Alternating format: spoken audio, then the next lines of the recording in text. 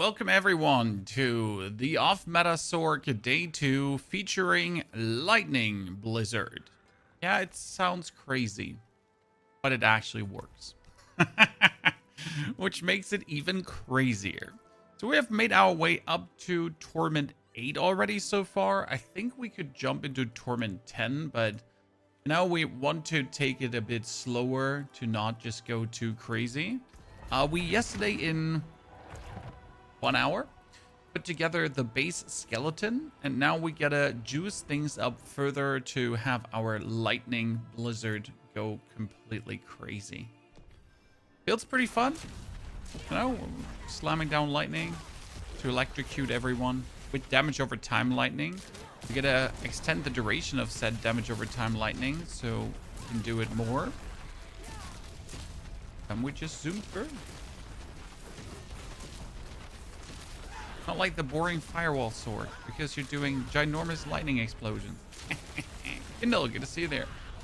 Hope you're excited for a day of SORC with some druids sprinkled on top, because we get like a very fancy druid build they like to pull through, including the 3 seal charm. You know, the 3 unique charm seal for the shits and giggles. You know, good to see you there. Doms, you're in the vertical stream. There's also a horizontal stream, just FYI.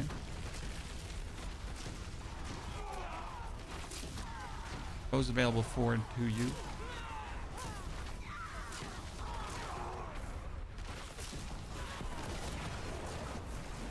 Yeah, let's get this pit over with.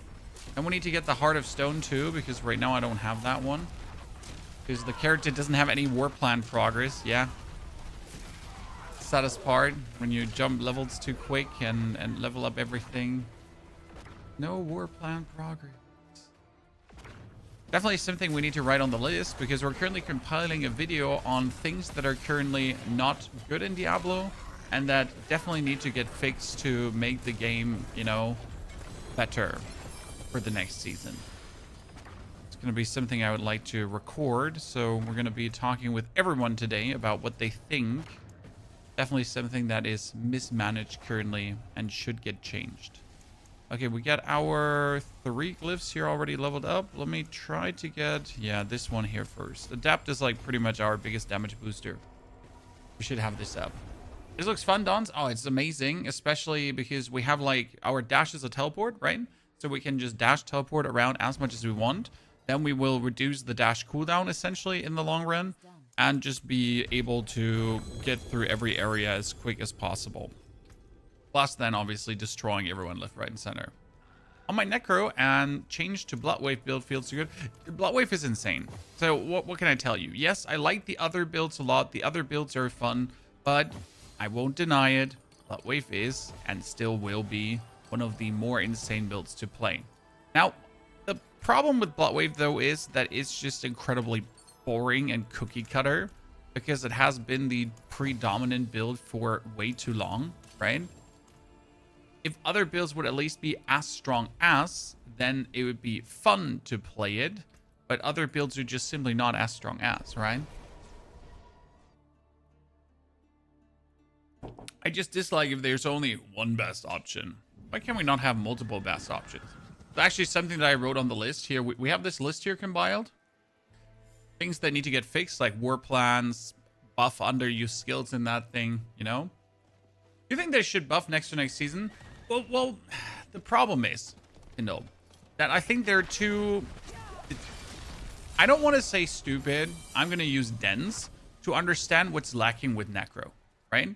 In my opinion, they should just buff the Paragon board, and every Necro build would be stronger. It's the most simple fix to an issue of an underpowered class. Just fix the Paragon boards. Just make the Paragon boards more powerful. And suddenly, Necro would be stronger. Like, that's it. Every single Necro skill that's underused right now would be more powerful. And the powerful builds would just be able to compete with the other classes. Ta-da. Problem solved. Porchy. Good to see you there. How are you feeling? Yes, we're live. We're not AI. Yeah, I know people think like I'm AI for some reason. Because I like to speak clear and precise, I guess. I need the reward structures to continue to scale throughout the season. Herb, the problem is, well, so you're not wrong, Herb. However, this is not a problem for the people that don't play a lot. Yeah, I just had this morning a creator tell us that he finds it not so cool that you can run out of the transfigure material. And the transfigure material is actually really hard to get. Reality is, though, 90% of all, like 95% of all Diablo players will never run out of that material. Never. So it's technically not an issue, right? Herb, you play to 300 every season. See, like Herb, you're an outlier, right? So the problem is that your problems might not actually be problems that are not being perceived by Blizzard as problems. I will fully agree that I would like to have more rewards as well, especially that Torment 12 should really give a meaningful increase. For example, if I do a Torment 11 Nightmare Dungeon escalation, I think the money that I get from Nightmare Dungeon escalation, the materials, are actually exactly the same as in Torment 12.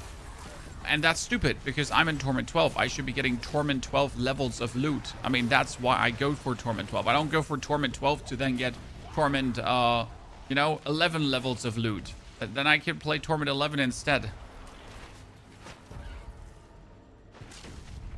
On Cliptis Barb, what's the farm spot for Heart of Selig?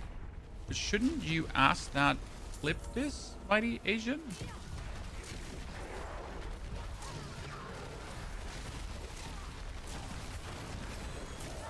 It's like asking me for directions to a location I've never been to.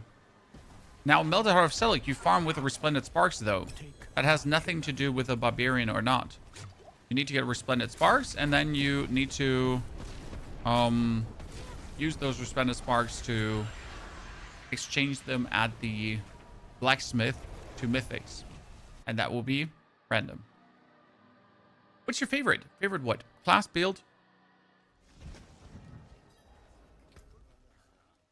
Movie star? I don't know. Marvel Avenger? Class of build.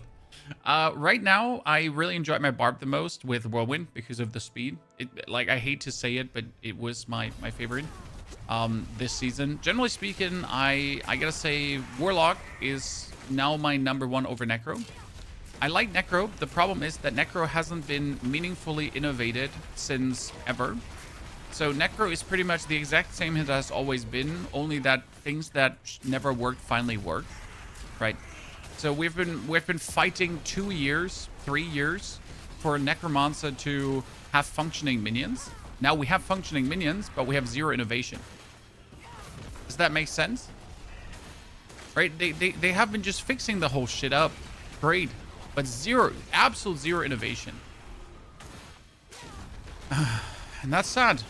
So yeah, for me personally, if I would have to make more interesting builds, it would definitely be Warlock, because Warlock is just cool. Warlock has a lot of options, especially Warlock's mythics. They scale insane. I don't know if you've ever looked at the mythics from Warlock, but they're dumb. It's dumb. Like, we have a ring that gives you 500% bonus damage almost. We have another ring that gives you 420% bonus damage. Gloves 500%, right? Paragon boards each giving you 100. Like, what the fuck? I back your finest pardon, right?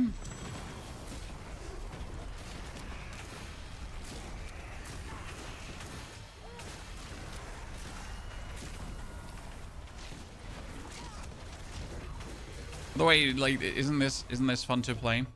When you're just like, this is like a room-wide AoE. Oh, I like that so much, because it's actually AoE, by the way, in case you didn't know this. These things we put down here, they're damage over time. They're not crits.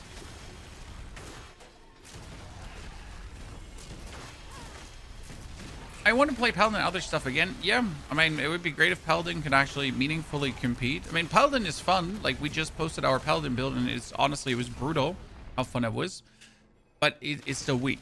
So it's fun but weak. Such a pity. So much good I would have done. So Why do people keep asking me American politics questions, Chan? Do they think I'm American? I mean, despite that, why should I care about your weird politics regardless, sir? I'm playing computer games here. Computer games. Don't care for politics. We care for computer games. We're gonna make a druid build today, and what would it be, Jacob? The druid build is Landslide Druid, and it's going to be inspired by the Landslide Druid from Screamhard. But I am planning to use the seal that allows 3 mythic charms to be played, because they actually buffed that seal. I noticed it this morning again, so in case you didn't know this, there's this mythical seal here that allows 3 unique charms, but it has 6 charm slots. I completely missed that part where they actually gave it 6 charm slots. Look at this, that's 6 charm slots. I mean, most people won't play that, but I completely missed the fact that it was giving us 6. I thought it was actually not doing that. So, like, instantly it became an actual option to fuck around with.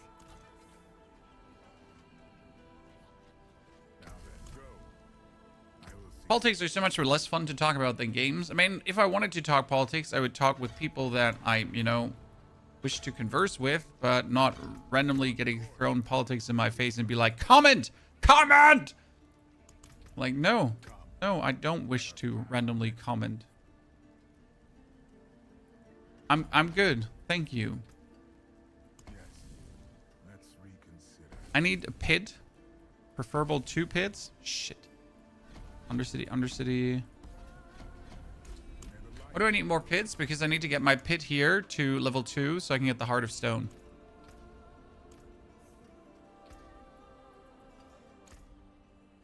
Okay, we got Invocation, Exploit, but I still am looking for...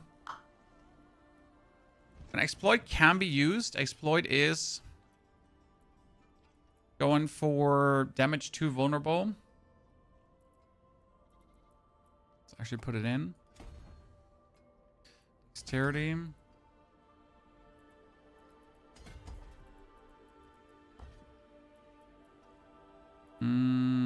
I'll need to level this one up so I can actually activate it. Otherwise, it will never get activated.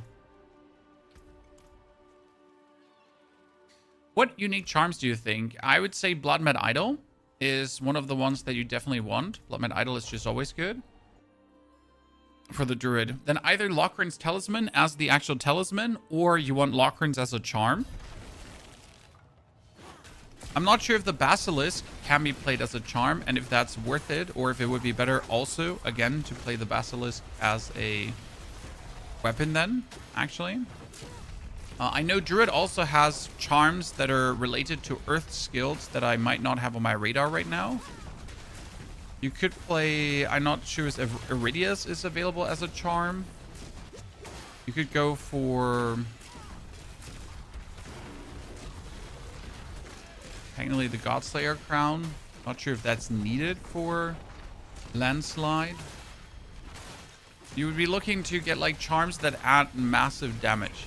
That makes sense. There's a link for this build. No, sorry, Blue. We don't have a link yet. We couldn't make the planner. I'm sorry. There was too much stress going on this very morning to get the Paladin build out. The planner will be created tonight that we can link it into the video. And then the respective video about the build is going to come in the next couple of days. I think tomorrow the video is going to be about everything that's wrong with Diablo, pretty much. That's currently my plan. Mid-season, all builds clearing less than 125 should get gigabuffs. I mean, there shouldn't be updates to this during the season. I think that's wrong. But, like, Blizzard should literally look at who's not clearing at, like, who struggles with pit 120. And then be like, yeah, that clearly something is off here, right? And it shouldn't be hard to kind of put that into numbers and translate that into buffs. I'm sorry, it's not that hard. It's not that deep. I know they're like, you don't want to, you're scared of over buffing something, but rather over buff and nerf than never buff, right? I don't mind if you overtune something. I mean, you did that with the SORC as well. Then just overtune something and adapt. But don't underbuff and never buff again. because that's virtually useless.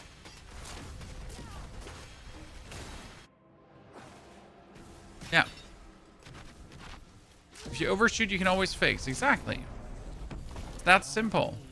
I mean, Path of Exile even fixes sometimes the patch notes, right? So Path of Exile releases the patch notes with new numbers and tunings on skills. Then people already do their theory craft, and Path of Exile's like, damn, we didn't expect the theory craft to be that crazy. Maybe we should tune down things a bit. And then they do, and it's fine. No one is angry because it kind of made sense, right? Because already the theory craft showed that it's overtuned.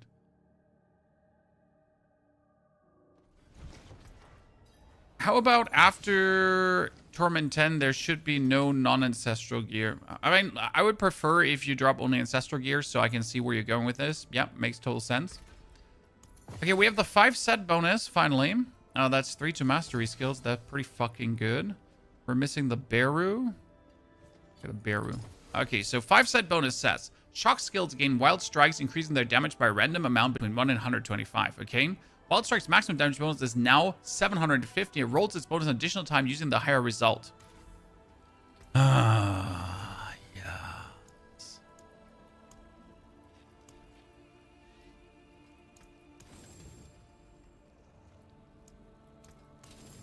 This is going to be nasty. So what I need to check is gameplay again. White numbers, because all my number damage is damage over time.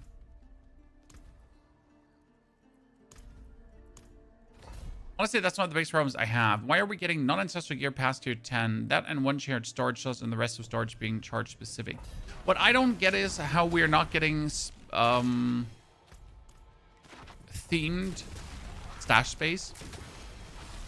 Diablo 2 Resurrected has themed stash space for gems whatsoever, runes, blah. Right? Why are we not getting stashes like Path of Exile? I'm sorry. Just copy what Path of Exile. Just copy their homework and make it look exactly the same. I don't care. I don't need you to make it look slightly different. Just make it exactly the same and we're fine. No one is mad. We're all cool about that. Give yourself busy with Rinrose again, Ashraf. I mean, there's endless building potential in that game. So I'm happy you're enjoying it. And I can't wait for the Ashlands update. On the one hand, I kind of hope that they would wipe all our characters and force us to start again, because that would kind of be fun. On the other hand, I kind of want to keep what I have already, but I wouldn't mind to also start again and just do it better. You tried Fireball and you didn't enjoy Firewall and didn't enjoy it. Well, the idea behind this build is I want it to be fast, nimble, and I want to be able to just hold down my button here, right, to spam out these blizzards. Now, goal is also attack speed or cast speed, because I need to just get this out faster. Right now, I don't have any like cast speed or anything, but I would need probably some attack speed bonus that can go like fob, fob, fob, fob, fob.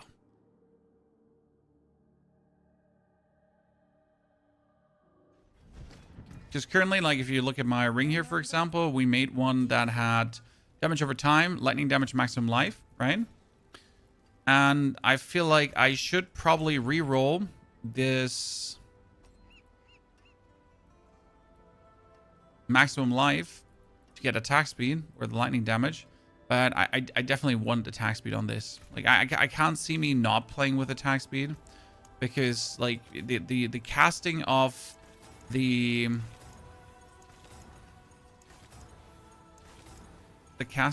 spells is so clunky. That's why I kind of want to have something like that on here, right? At least a little bit. Maybe remove damage over time and put like cast speed on, because it would just be smoother, right? I mean, here I don't seem to be able to get attack speed. There's attack speed. There's a tenor. Doesn't hurt, right? We can temper on the damage over time. I wonder what it will just take for like SORC to become Anyone asks, tell them it's from Scorps.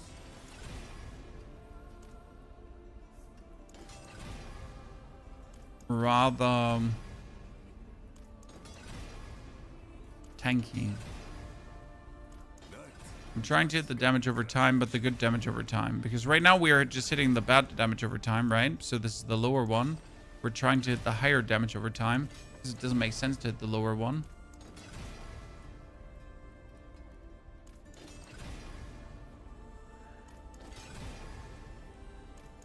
Okay. Thank you. I think Talrasha's set is better. Well, I'm mainly just using the Blizzard. I'm not actually activating the other skills. The other skills are just in my... They're just in my skill tree to be in my skill tree, pretty much. Because we're going to play the Elemental Constellation aspect. And therefore we'll need it. Right?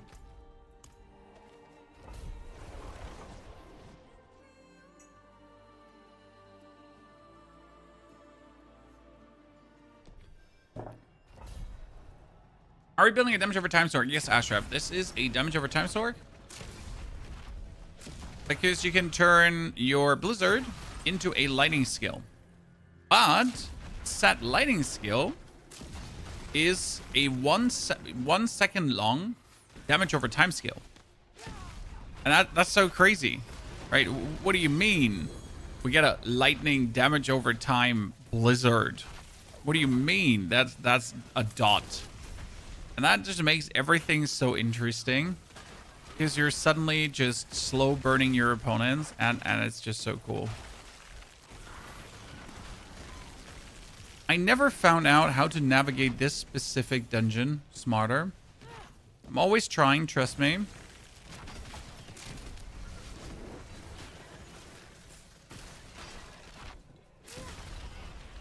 But I have a hard time.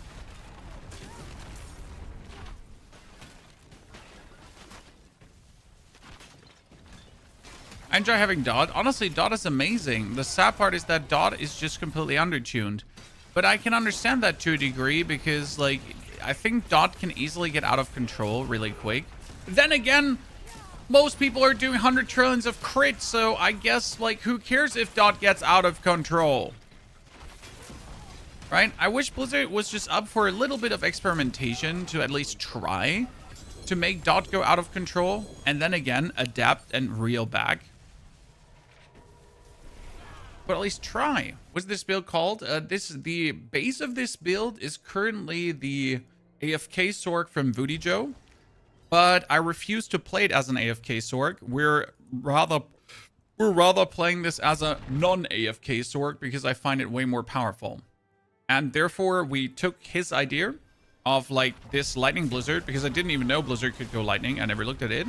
And we're turning this into a current very non-AFK build that's just using like different things to be more active. Like, for example, his build doesn't play attack speed because he plans to use this AFK. But I am planning to use attack speed, so I can just hold down my button here and spam out my spells like there's no tomorrow. And I think that does make a huge difference, because once we get like the attack speed here to good levels, this is, by the way, 100% attack speed right now. See, like, this is with 100% attack speed, and how quick you can actually spam it then, right? That makes a difference. Tell me what you want. See, this is now without 100% attack speed, like really, really slow spamming. Thing is, the faster you spam your blizzards, so the more blizzards are active at the same time, the more damage you deal. Because blizzard gets actually more damage per active blizzard. So if I can now spam this out like there's no tomorrow, then we're pretty good to go. And my damage over time does actually already reach the billions, which is crazy. So you can not easily see the numbers because the tick is like happening here in white below all the other white ticks, but like you just get the millions so easily, the hundreds of millions, and we're ticking for billions already, and I'm waiting until we're ticking for trillions.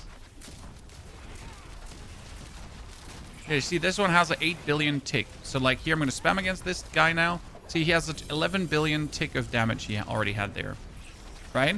And this is like without a single glyph mythic. This is without like having a good weapon, with this one not being upgraded. Like, there's so much missing to like lift this really to a level where you're like, wow, you know, that's nasty.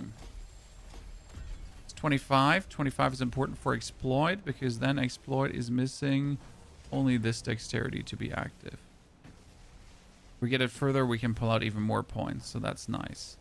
So more dex is going to be more vulnerable damage. Cool. I miss that we could scale skill size more. Despite the upgrades, what I miss is more skill size, more projectiles, more stuff like that. I really enjoy if you can take a skill that shoots one thing and then you can make it shoot multiple things. Or you take a skill that, you know, like has a tiny area and then make it a ginormous area. This is something I really enjoy about Path of Exile. I'm sorry, I'm sorry I'm just saying Path of Exile so much. But it's just really something I enjoy in that game where you can actively say, hey, I'm going to take this skill who's actually really, really small and I'm going to scale it up super big and suddenly take it from being not like an area clearer to actually being an area clearer. And I think that's just cool that that's actually possible. And you can do that. It's a Fortress, isn't it?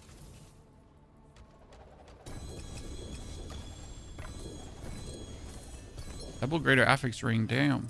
Damn, damn, damn, damn. What do we got here? We got resistant. Wow, that's the super defensive ring and an all damage multiplier. Both are not really exciting. Feels weird to destroy that, but what can I say? If it ain't good, it ain't good.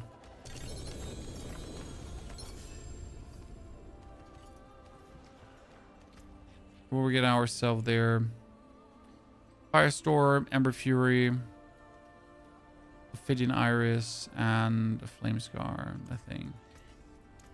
At least we're getting some aspects, so maybe we got ourselves finally the Constellation.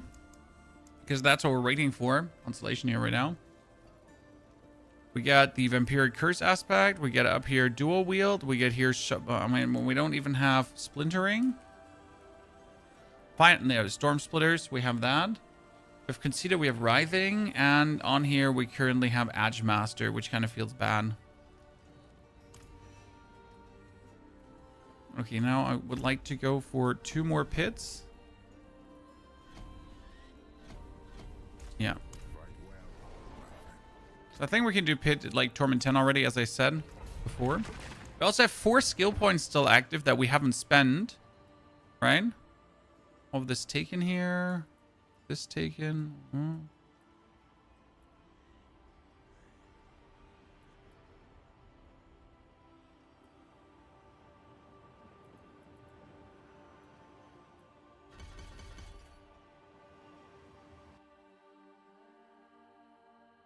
Do you think builds around Stoneburst is possible for Torment 12, Jacob? The problem is that the ulti doesn't work.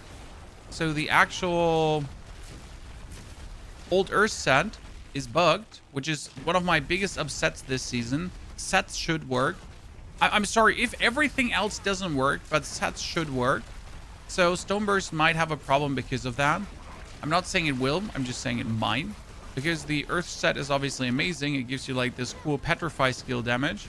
And if you're not getting that, I just don't see how many Earth skills can be viable. I know Landslide build that works and that we're trying to work around with in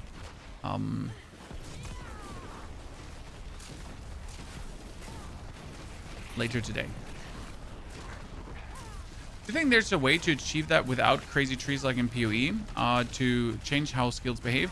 I mean, the biggest mistake that Diablo did was not thinking big enough. Okay, so because our skill tree currently has triple version with a few passives attached. That's a good start. But I'll be honest, for each triple version, for each of the 3 versions, I would have enjoyed more options on top. Because I just choose to go in a certain direction, right? I choose to go for Lightning, Static Field, Storm. And then I would be like, I want to be able to make more decisions. Like, right, this is now damage over time. Do I now want to go for multiple tiny storms? Or do I want to go for one big storm? Or like, what is it, right? So for example. But I would have just had like more choice, right? When I already commit to a choice, there's more choice. Also, like, they removed all the key passives, but I kind of like key passives. So instead of removing key passives, why didn't we keep them? And gave each key passives a little skill tree to go down on that. even more. Like specializations in Path of Exile 2, like the Ascendancies, right? I would have liked to see that. So I think Diablo, like, they didn't do bad with the rework of the skill trees, but they certainly didn't think big enough. That was a 40 billion damage over time against him. Oh, this is just working absolute chef's kiss. Adapt. Let's get that one up. Let's get some mastery skill damage. So depth is now ginormous. Scaling with intelligence.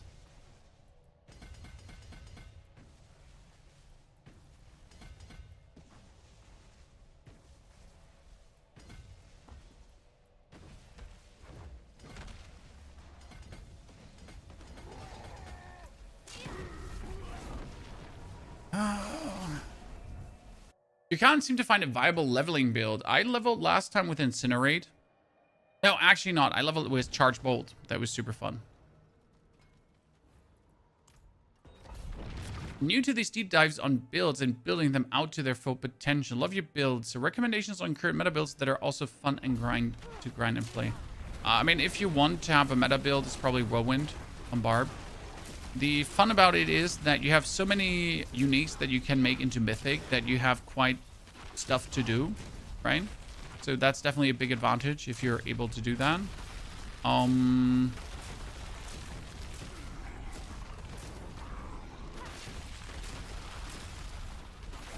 Definitely something I would put on my radar.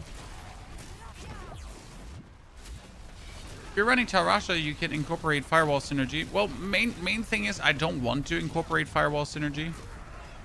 Like right now we're using... Why do I not pick up the Heart of Stone? Because I'm an idiot. Right now I'm mainly using the... Like I'm just running around and spamming Blizzard. I'm actually not using any of the other skills. Like they're literally just in the skill bar to be in the skill bar. For the Elemental Constellation that needs other skills in the skill bar to give you damage multiplier, right? If you're doing meta in PvE, you need a ward, Blake. That's completely wrong.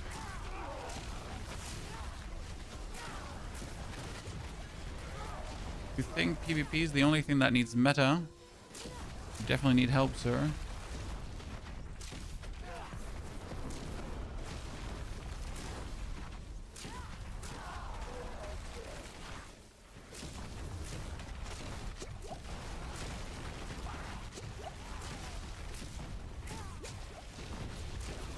Yeah, you could also just level with Whisper Chests, exactly. I know a lot of people like leveling like me, but I also did not level all these characters. I did not level all these characters because I didn't want to. It's just like I don't have the time this time around. Like I had to pretty much fast track them all to 60, so I could 70, sorry, so I could get my videos done. You know, all the billions damage over time. Torment is this? Oh, this is Torment 10, but this is also a 1 hour old character, my friend. So we're slowly working in the direction of making this great. What is missing? We are missing officially Tactician Torch slash.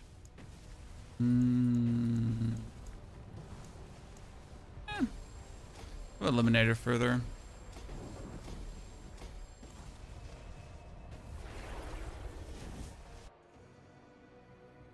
You think this will scale? Yeah. Arcane. I mean, we don't have a single aspect that we need. I'm like, so we're playing here Conceited and Writhing. Those are the ones that matter. But the other three aspects are non-mattering. And we have our, like, we do have the Orza Vein, but the Orza Vein is low rolled. So actually that one we can already upgrade. Until we have it to 25%, I guess. Because Orza Vein is like a really nice damage multiplier. That works following. For each defensive skill not in your skill bar, you deal 22% increased damage and gain the associated enchantment effect. Since I don't have a single defensive skill in my skill bar, we have 4 defensive skills that each give us 25% bonus damage if you then go up there. Also, we have all these here to actually go for more shock mastery skills whatsoever, so that can possibly go higher as well. Our amulet is actually good. It has like damage, vulnerable damage, all damage. This one is like a beast, to be honest. We should probably temper it until it has the damage over time on it. In proper high enough. Oh shit, I just hit the 75% and re-rolled it because we're still stuck in re-roll mode. You know what that means? We're not gonna see the 75 in forever. Like, this is like killer amulet. It's actually insane how much we have. But yeah, I do believe this will scale super well. I'm not the slightest worried.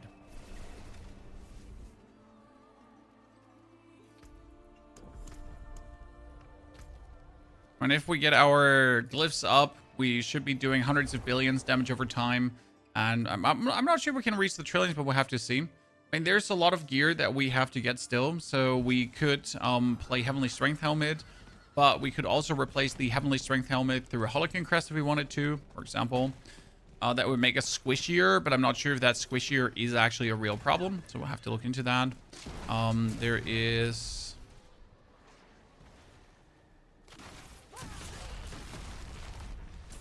the opportunity to try different sets if we want them to or not.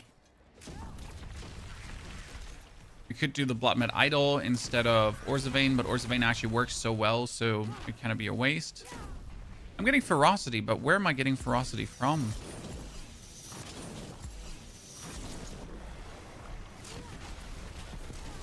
Where did I get stacks for Ferocity from? Teleporting gives me Ferocity. Oh, interesting. If I hit someone with a teleport. No.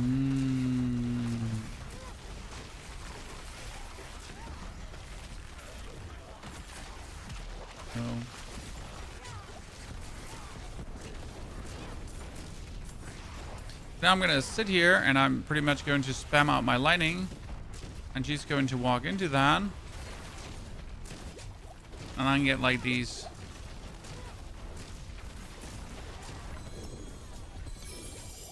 Billions of damage over time. And just vanish. Poor lady. Right now I'm also not sure about our second enchantment. Because currently as our second enchantment, we're playing Fireball here. But the problem is your damage over time effects cause slain enemies to explode, okay? Not bad. But realistically, I'm not even pulling things together, right? Realistically, I'm just killing them where they stand. So I'm not even reaping the benefits from Fireball. That means we could play something else, right? We could decide, hey, what if we go for lucky hit chance to make firewalls, but we need to do burning damage for that, and we don't do burning damage, right? Aiden, you were playing Zealadin yesterday. Aiden, I'm super efficient. I mean, the current rush of builds is set up to work exactly this way, because again, I'm leaving on Monday for vacation, and I want to finish a lot of these builds, so you have a lot of fun to play around with while I'm gone.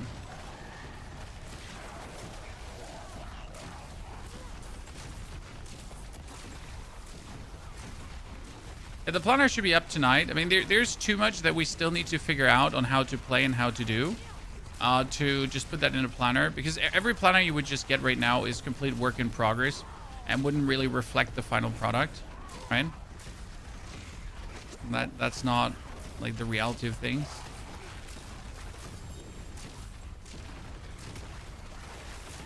I wonder if we could play Azure Wrath. Don't really see that being that useful, but if we could. Oh, there's the Helltide Assassin. Spam him. See, like, he 46 billion damage over time. It's like 46, 46, 46, 46, 46. Funny.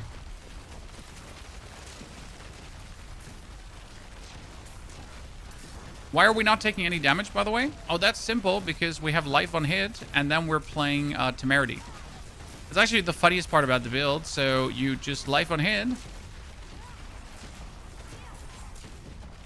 And that creates an infinite barrier. So as long as my lightning storm is here pulsing, right? Life on hit, life on hit, life on hit, life on hit, life on hit, life on hit, life on hit, life on hit. I cannot not.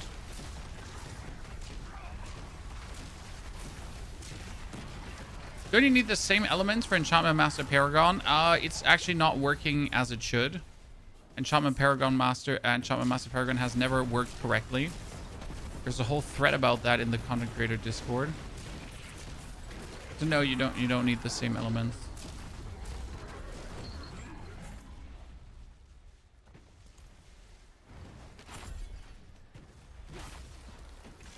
Does Life on Hit work with Cataclysm? I don't know, because technically Life on Hit only works once per skill cast.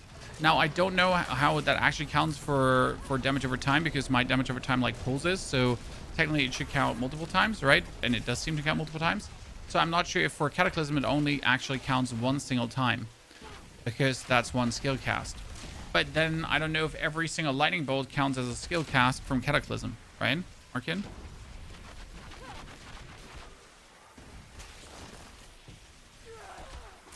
Because not everything makes sense.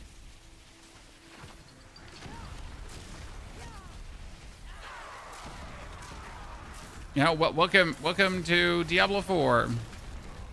And magical things that don't magically make sense. Oh, I got 2 staffs. Jeez, 2 with greater affix. Damn. Damn. I hate you so much. Just let me teleport out.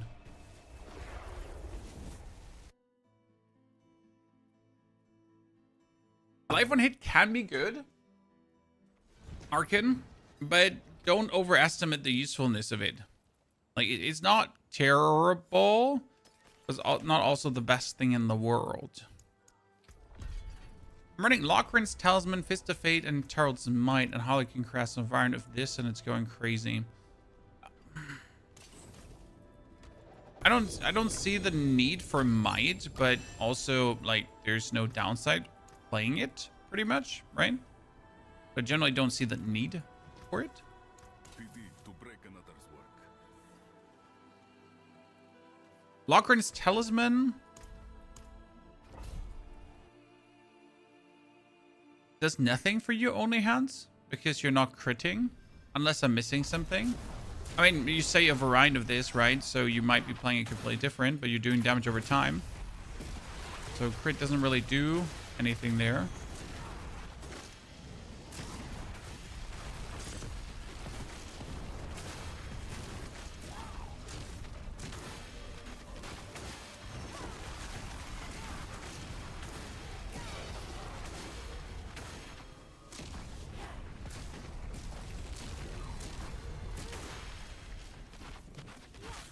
Wait.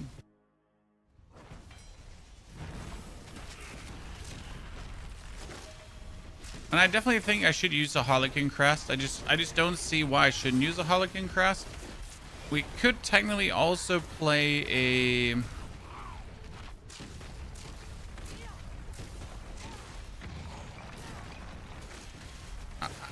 I mean, so my skill cost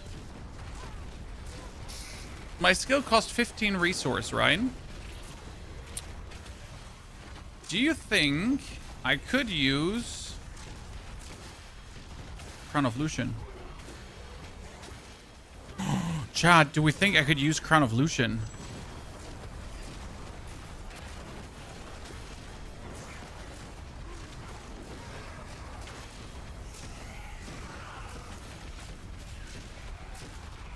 That could work. The question is, how many helmets can SORC have?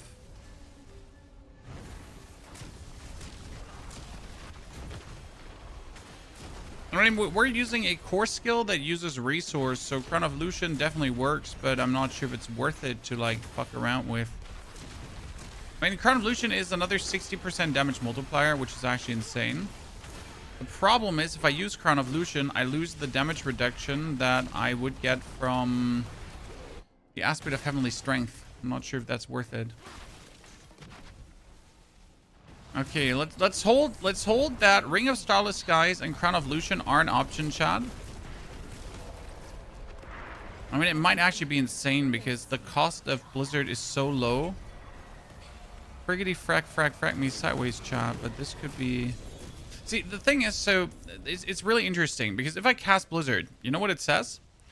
Blizzard deals increased damage and grants mana regeneration for each active Blizzard up to 10 mana. So the more blizzards I cast, the more mana regeneration I get, the more damage I get, the more blizzards I have, the more damage I get, the more blizzards, right? If I then add a Crown of Lucian to this, I mean, that should work. I just don't... Okay, SORC. How many helmets does SORC have, Chad? Let's count together. SORC got 1 helmet, Starfall Coronet. Then it got...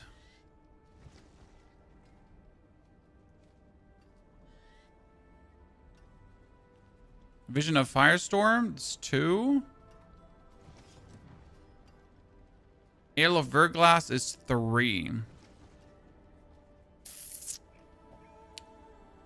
Crown of Lucian is 4. Godslayer is 5. I mean, I do have crowns, right? The problem is that my Crown of Lucian here, or my Godslayer crown, my Crown of Lucians, they're all... Welcome to my home away from home. This one has intelligence. I could use it. Fuck me. I'm gonna try that.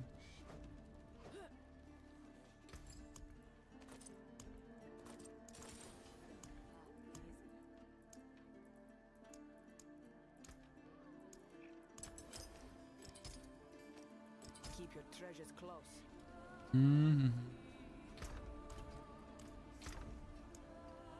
Carlos. Willpower.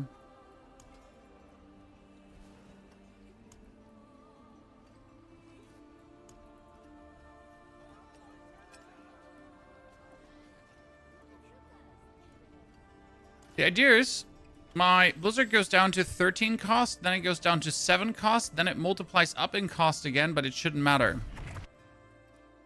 Right? So I should still be able to just use it.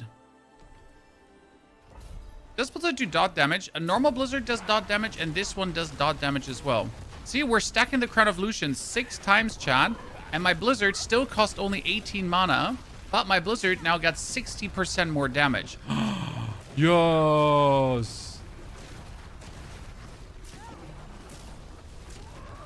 Easy, ladies and gentlemen! And the best part is that the aspect is not weaker than what we're doing anyway, so we're just sending it here. Absolutely. Fuck yeah. Okay. Look at that. The easiest Crown of Lucian use ever. So, Doodly.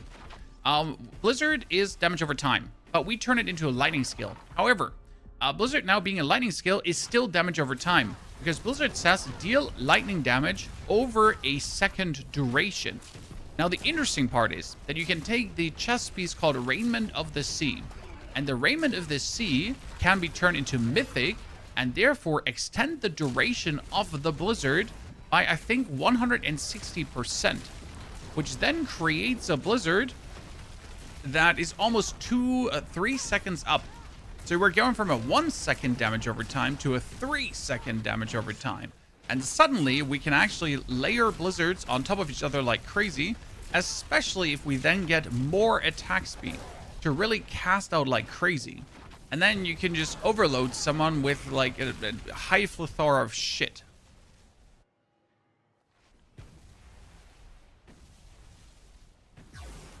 You use it as an enchantment? Yeah, I use it as an enchantment too. But I'm unsure what my second enchantment should currently be. Because there is just no good second enchantment. There's literally none. At least not when you're actively moving around. So, it's like 30 billion, 63 billion damage over time.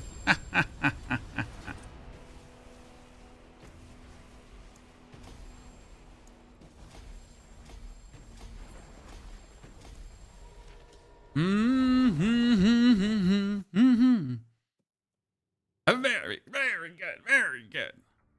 Things are working. Let's see how that looks versus a lair boss. Okay, ladies and gentlemen?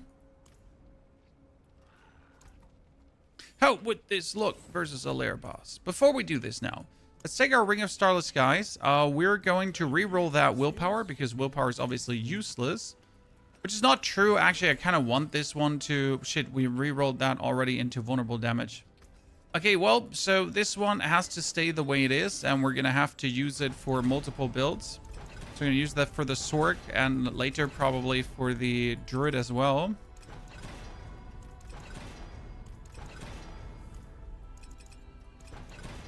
Okay, we're gonna be happy with 50 damage over time for now.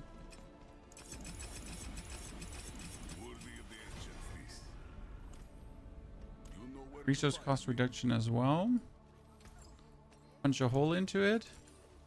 I wonder if SORC finally needs skulls for defense.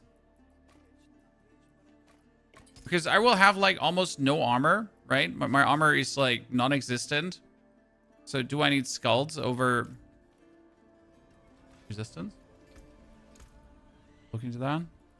When we get here crit damage. Get here full defense. We get here full defense. Defense. Defense.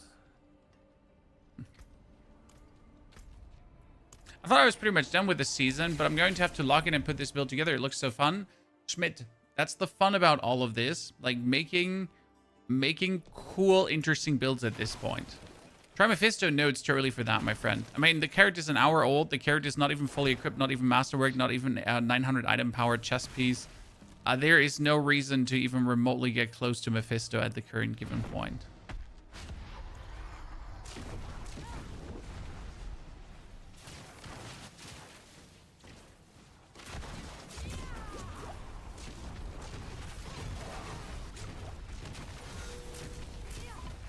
There was a 900 billion? Did I see that correct?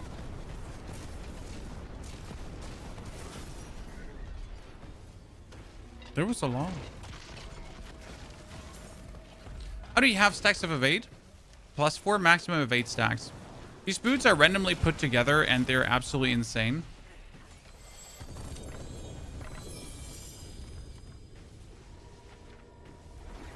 It's like, ta-da, boots. So you went for Crown of Lucian, Mike? Yes, we went for Crown of Lucian because the damage boost is just insane. Also, I just luckily had a good Crown of Lucian, right? So it was mainly a opportunity than anything else. Pit, Helltide. So we finally have the Heart of Stone. Then we get the Pit. Then we get Undercity. And Nightmare Dungeons. So we are doing here Pit 80s. We could probably do Pit 100 already. But again, we're getting there. So we're at the stone finally.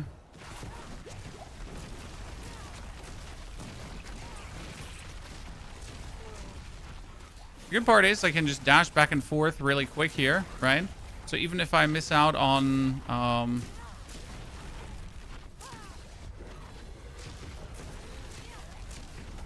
the only thing I now would need is attacks reduce evade cooldown reduction, right? So I always have like my teleports up.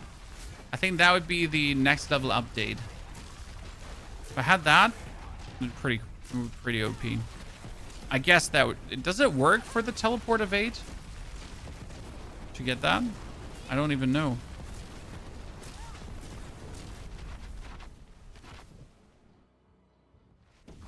So Crown of Lucian, I think, is almost for every single build the better option if you can make it work. The tricky part is, like, Crown of Lucian is hard to make work on different thingies. And Crown of Lucian in 9 out of 10 times needs you to play Harlequin Crest, Ring of Starless Skies. Because that's just how, like, that's just how it is. What can I say, right? So you need Ring of Starless Skies, you need Crown of Lucian. It's a 60% damage multiplier. But the thing is, like, some skills are just too expensive. For example, this one here right now costs 15, which is base just, it's nothing, right? Since this costs only 15, it's obviously, like, super easy for me to pull this through. Okay, updated.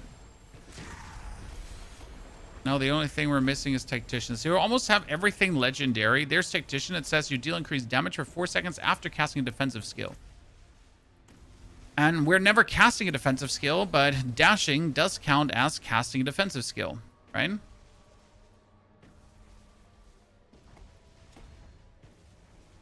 Let's get Tactician to 25 quickly. I tried the Zeal build, but I just keep killing myself. Do I need more Fortify on my gear, Grizz? I mean, are you playing the embattling aspect? Are you using your aura to heal yourself? Do you have Undying going on? Like, I'm not sure if you're talking about the Zeal build or you're talking about the Divine Lance build. They're two different ones.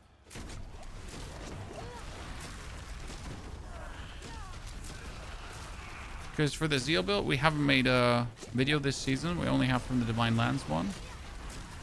Dude, that was a lot of blips for progression. I love when I see all these purple blips come out. We're going to play PoE 1. No, sir. I am on vacation. Monday on, so I have no time or will to start the PoE 1 League. And after I'm back from vacation, we are instantly playing Beast of Reincarnation, followed up by Mortal Shell 2. So there's just no PoE 1 in that rotation. Also, we get a few more Diablo builds to finish that are very interesting and that people have been asking for. Have you come across Vicious Death in Pits, and have you been able to beat it without dying over and over? What's Vicious Death?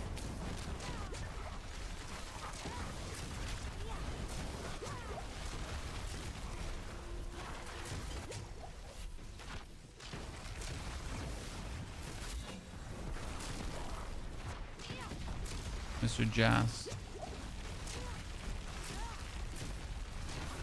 Now, this is like here in 90 seconds. Push things further. I just like the boss killing speed currently. That's what makes me the happiest.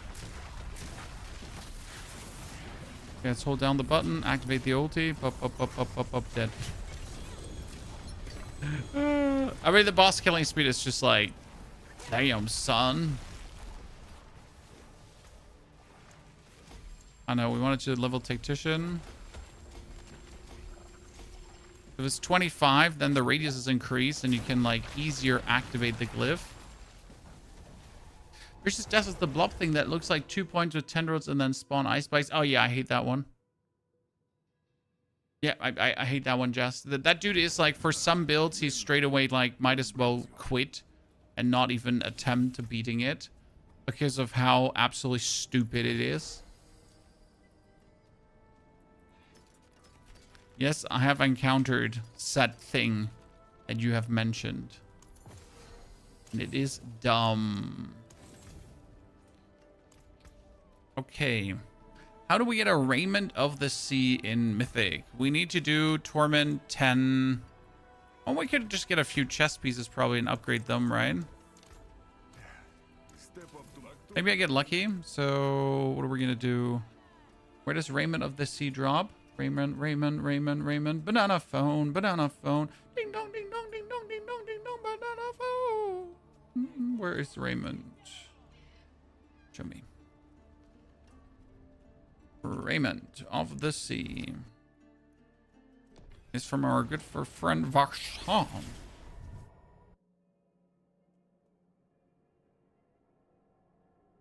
Can I get some barb advice from you? I can always try. I mean, we just recently made one and we got the barb video in the making currently. So hit me up, sir.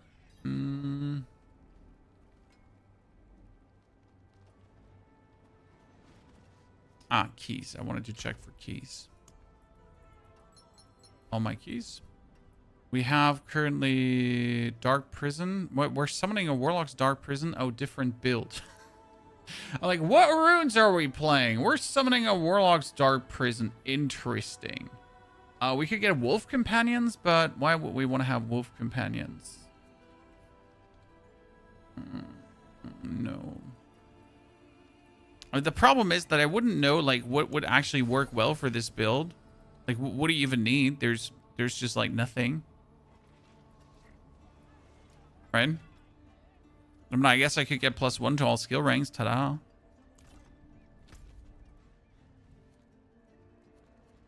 Try to make the most out of it. Okay, let's see a Torment 10 Varshan. How tanky is that? Pre-Frost Nova. I get Frost Nova automatic anyways, Doodly. So due to the Ores of Vein in my talisman here, we have the enchantment effects of all the things. So we have the enchantment effect from Frost Nova, lucky hit chance to unleash a Frost Nova. We have the enchantment effect from the from the Flame Shield. We have the enchantment effect from the Ice Armor, and we have the enchantment effect from the Teleport, right? So we just have these. Link to build, please. There's no link yet. No link yet.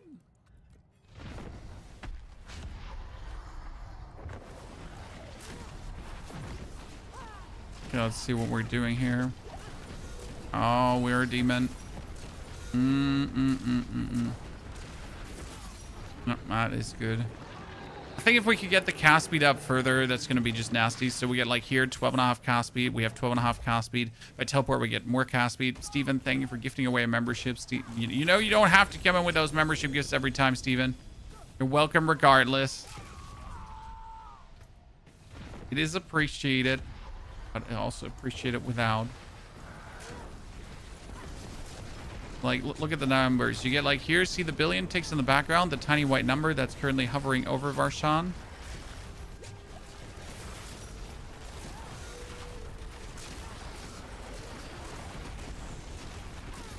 The first time we ran out of mana because Varshan drained us.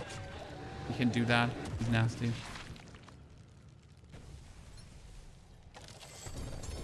Chest armor. What are we doing here right now? I'm just trying to get some chest pieces to turn into beautiful things. Okay, double dash so I get more attack speed. And then I can just hold down my button.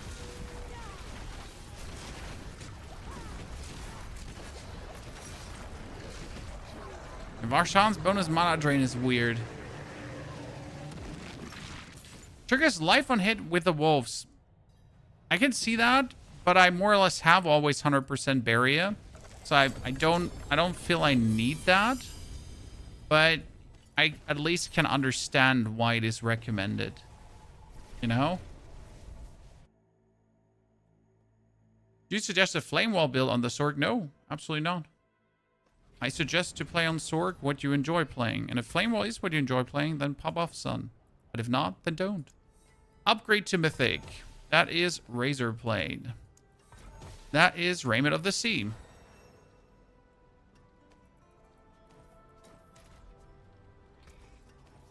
That was easy. Could technically temper barrier generation to make my barrier generation faster. But I do think more max life is actually what we're looking for here. Shit, I just hit the max life, maximum temper on the first try. This is the second time today that we actually hit the maximum temper so early. Oh, man. Okay, here. Seasonal refined materials. I'm slowly running out of refined to Forgotten Souls. I mean, I've almost burned through all my refines. It's crazy. Let's try to hit that max life. Thank you. 3,000 max life. And suddenly we're sitting like at 40. Right? And we can re-roll now the thorns into something that's not thorns. Like all resistance, I guess, right? Or armor. Actually, armor would probably be best. Armor, yeah. Look at me! Yeah, yeet. Okay, that chest piece is crazy that we got it this early. But it also shows how simple it is to get some upgrades, right? Because we really didn't struggle getting that. We still don't have the aspects that we want, ladies and gentlemen. Did you just take crit damage nodes with dot damage? I did ask, because for some reason I still think I'm doing crit. So you're absolutely right. That made no sense. Call it habits, because I've been playing so many crit builds that crit nodes obviously make sense.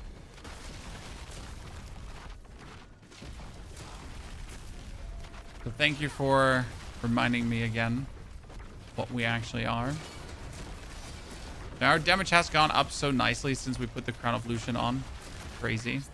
I mean, not that we're struggling damage-wise before, but that Crown of Lucian is dumb. And now the Arraignment in Mythic is really dumb because it just extends the duration of all my blizzards from 1 second. I don't know if it actually shows in the tooltip how long it is, So it goes here. It's 1 second and cost 4. No, I don't think it actually will ever show, but it's 1 second, right? And then the blizzard effect gets increased by 156%. So that's amazing.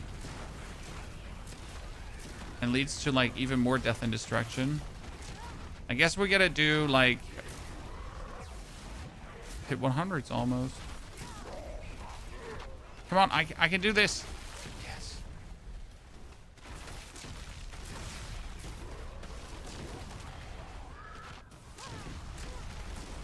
Should be able to like layer more blizzards on top of each other than ever before. Tried your Necro build and went from tier 6 to tier 11. Those are the messages I like to read, my friend. They're way more happy times than this build doesn't work. Skill issues, sir. I'm sorry. My favorite message of all times is like, this build doesn't work. No, the build works. I mean, you saw the video where it does. Like, you just suck. But no offense. So I prefer to read the messages of thank you. It worked for me. You know, of people that actually get it, that are able to play this game. Is bar pull-arm weapon expertise not working? Yes, pull-arm weapon expertise is bugged.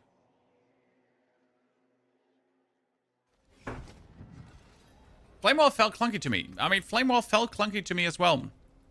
Ergo, we're doing something that's not flame wall. By the way, we get this beautiful stuff here that has maximum life and intelligence, which is actually insane.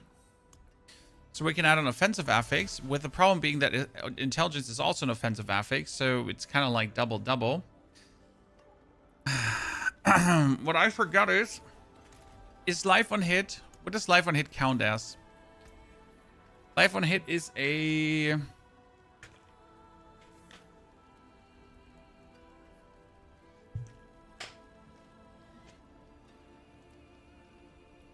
Life on hit is a... resource?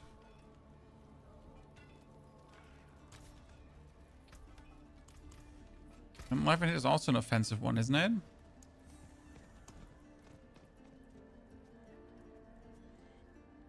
It's not utility.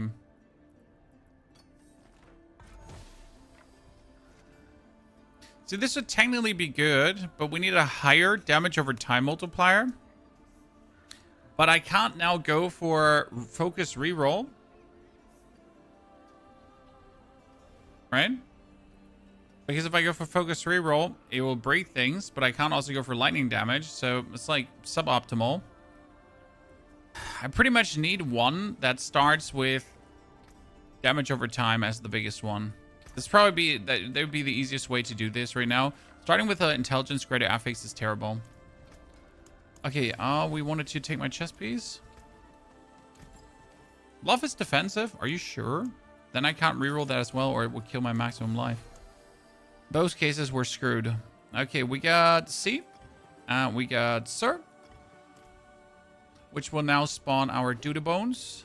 Okay, let's do pit 90, because we can obviously do pit 80 without problem. Let's see pit 90 and then go further, right? No, the red items are loot filter. I am currently recoloring rare and magic items with greater affixes to red, because that makes them stand out more, because these red items are the best crafting opportunities. Yeah, okay, so this is pit 90. Also not a problem at all. I mean, like, you gotta consider that we're pretty much doing, I teleport in 1, 2 blizzards. That's it. 1, 2, 3, 4 blizzards, right? 1, 2 blizzards. 1, 2 blizzards. So I'm not even like trying. You know, this is not like, are you even spamming sun? No, I'm not. Teleport 1, 2 blizzards. And then we go on. 1, 2, 3, 4. And everything dies. You know what I mean?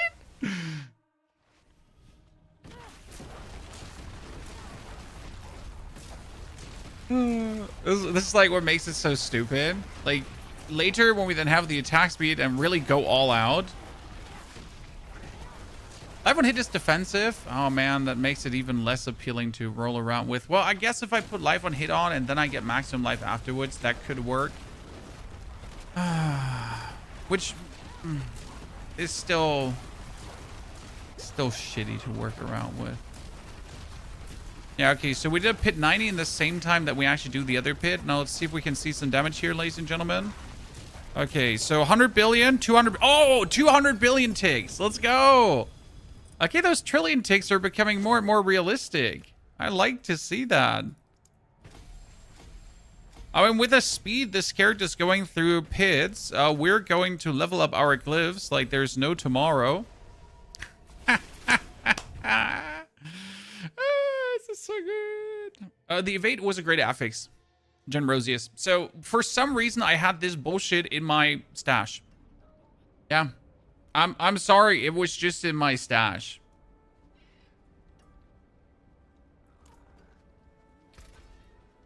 I mean, the same as I had this amulet in my stash with 120% damage over time, a multiplier.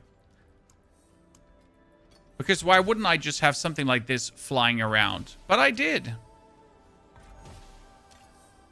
Conjuration damage makes more vulnerable damage. Easy peasy lemon squeezy. That's another 30% damage increase just like that. And the crazy part is we're missing our main aspect. So we don't have Elemental Constellation. What would Elemental Constellation do for us, guys? So Elemental Constellation will give us 240% bonus damage. We don't have that. We're struggling. A struggling creator, ladies and gentlemen. I actually do need to start, like, rolling things here and hope that I finally see my offensive aspect, because what the fuck do you mean I don't have that? Right? I mean, finally, aspect of splintering energy has been had. Let's go for some more foci here. Foci, foci, foci, foci, banana phone, banana phone. Ding dong, ding dong, ding dong. And just one single new aspect here, right? At least we got splintering. So what does splintering do? Splintering says, your shock skills deal increased damage, but this bonus is reduced by 10% per subsequent hit. Still good. I like it. I wonder if I should put this on my amulet right now. Because currently we're playing shock skills deal increased damage to stunned or closed enemies. Right? If they're stunned and closed, like, good. The thing is that, like, you can play a defensive aspect on your amulet, right? But I don't want to do that because I'm not playing hardcore. The original build is playing a defensive aspect because why would you play anything else? Right?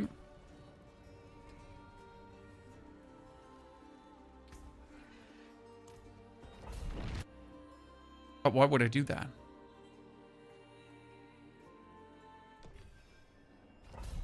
Can you not transfigure the chest because it's done? Oh, we could.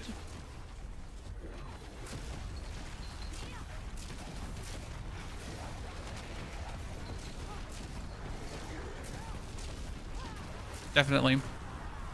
I don't think we're going to do more on the chest, so you're right. I'm just reluctant to usually transfigure because I might want to change something on the item. And I just hate this final item step, right? I hate the finality of it. I don't know. Blame the ADHD. Blame everything. I just hate stopping an item's journey. Because it's like, it just kills the item, right? If I ever want to do anything else with the item, I can't. How often have I transfigured something and then be like, actually, I would like to do XYZ with it, Dingleberry. And then I couldn't. And that was kind of sad.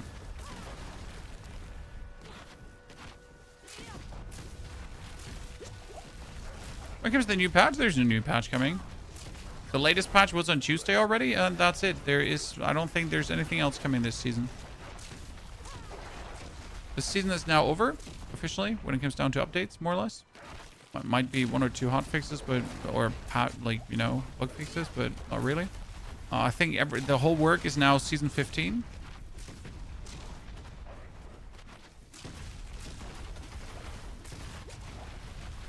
Oh, someone's calling me. Doesn't seem to be important.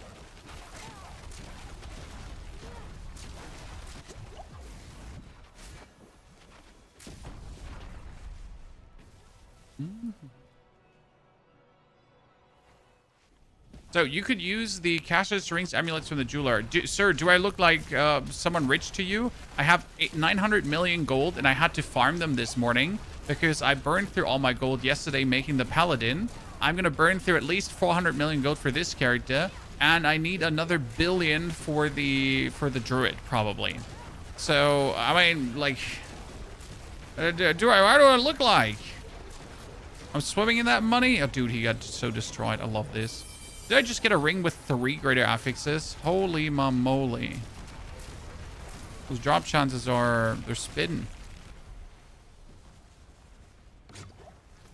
Okay, so we get everything fully leveled up, which is actually crazy when you think about it. Yep. This is going to sit at 100 in no time, Chan. So, what do you think? Can we go to Torment 12 already? I feel like it's a bit too early. Okay, this one has damage over time, max life, and cult resistance. Now, we could remove the resistance, obviously, because we don't need this. And this ring is probably the perfect opportunity to now fuck around with. Because we're going to remove the resistance, okay? Then we get the damage over time. We're going to add an offensive one. This offensive one should be attack speed. Thank you very much. Then we can remove the maximum life because I don't think we require the maximum life here. So we're going to kick that out. This is going to remove the maximum life from our other ring as well. But, you know, it should be fine. We're going to remove the defensive aspect. Yabba dabba do. And then we're going to add another offensive one. And this one should then be vulnerable damage. So we can re-roll that into that. The all damage multiplier. Now, I prefer if the attack speed was higher, but 8.5 is better than nothing. And the 10%, 7% here can get re-rolled into something that's not 7%. A preferable vuln damage multiplier. Lightning. Vulnerable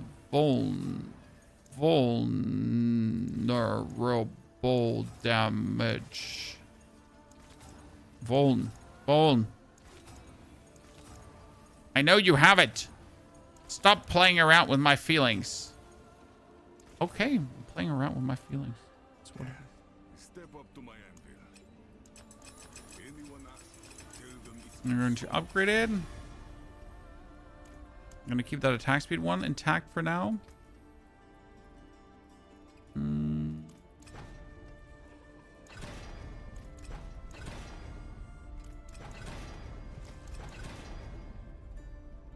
This is not built post on mobilities. Yes, because it's not done, my friend. I can't give you half-cooked shit. Like, I post the build when Torment 12 Mephisto is pretty much down. If the build is then able to kill Torment 12 Mephisto, because this is like the reality. Not every build might be able to do that. My Paladin was just about able to actually kill Torment 12 Mephisto, right? Okay, that one was writhing. Is it writhing or writhing, Chad? Writhing? Writhing. Writhing. Writhing. all easy to break another's work.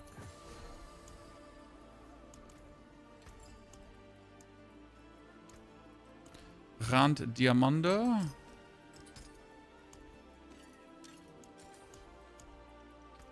Oil Diamando. Good luck, mainlander. Okay, so ask Chad Sad Pony, why you're taking crit damage in your Paragon board? And I was like, I don't know. It seemed to make sense at that point. I mean, this makes sense. This doesn't make sense. This is 1, 2, 3. This is 1, 2, 3, 4. We get the intelligence here, so that does make sense. We have also a lot of intelligence points taken.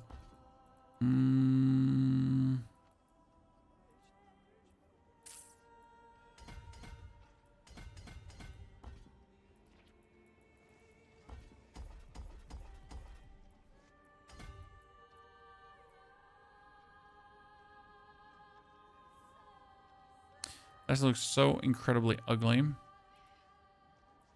There's some crit points we've taken as well for no apparent reason, but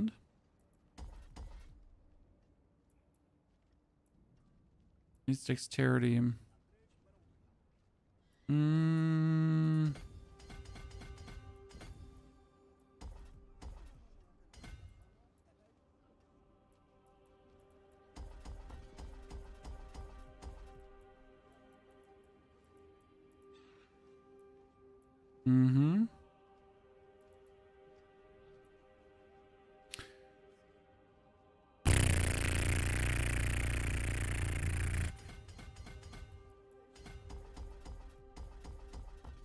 Not for 1 dex point. There's 9 better points that I can invest in resistance and whatsoever.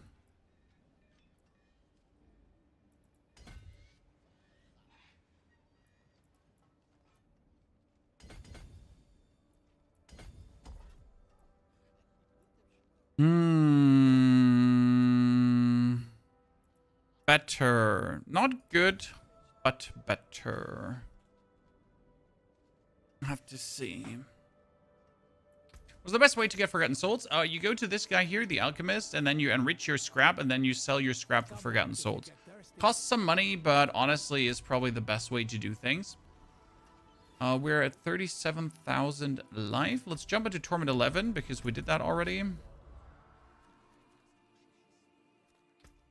Get ourselves the 250 cinders. And then they'll have to decide what kind of aspects we want to play. I mean, we need the aspect of Elemental Constellation, so that one is no question, not negotiable, right?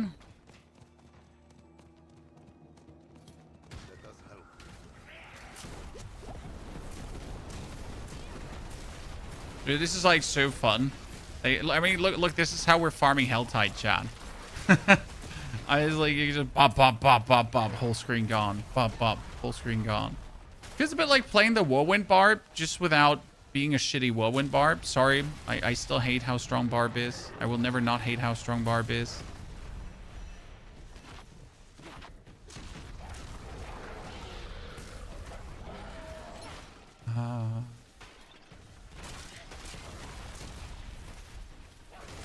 Could I please get invaded?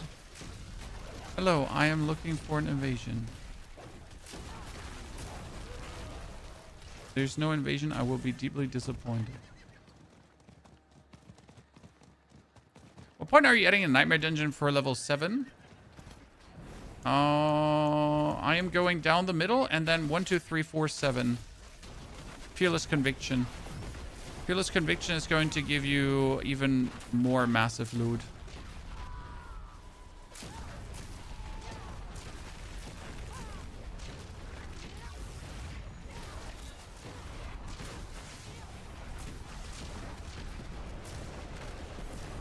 You play Barb so much and you hate Barb too. Reasonable, sir. Absolute reasonable comment. My problem with Barb is just how effortless strong it is. If you would at least struggle to get Barb powerful, right? You would at least, I don't know, have to jump through some loops and hoops and you would have to solve an actual big problem. But it's just like, you don't even have to do that. You solve every problem with just more aspects, more damage, more whatever, and that's it. There's no journey, there's no struggle. There's just overwhelming power. Which is great for people that are looking for that. My Barb getting dang banana phone now multiple times. So either I'm being spammed with messages by the waifu. 300 billion tick, chat. That's the highest I've seen so far, 300 billion tick. But the problem is currently not that I can't go higher tick-wise, right? The problem is everyone dies before I go higher. You know, like, I can do more damage, but everyone just dies before I can do more damage. Like, I really want to see how much I can do, but they don't let me. They're just dying. What's your problem?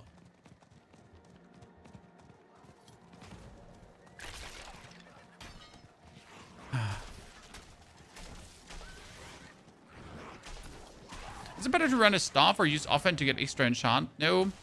In this case, staff is better. Maximum power.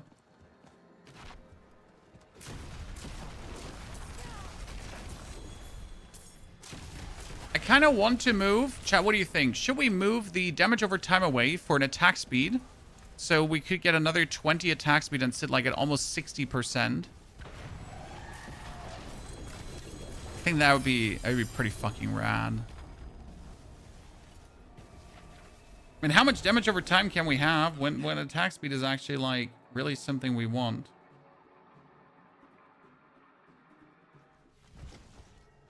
You're taking this build to tier 12. We're taking the hobbits to Isengard. To Isengard. To Isengard, Justin. Don't worry.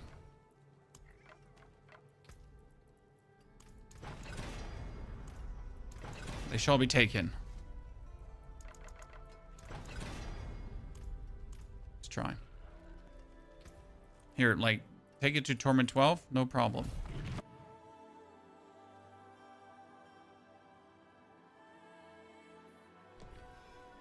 Let's see if it already works or if we have to do some more work for that.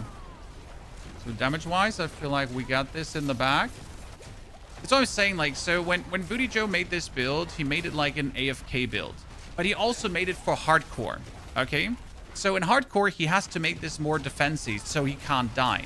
I am playing this in softcore. I don't care about my defenses. I just need to be defensive enough that I survive everything. And if there's an occasional elemental one-shot, it happens.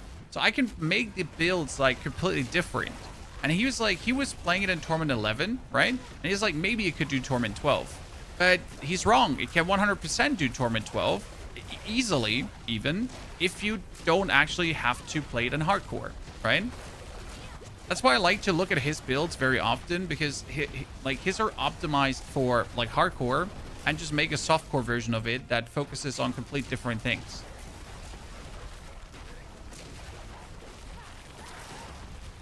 The APOC build, oh, you do 200 trillion already, Immortalis. I am actually stuck at my 100 trillions, right? But simply because I didn't have time to play more and get like my items in Mythic. So I would really like to try, because the main guy, so the #1 Apocalypse player currently, he actually told me he is doing 1,000 trillion.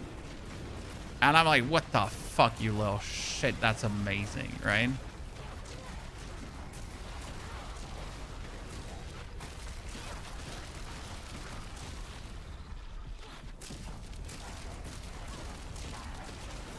Okay, so this would be a Torment 12 run, ladies and gentlemen. Let's see if at the boss we could finally see maybe 1 trillion damage over time, because we will finally have actually a boss that might have enough HP to withstand the onslaught of our damage over time here. So let's do it! Ah! I didn't see it, chat. I didn't. Did anyone see the number? I didn't. Because he died too quick.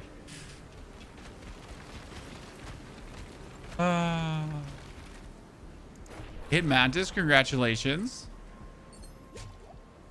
I am trying to get to my thingy there, but this like red sludge just instantly kills me. See, this is what I mean, by the way, compared to hardcore. Like I don't have to look out for these things. I'm not playing hardcore, right? I just make my builds damage monsters. I don't have to be smart. I can just be hard instead.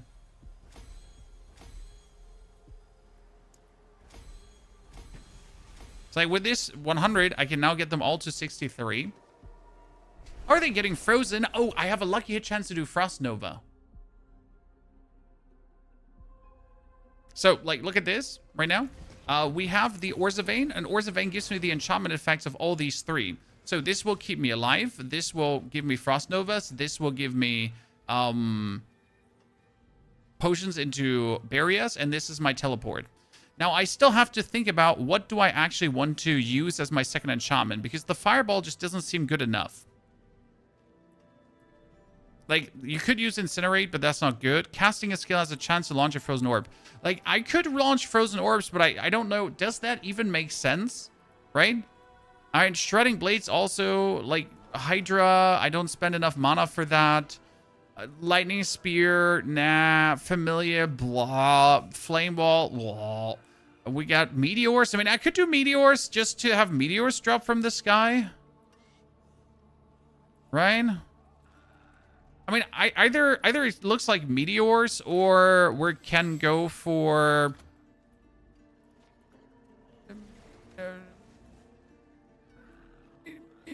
Meteors or Frozen Orb.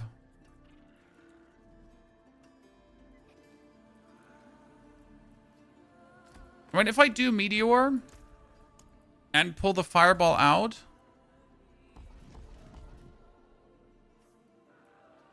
then I can go for Meteor to... Well, what can you do here? Does this affect the Meteor that's coming down? I don't actually know, right?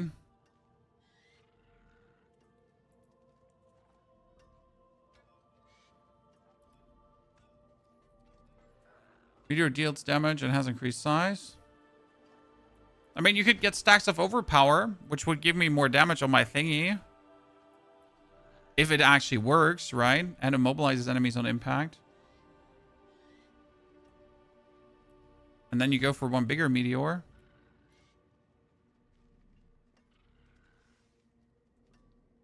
So Meteor comes down, and then you can do Shooting Star, I guess, or is Comet better? I wonder which one is better. I mean, if I do bonus chill, that's nice.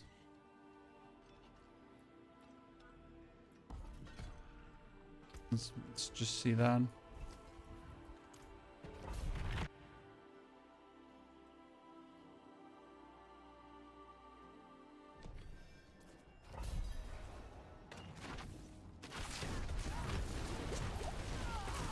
Okay, there's meteors coming down. But they're not giving me overpower, or did I just put the overpower away? I'm an idiot, right? Yeah. I just looked at the more damage and then I put the overpower away, so that made no sense. I also died. I don't even know what we died to.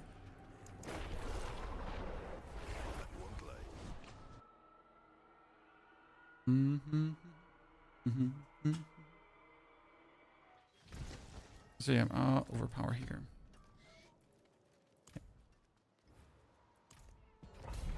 Let's see. I mean, 4 overpower stacks are 4 overpower stacks. They are a bit of additive damage, so it like doesn't hurt pretty much.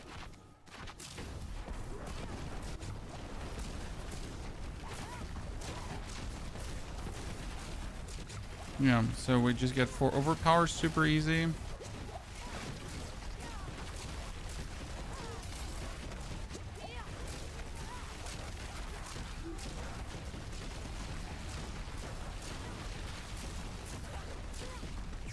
I guess bonus freeze is bonus freeze, and bonus freeze just means I stay alive better.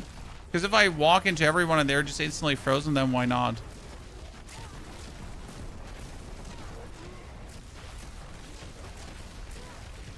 Can complain about less things, I guess. Frozen enemies don't fight me. And if I freeze the boss faster, that's also good. Staggered bosses don't fight me as well.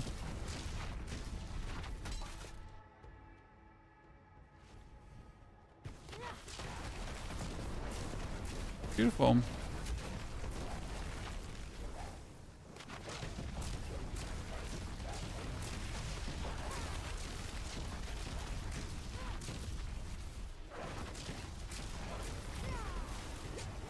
Getting my ultimate.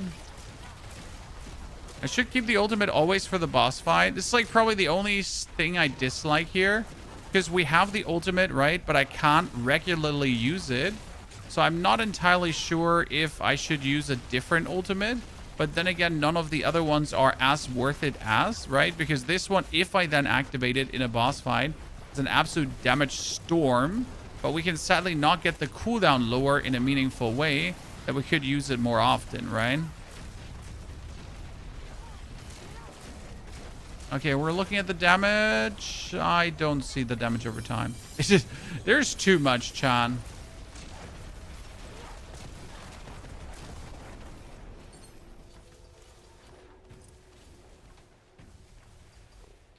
Good. 63. So now with this, you're putting all of these up to 63. Technically, we should all put them up to 80 now with 100, but I'm trying to +3 everything. So we could probably do a 110 already. Let's try a 1.5 first. I mean, like, I want to come to the point where we actually have to fight a boss, right? Sounds a bit silly, but just want to fight a boss. Okay, we get attack speed. We get attack speed. We get attack speed. We get attack speed. Good end. Good amulet. We get a good ring. Yeah. We still need our aspect of elemental constellation because we don't have that. I mean, we're pretty much missing a... As soon as we have this one, we're going to get 240% bonus damage. And right now we get 80% bonus damage. Yeah. So that's how much damage we're still missing. Just for your information. Right?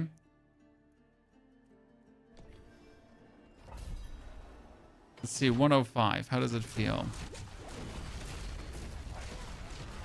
It doesn't feel much harder.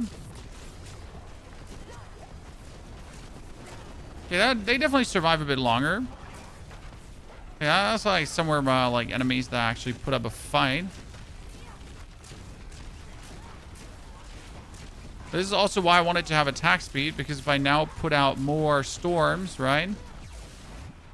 Like with teleports, I get myself more ferocity. That puts me at like 60, 70% attack speed right now. Pretty good, I'd say.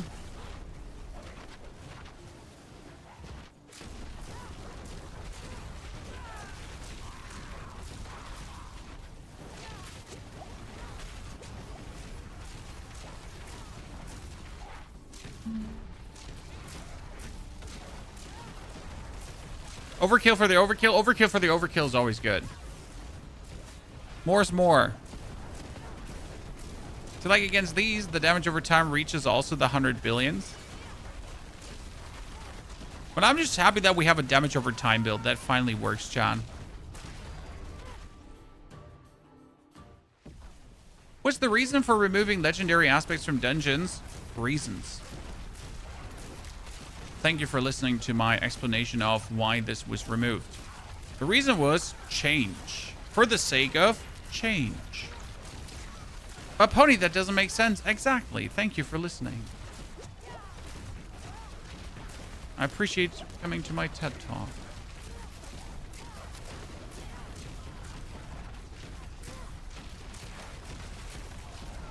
Which brings me actually, like, chat, if you have anything that you currently think that should absolutely be fixed in Diablo, please write today, because I'm compiling a list that I will not only send to the Blizzard devs directly through the creator Discord, we're also going to make a lengthy video on everything that's currently wrong with Diablo and all the things that I would like to see changed, you know, from like account-wide war plans to simple things like why don't you buff Necro and Paladin, right? To like kind of like everything that's currently Obsedi Spaghetti. Okay, 500 billion, 600 billion ticks, 800 billion, trillion tick. Ladies and gentlemen, there was the trillion damage tick. Woo! Okay, we're working. So we've already been working here on this list.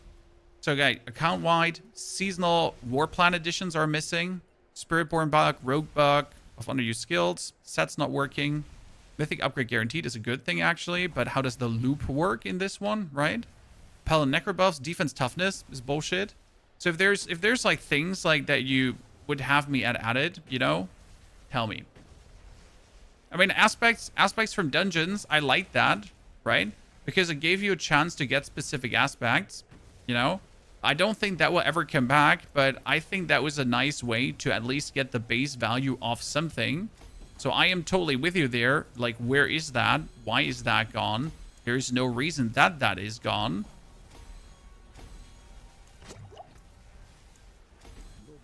What's the Spiritborn buck? 600% bonus damage. Porchy.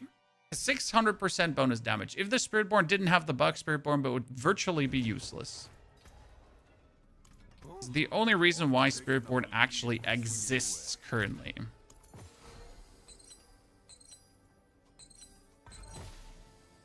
Sounds sad? Yeah, it fucking does. Chat, we finally got a wild lightning one that actually gives us 10% lightning damage bonus. Now, that's not really exciting because the other bonus is more max life, but I guess it is at least something. It's the first plus thingy I've gotten in a while that's not just completely doodle head max shit face. And that should already mean something.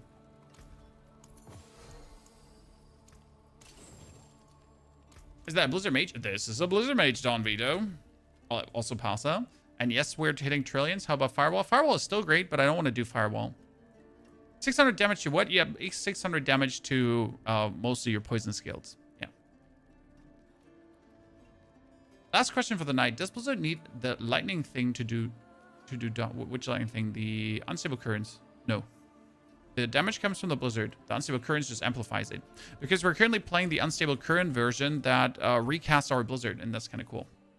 Right? Is the Whirlwind Bleed Barb hardcore viable? Technically, yes. Practically, I don't make recommendations for hardcore. Simply because I don't play hardcore and I don't feel like telling you something that is just what it is.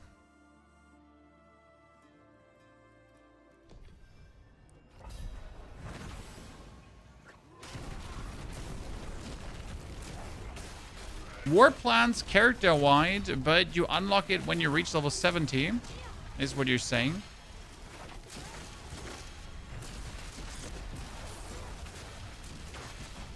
I mean, anything is better than the current status quo for sure. And I have leveled this season up every single character, right? I have every single character leveled up. I will say that war plans not account wide is not as big of a problem as you would think. I kind of feel like that you should be able to accelerate, though, like the XP gain per Torment tier should even be more. I mean, if I can jump into Torment 12 with a character really quick in a matter of an hour, but now I'm forced to farm war plans, that just feels wrong, right? So, because this is what happened. I leveled my characters up in an hour, then I equipped them for 20 minutes, and then it's my second character, right? They're already in Torment 12, pretty much. Like, this character is like 2 hours old here, and it's sitting in Torment 12. So... and now I have to farm war plans, which is kind of silly, right? I want to play the game. I want to make this character stronger, but I need to farm war plans. What the fuck? Have you ever played PvP in this game? No, PvP in this game is absolutely silly. There was a season where we could still get level 100, where I essentially was playing damage over time, because damage over time is overtuned in PvP. I was getting attacked by 2 players in the PvP area. And I pretty much just activated my Bone Storm, damage over time, Bone Storm at that time, and they instantly died. Because again, damage over time is overtuned in PvP. And that just, it was just done.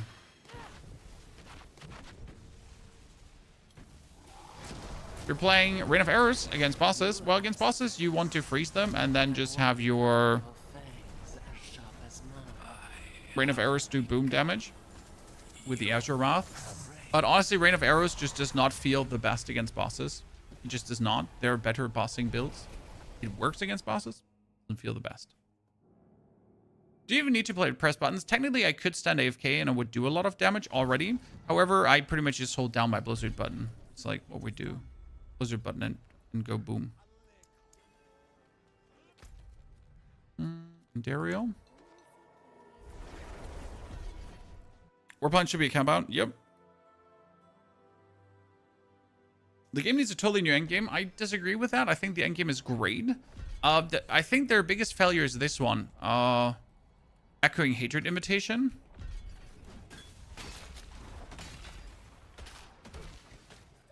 I mean, I have been playing this season on 8 different characters now. I've been playing this season almost every day since release.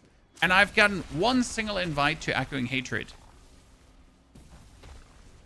Why do we even have the game mode at this point?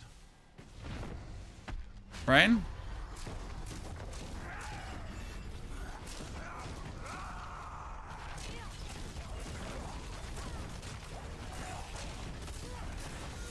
Why even bother?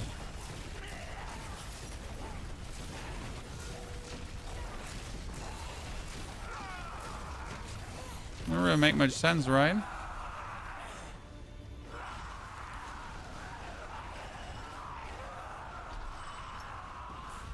Katie, I have 0 and you know how much you play. Exactly. You got your 7s yesterday. I mean, IDD. This is great feedback, though. Because you say you got 7, I got 1, Katie got 0. And we all have been playing a lot. So, what does that make Echoing Hatred invitations now? Either there should be a guarantee to get them somehow, or I don't know what, but the current status quo of what it is just shit. It's just shit. What's the best class for bossing other than Barb? Spiritborn. Works really great for bossing. Also, like, what's it called again? The Apocalypse Warlock. Super tanky and just goes. I mean, I can kill every Mephisto phase with like 2 Apocalypses. If I then would improve my character even further. Actually, the 1,000 trillion Apocalypse Warlock can do it like almost with 1 Apocalypse, which is kind of funny. Okay, we got our pit already all the way up, so that's amazing. This one is at the maggots. And we get you at the Corrupted Roots. Double pit. Are you actually looking at the rewards of things, chat? Or are you just, I don't know, winging it at this point and ignoring the rewards?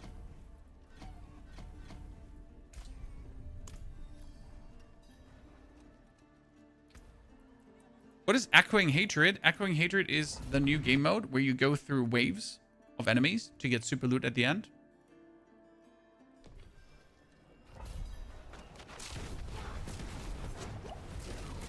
Yeah, so you can't stack Echoing Hatred invitations. Like, once you have one, you need to instantly do it or you won't get another one. So you can't even wait until you're strong enough to like really get the maximum benefits. If you get an Echoing Hatred invitation early, you're pretty much forced to right away do it. You might just never see another one. Or you will never see another one until, you know, that one is used up.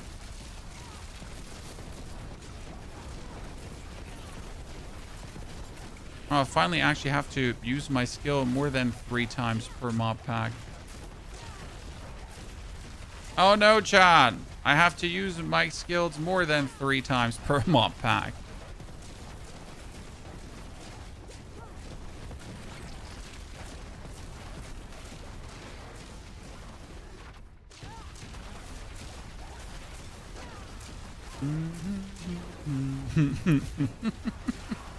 I still like, we're just still standing AFK here and I just hold down my lightning button because it just hits the whole room. But I like the most is that we really don't have to care about pulling things together. Like, there's no, oh no, I need to play the Godslayer crown because what if enemies are not like standing all in one location? Yeah, who cares if they're not all standing in one location? I'm covering the whole screen anyways with lightning, so woohoo.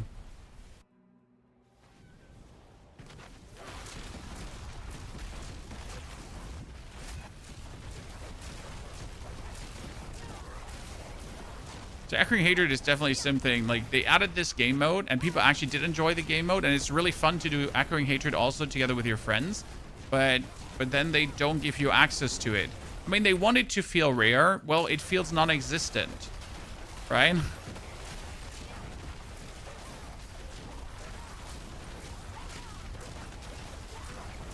I mean, one should think that if I killed Torment 12 Mephisto, okay? If I killed Torment 12 Mephisto, where's my Echoing Hatred invitation? I mean, he's the Lord of Hatred. I killed the Lord of Hatred Pinnacle boss on Torment 12. Maybe that should give you a guaranteed Echoing Hatred invitation, right? Because first, you need to actually get the mythic material to loot his cache, right? And then second, you need to be able to kill Torment 12 Mephisto. So, make it make sense.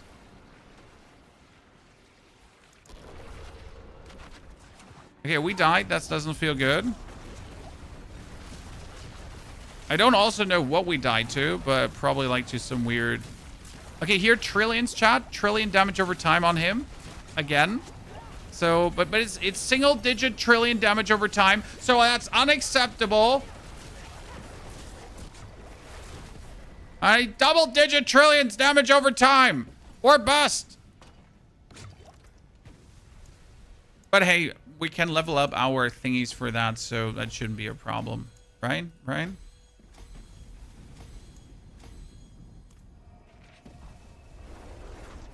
Shock Blizzard? Yeah, this is Shock Blizzard.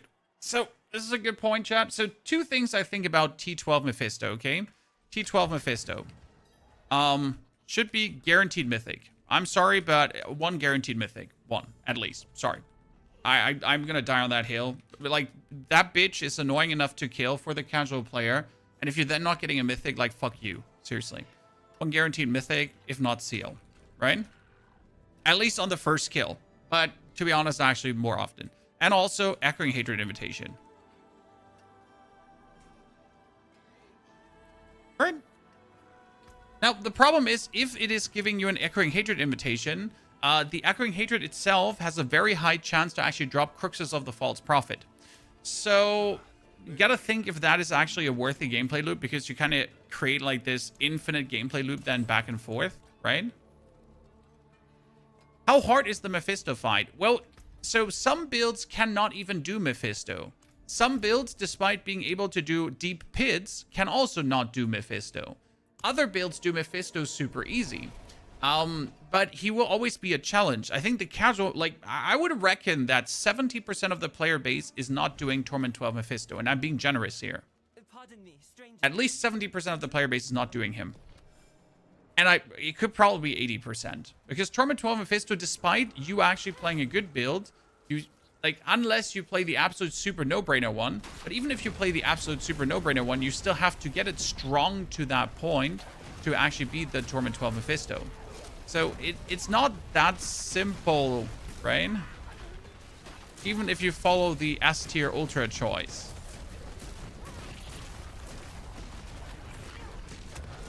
But yeah, this is like, I don't know. This is for me, like, these are no-brainer things. I mean, you kill Torment 12 Mephisto and he drops you like a couple of uniques that you're going to disenchant. He drops you a set charm that you're going to disenchant. And that's it. Yeah, so Echoing Hatred on the first kill. IDD, even if it's not like, even if it's not your first Echoing Hatred, but on the first kill of Mephisto in the season, Echoing Hatred invite. I'm okay with that if it's not every time, right?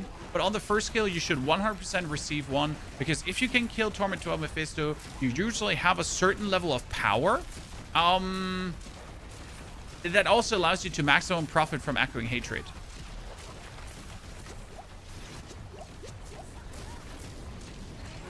Dude, we've gotten so much stronger. Oh, Kicksart. Bye, my friend.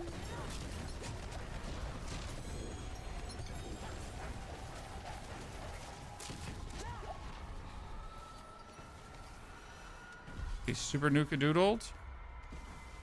We still need to open up the chest.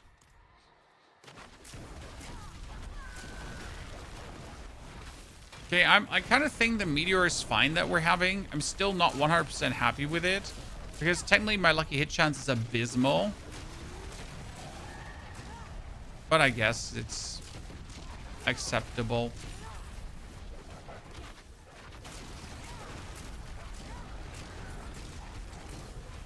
I should, by the way, go into Torment 12 probably. I'm level 300 now. Killed maybe 40 to 50 tier 12 Mephisto and 300 to 400 tier 12 lair bosses, and still getting a single mythic seal. Mythic seals are so crazy to me because I have, how many? I have like 9 or 10 different mythical seals of all sorts of variety, right? So I've got my share of them. And as you say, others are still struggling. I feel, again, like Torment 12 Mephisto, or your first Mephisto skill, might it be Torment 10 or 12, should give you a mythical seal. I mean, it doesn't have to be a good one, but I'm sorry. I mean, some people talk about making it too easy, but it can't be that you spend, like, as you say, 300 tier 12 boss kills and you just don't have one. This is like, that has nothing to do with making the game too easy, but you should, like, it should just not happen. That makes no sense. You're just excluding people from having fun for no reason. Ashraf, thank you for the 20 gifted memberships over on the YouTube. Ashraf, also Mr. Biggs, thank you for supporting the channel on the Twitch, Rooney. Welcome to all of you. Happy Friday, chat. We will have a stream tomorrow, by the way, and we will have a stream on Saturday, but I will sadly not have a stream on Sunday.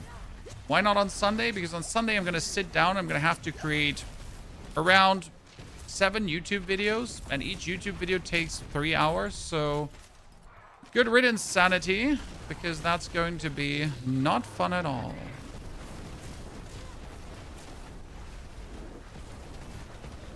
And that is 3 hours on like hyper focus ADHD mode, right? The unhealthy 3 hours, but it is what it is. We need specialist storage. As much as I want to write this down, specialist storage, it will just not happen. I'm not sure if they're just incapable of doing it. I would say they need another expansion to give us specialist storage. Jester, I hate to say it, but we probably need another expansion to get something like that. Imagine if they made a season. Okay, like just put on your thinking caps. Imagine they made a season where they would sell us specialist storage. Do you know how much I would be over that? I'm sorry, take my money, Blizzard. If I get like specialist storage for everything, right? We have in Path of Exile, like eat it, take it. Well, here's $50. I'll buy them all in all colors of the rainbow. One for charms with a tap per class, right?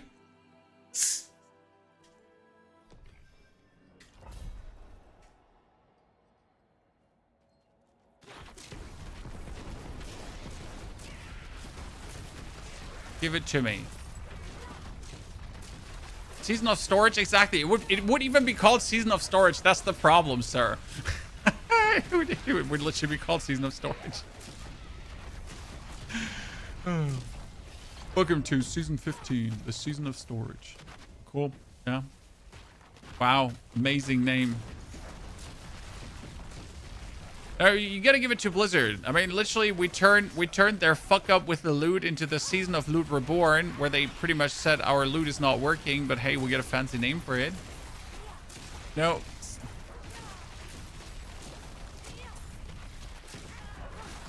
No strip shop today. I'm sorry. No. That one I forget upstairs.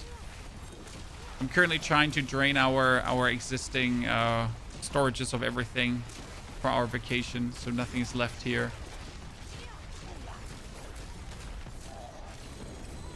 Okay, this is it, chat. This is gonna be my aspect, so we do the 240% bonus damage. I mean, imagine, chat, to all the damage we're dealing, to all the damage we're currently dealing, we're getting another 160% damage.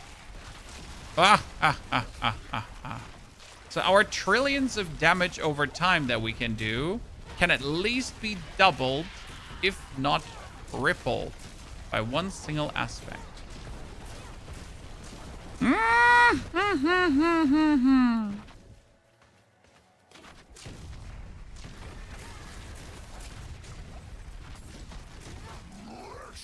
Oh, Mr. Butcher!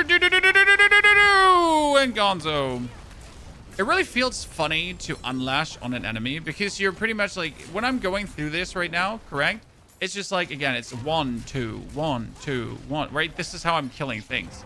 But when I then finally get to the point where we're actually unlashing on an opponent, right? I'm just going to be like, do, and we get him killed. Like, I can give them all. Give them hell. No, Alexi, we sadly don't have a guide for this build yet because, again, it's not done.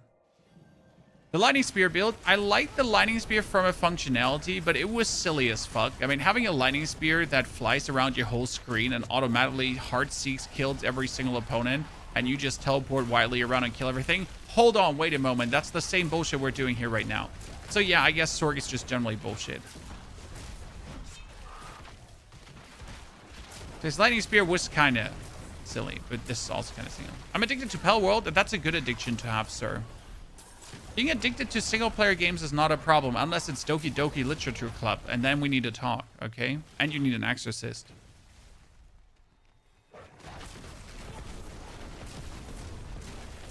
If you don't know what Doki Doki Literature Club is, don't Google it at work, okay? Not safe for work. Jesus Christ. I gotta tell you this, chat. Uncultured swine everywhere.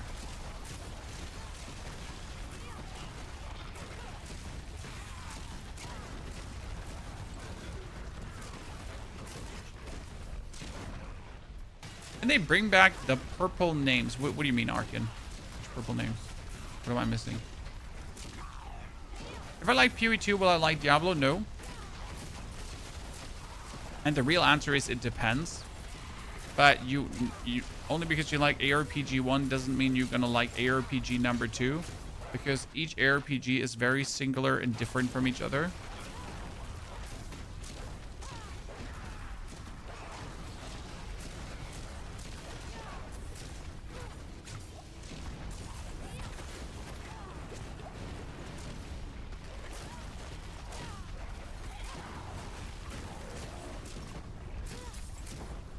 Missing one single dude.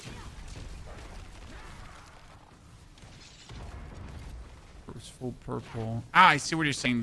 When the mythics are dropping, the uniques as myth. Yeah, I know what you're saying. Like little thing, but I preferred those full mythics too. Yes, it's true. It did look better, indeed.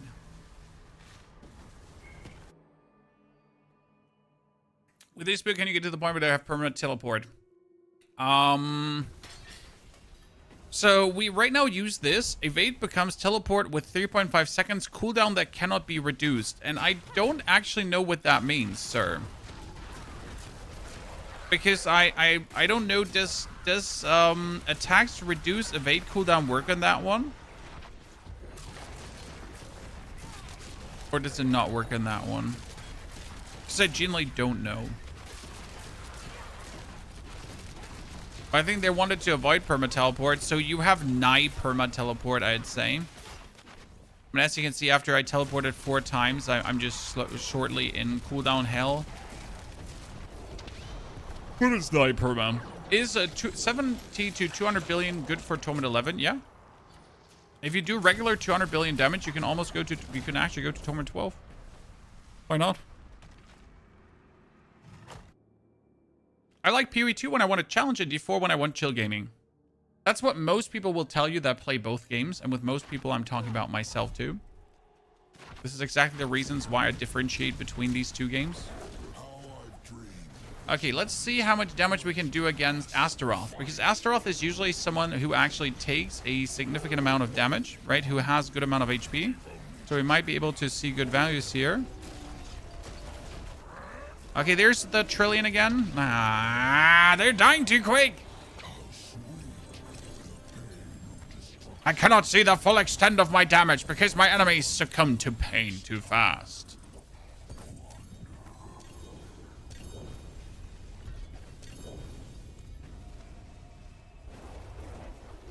Your nephew keeps telling you you need to be at 1 trillion. I mean, 1 trillion doesn't hurt, but 1 trillion you don't need for Torment 12.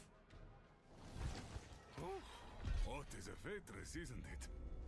Like, you don't need it, but you kind of want it.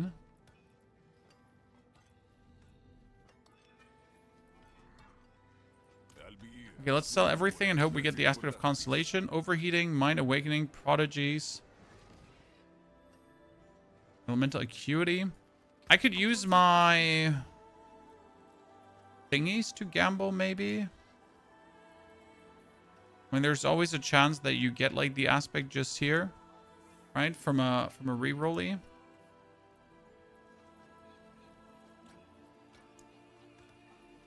Always the chance.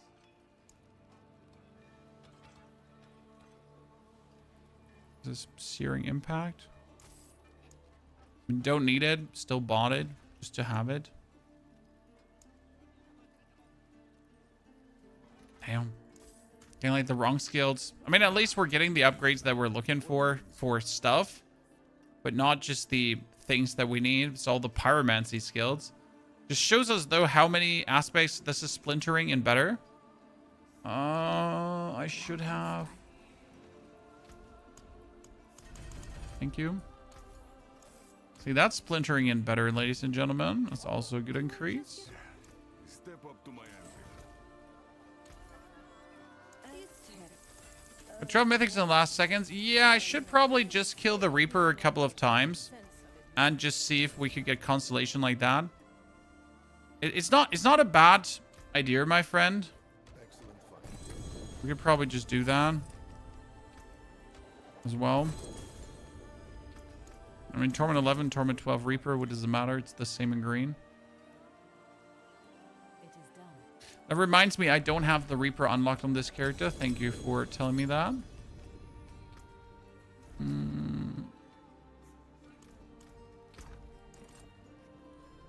How to farm gold faster? 2 options. The Nightmare Dungeon Escalation Farm that we have a YouTube video about. Or you go for this node, Golden Horde, and just kill lair bosses and then just overstack on gold. Because it's going to turn all their legendary items that they're dropping into gold, and then you just get amazing stuff.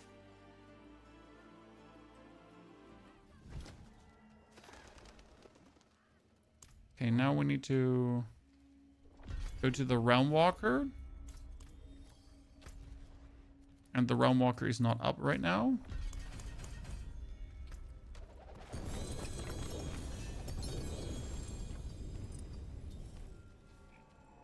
I am in need of my aspect, and I don't have it.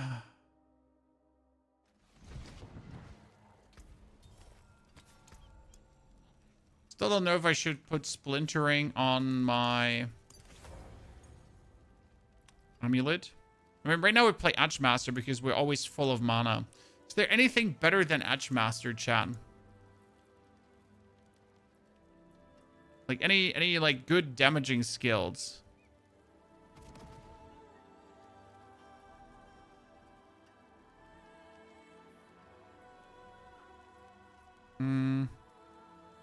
Nothing really, right? When we could do cold damage, no, that's cold damage, right? We could use intercom technically because we teleport around and that has us stand still. Oh, they're all just sad. The moment you're actually not finding a good aspect.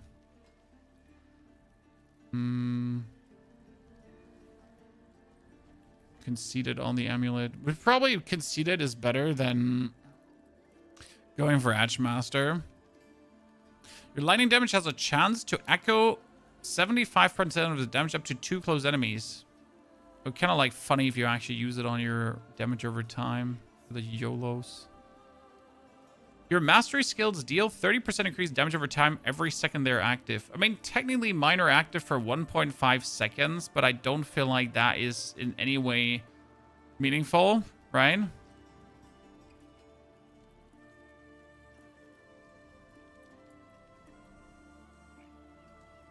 I wonder how good Storm Splitter is. Your non-channeled skill have a chance to, and have a 15, like your non-channeled shock skills have a chance to increase damage, right? And have a chance to trigger themselves on cast. What does that mean? Can I just spam Blizzard and then just get another Blizzard from spamming Blizzard? Right? That's it for that piece. We have to wait for this event to happen. Someone said World Boss, but we missed it. So it is the pit again. So we did 110 really quick. I guess we could probably do 115 already.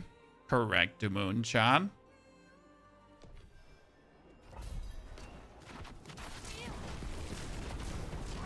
For Shattered Vow, you're going to the blacksmith in Temis, sir. And you're going to give him your Resplendent Spark and 50 million gold and hope that he gives you a Shattered Vow. And then you're going to do it again and again and again and again until you have a Shattered Vow. I really don't know what killed me there. I mean, literally, like, I did not see a single thing touch me.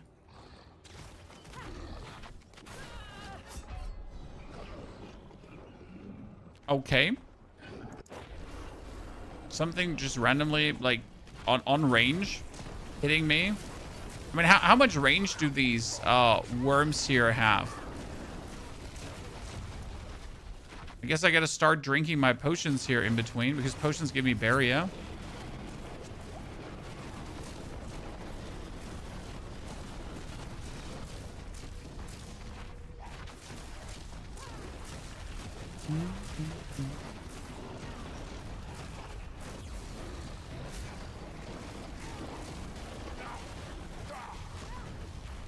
Have there been less people doing world bosses?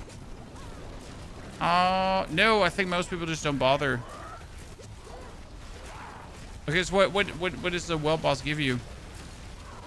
I mean, mostly like I just get myself my Glints of Hope, right? Okay, there's something deadly in this dungeon here. It's the enemy type preferable. So I'm just getting my Glints of Hope, and then I just kill the Reaper, and I just really have no reason to ever go to a world boss. I feel like, right?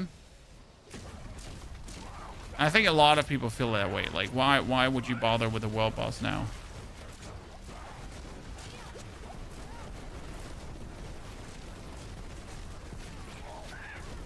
It's really not needed. So many better things you can do with your time. So we need to get away from these stupid rock worms. No, claim my life 2 times. Next. The fun 1.5 second fights. I said it before, if you could teleport to a world boss, okay? Let's assume you could teleport to a world boss. Do you think more people would go to it? Because I'll be honest, that the main reason I don't make it to world bosses is because I have to teleport back to a town, then I have to ride there, and then I'm already annoyed. I mean, I can teleport into nightmare dungeons. I can teleport into my undercity. I can teleport into the pit, right? I have, like, I'm fucking lazy. But I have to ride to a world boss. It's not happening. I'm sorry. I'm not wasting my time to ride to a world boss. I am really sorry, but it ain't happening.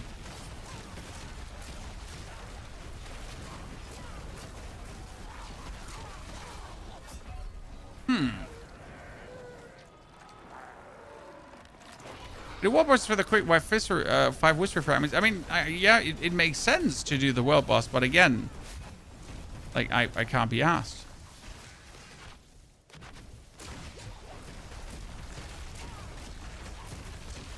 I mean, start of season, I tend to rather go to a world boss because I still require the loot. But to be fair, where do I get most of my upgrades from? Obel vendor.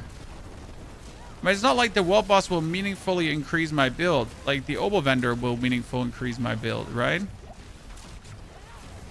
Ah, there's the trillions damage over time coming. Trillions, trillions, trillions, trillions, trillions, trillions, trillions, trillions, trillions, trillions. Excellent fun.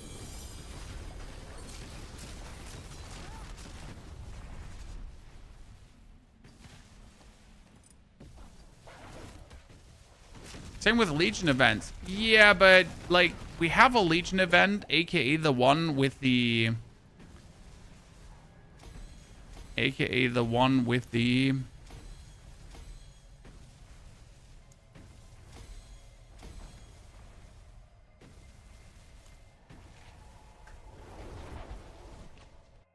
Ramwalker? Why would you go to a normal Legion event? Right?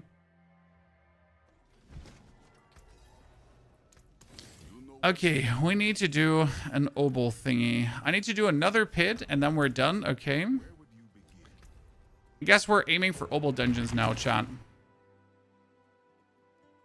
You cannot get the Thunder God's Blessing ring. That's normal. Thunder God's Blessing is highly elusive.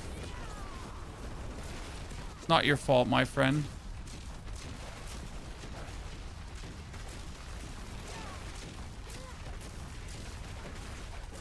I wish I could have my ulti almost always active for this build. That'd be so good. But the amount of cooldown reduction that would be required to do that, I don't think is absolutely worth it. I mean, ulti is like really cool because it gives me like a lot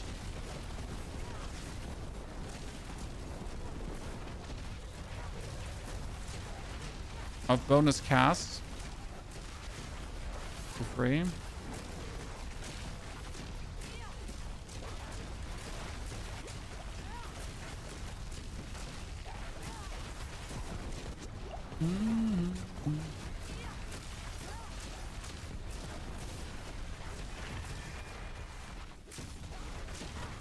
Mr. Play Boss, thank you for your Prime subscription. Good to see you there. Come on.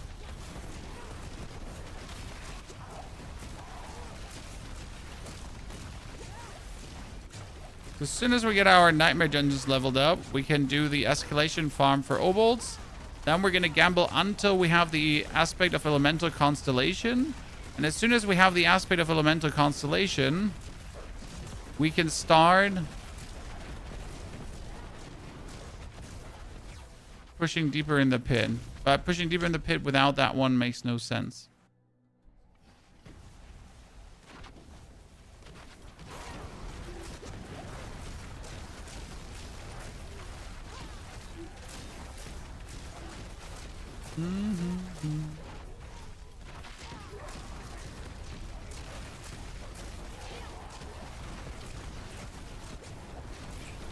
What is this? This is a Lightning Blizzard Sorceress.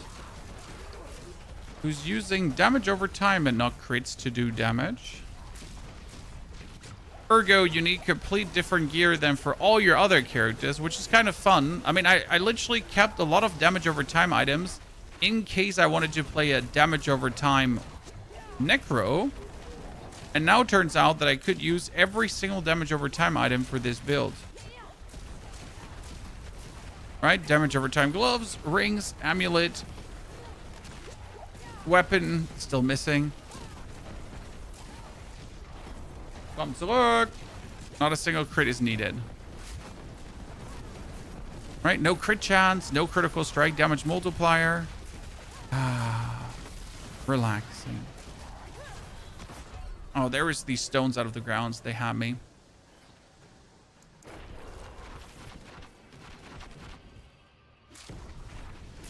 Yeah, I want to say, Sir, Mr. Bosman, sir, could you please teleport to me? Okay, let's get the ulti, because the ulti allows me to overstack like crazy. Here we go.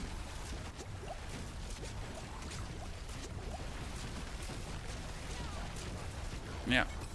I love killing bosses with this.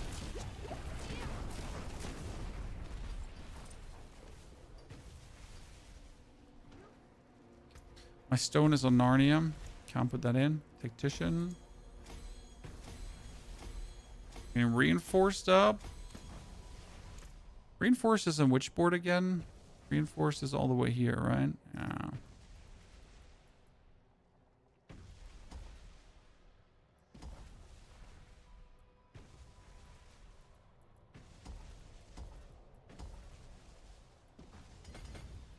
Another 4 points safe, ladies and gentlemen.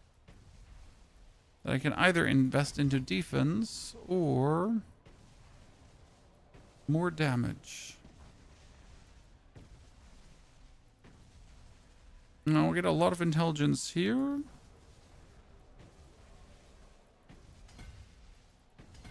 There's more in points I can take there.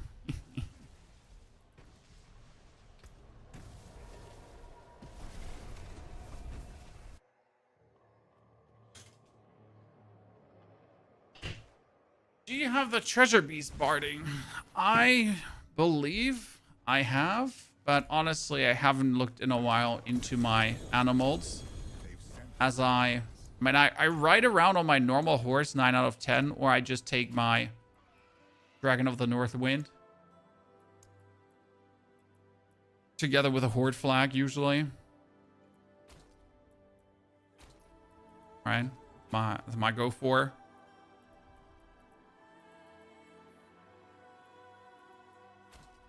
Chest on his side. Tiny lamb. Maybe this one looks good. I like the tiny lamb. This is how what I'm rocking with. And since we're lightning SORC, we should technically wear this one. Ceaseless Conduit.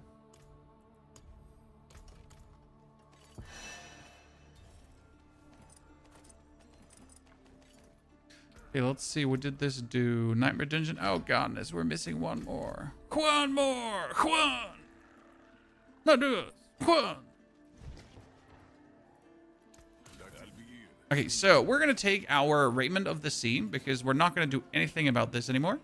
And then we're going to transfigure it and hope that we get something cool. And we got maximum life. Wow, that's actually something cool. Then we got our boots here. And the only thing that we wanted to change is nothing. So we could do them as well. We could do the ring as well. The amulet is technically perfect, but we need the aspect, obviously.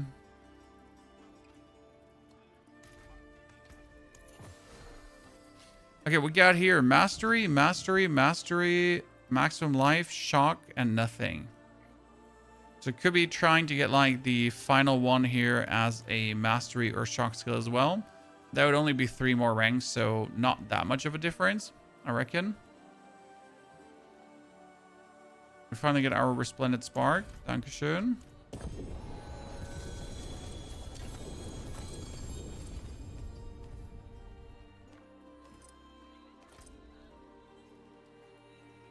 Ring. Life on kill.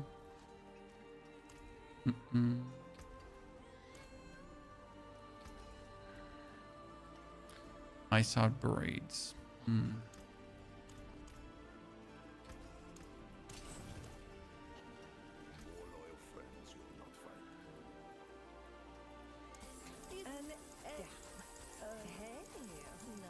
Not a single new aspect. One will be even better. We could try to... You know where to find me. Which is the lair boss that gets summoned the fastest, chat?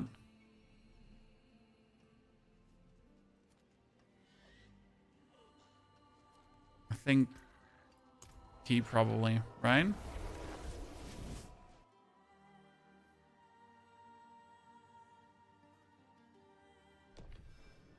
King Kron's, that one eludes me. We'll have to explain.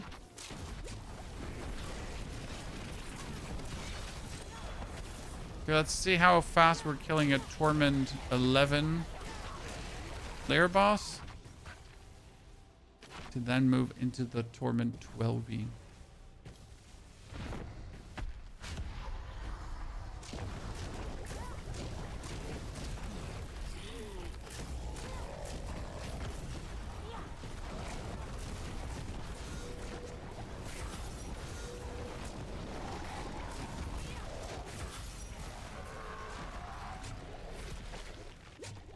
Poor Lord Zur. So if you kill him, right, he just dropped also some legendary items, so that could be potentially either something better or not.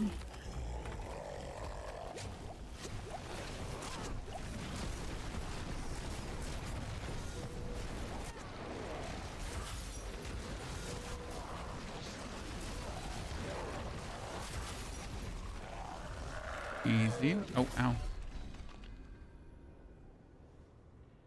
Damage over time 8, Mr. Ponyhoff. Zur, maybe. Zur. I just got a portal into a goblin realm, kitty. Damn. I'm not jealous. You're jealous.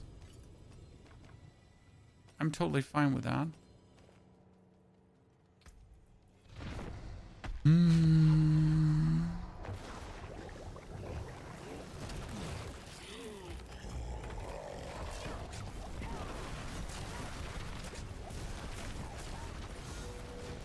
I guess I don't have to like stand right next to him as well. I can just stand like back here and we're equally good from a damage standpoint, right? For some reason, I felt like the need that I really have to stand inside of his face, but it doesn't seem like it. Okay, not a single legendary item with a good aspect has been had during the recording of this. Do one more.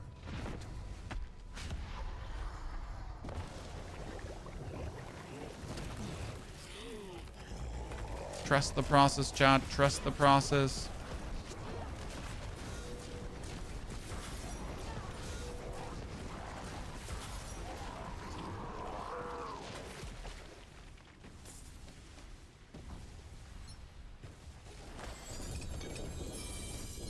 Nope. Don't trust the process. The process is a lie.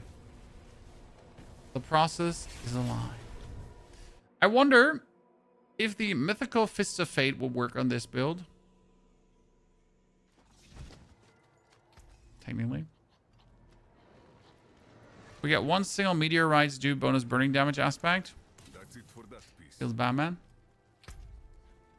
Okay, what do we got here? I need a Nightmare Dungeon escalation. Yes. Let's reconsider. Boss pit escalation, Undercity pit. Kill Lord Zur.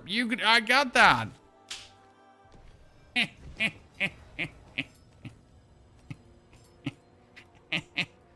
Premium, did you tired of getting everything shredded with the barb?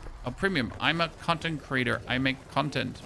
And playing one class until your dick falls off is not making content. It's called playing computer games. You know? So did I get bored of the barb? No. But I already have the build, right? I have the build made. I have the build set down. Now, I could farm obviously deeper into the pit if I really wanted to. But that kind of like is not what I enjoy doing, right?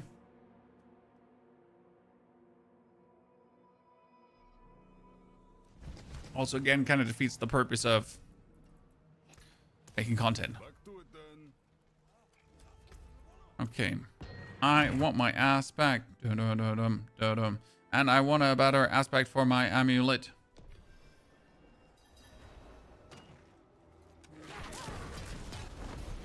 Yost, what's the biggest difference between this one and Booties? This one is made for softcore, not for hardcore. So I am completely using different affixes on my gear. I'm using different aspects. I'm using different things in the Paragon board. Different glyphs, potentially. I'd be actually changing reinforced out for something else. We're also using the Crown of Lucian, because the Crown of Lucian makes us more powerful. It's like silly to not use the Crown of Lucian because that one is so darn good. It's crazy.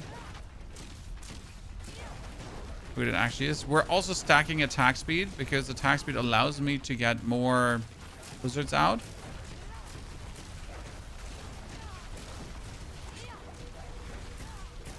And with the current attack speed, I can actually get 5 blizzards stacked, and that's quite crazy.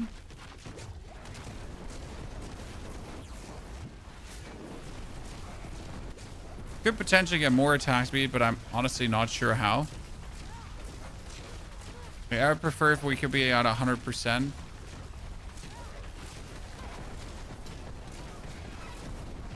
already have our 4 stacks of ferocity. Right, technically, I guess I could add the aspect that gives you more stacks.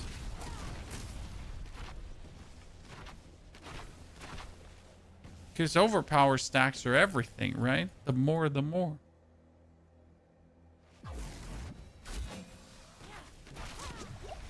Oh, look at this. Yeah, nothing better. I gotta say, I really like this when you're jumping into a pack of enemies and they're all just frozen. And I can already start unlashing my damage. And by the time they get unfrozen, they're either dead or very close to dead. Very satisfying to play like that. So they cannot fight back. And enemies that cannot fight back are my favorite kind of enemies. What's causing the green glow around your character, Son of Hat? If you join my Telegram group, I can tell you. I could also tell you that under gameplay, all the way at the bottom, there's something called player outline or player highlight. And you can actually choose in what color to highlight your player, which is incredibly helpful when you're playing a build like this, where you get a ginormous explosion around yourself that's actually obscuring the screen. In order to then not lose your character, you can put that on. Okay, that's a 3-minute. And now let's go. Choo, choo, choo, choo, choo, choo, choo, choo, choo.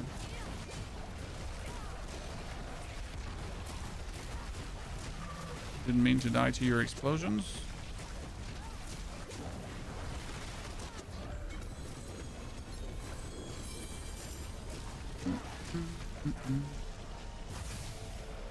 Didn't mean to die to that explosion too.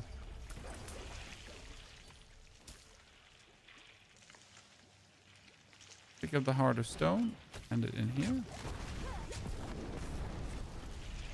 Okay, we got everything to 90 already, ladies and gentlemen. That's pretty good. If I get Eliminator to 100, we get a bigger infusion in core stats. That's also nice. What are you expecting, Diablo, at the build? If I manage to, we will have tonight the build guide into the video. But tonight also my children are returning from their trip, so can't promise that. By tomorrow, you should find the link, though, under the video. The video itself will have to wait a couple of days because, well, I gotta make it first, and there's other videos that have precedence.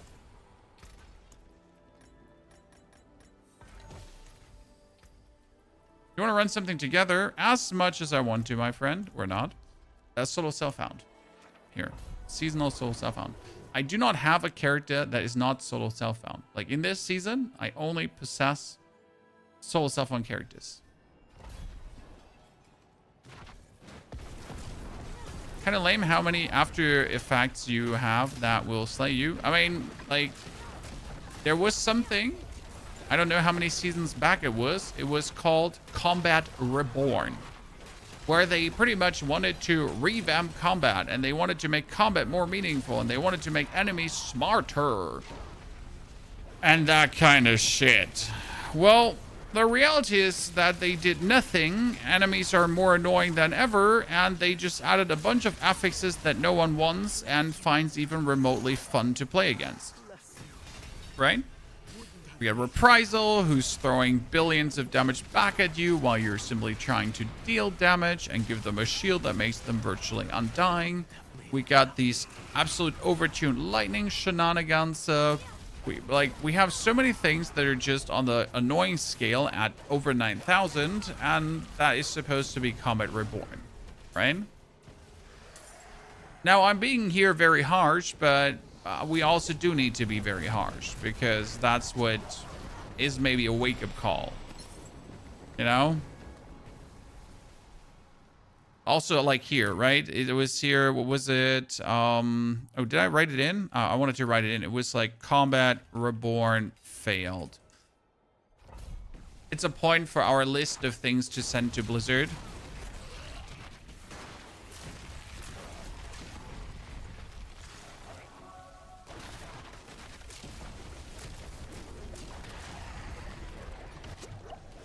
Combat did certainly not improve.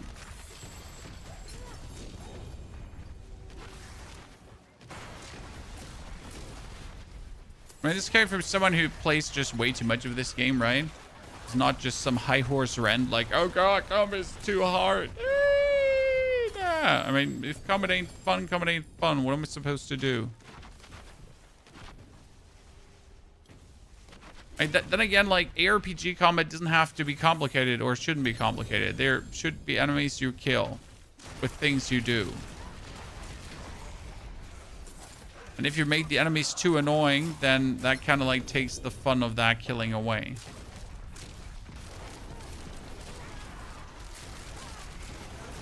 The invulnerable red enemies are also very annoying. I mean, there are many levels of annoying there.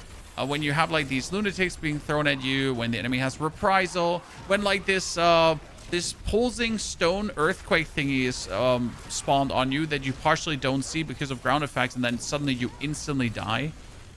There are more annoying effects than not annoying effects, and like when I approach enemies in the pit, I literally have to decide, is this so fucking annoying that I don't want to bother or not? That's my thought process, right? Oh, he has reprisal, I might as well skip that mob. Oh, he has the earthquake, yeah, I'm probably gonna die in a millisecond, so I might as well just skip that mob, right? That's what it comes down to. I mean, obviously, if you're a barbarian with a melted heart of Selig, you don't care about these things, right?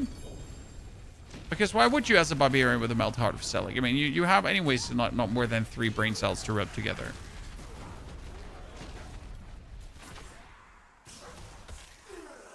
What's this called? This is a Shock Blizzard SORC.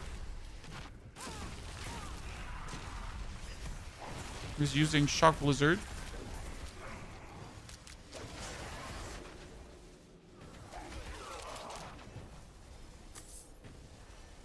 Then there's also Lifelink, right? When all the dudes are just linking together and just refuse to die.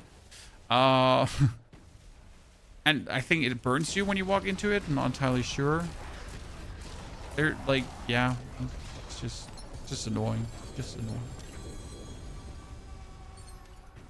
Okay, hoping for Obol Reserve. Still no Obol Reserve. This is bad. I need my aspect. I need my Obols. Obols.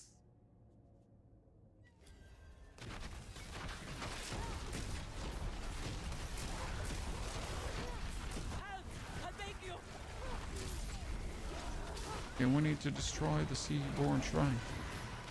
Give me the Seaborn Shrine. Oh, there's the Butcher. And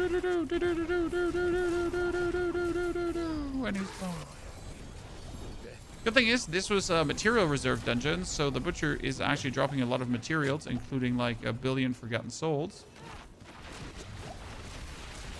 And like how it works when it's a material reserve. If it was Obol Reserve, he would have also dropped tons of Obols. Sadly, it wasn't an Obol Reserve. Yeah, the Executioner falling swords that partially chase you through the whole dungeon and then 3 screens further. Right? Also, absolute pain in the booty hole.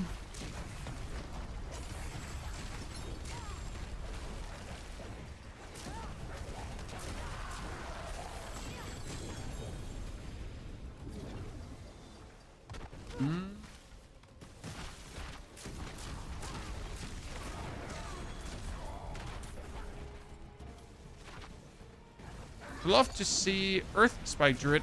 We have a Landslide Druid planned. Pretty much taking here Scream Heart as inspiration for it.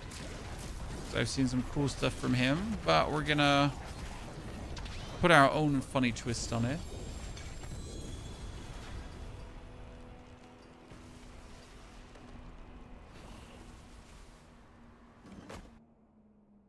With the seal that allows you to use 3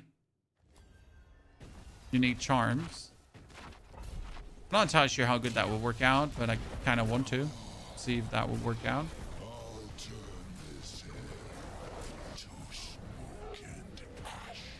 And now we gotta wait for our duration skill stacker to go away.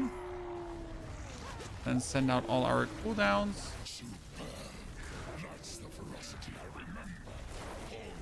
1, 2, 3.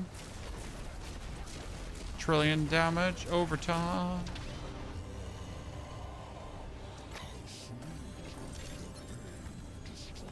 No aspect that we're looking for. There's an aspect, Chan. There's an aspect. Here also, why is this still doing damage after Astaroth died, Chan? Why is this still dealing damage after Astaroth died? Like, I seriously do not know how people play this game in hardcore. Because I would just die to the most random thing, right? Because I just want to pick up my loot. But since Astaroth is still in his death animation, he would obviously kill you while he's dying, right? I mean, there's no questions asked about that. You know what? We're going to put on a tribute of armament. And we're going to choose more weapons. So I do get more weapons. Yep, you saw right. This is what we're doing. Deal with it, stinky poopers.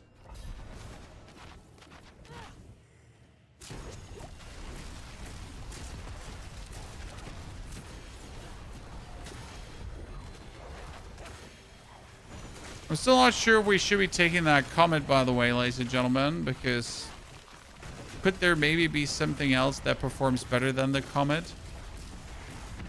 I mean, it just seems so infrequent to us.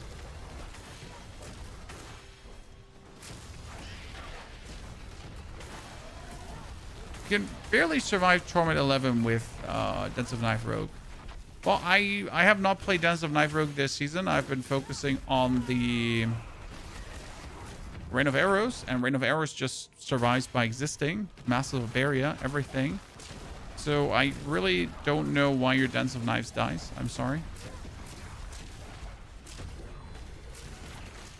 Usual answer is you don't have enough barrier. Right? Because barrier is awesome. Lacking barrier is a trending source of death.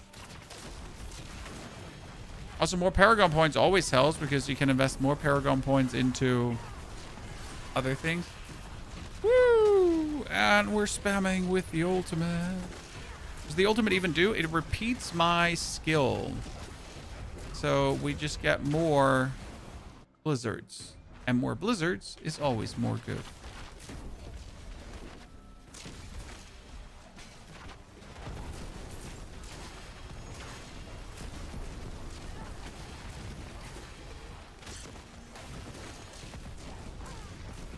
Is armor max life better? Well, no amount of armor is useful if you don't have enough max life. For example, my paladin only has 21,000 max life but can tank Torment 12 Mephisto. Reason is that he has a lot of barrier paired together with damage reduction. However, his max life should actually be at least 30,000 to be considered somewhat tanky. Because even if you have barrier, armor, elemental resistance, and all that stuff, if you don't have enough base health, it will not be enough and useful. So you need a certain amount of base health and then the other stuff on the top, pretty much. I hope that makes sense for you.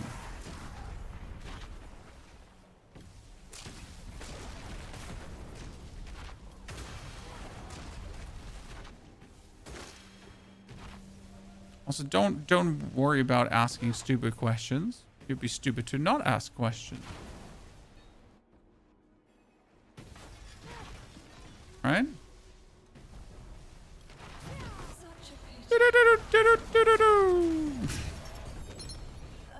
We're gonna do a Torment 12 boss and see if we could overstack this to trillions.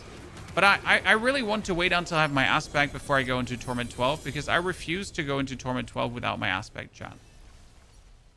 I refuse.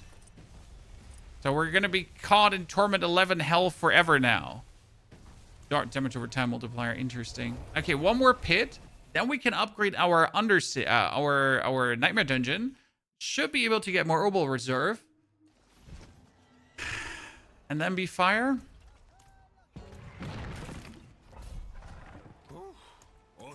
One thing we're going to do right now, already. We're going to move the aspect of splintering energy.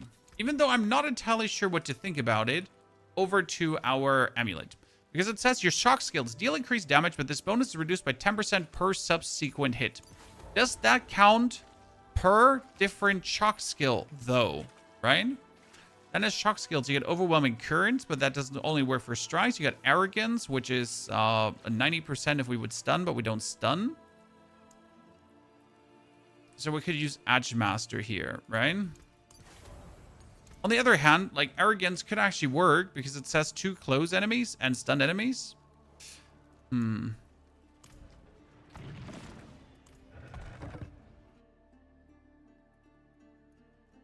Ozian, I wish they were account bound. Ozian, I got it on my list of things. The video is going to be called Everything Wrong with Diablo 4 right now and how to fix it. We're going to pretty much, it's going to be one big rant video about all the shit that's shit right now and what Blizzard should do to fix that shit. Because to be fair, everything that's bad in Diablo 4 currently is fixable. Like, look me in the eyes and tell me that there's a bug, that there's something so functionally wrong with the game that we're doomed. I mean, sure, you could ask for more endgame. I absolutely understand that. And some other things. The actual core gameplay loop is engaging and fun. I like the core gameplay loop of Diablo. And all the things that are currently broken are... You can tweak that, right? You can buff underused skills. You can make things that are not usable, usable. You can make sets that are currently broken, not broken. You can remove the rogue bug. You can remove the spiritborn bug, right? You could create more class balance, absolutely. Lift up the Necromons, fixes Paragon boards. Defense. Okay, defense is a whole different topic though, because that's a bit more complicated, right? Because defense is in the dumpster in general, across the whole board, apart from a few classes. I mean, if even Barbarian, the class that is technically like full strength whatsoever, not sits, sometimes has trouble surviving, then we get to talk about that.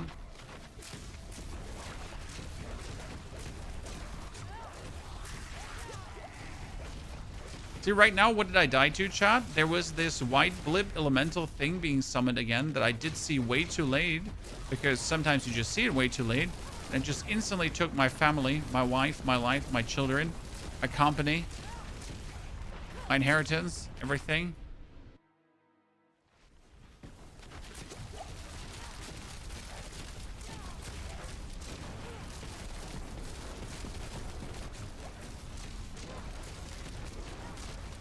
And I'm not generally opposed to bug builds, because sometimes bugs just expose what actually should work, right? I mean, there used to be a Lucky Hit Chance bug that actually made Lucky Hit Chance over trigger on Necro, but that kind of revealed a big flaw in Necro because Lucky Hit Chance without the bug wasn't actually working on minions. So that's like, yeah, maybe you should fix that, right? So that this goodness that we felt is a possibility and not a bug that occurs every now and then.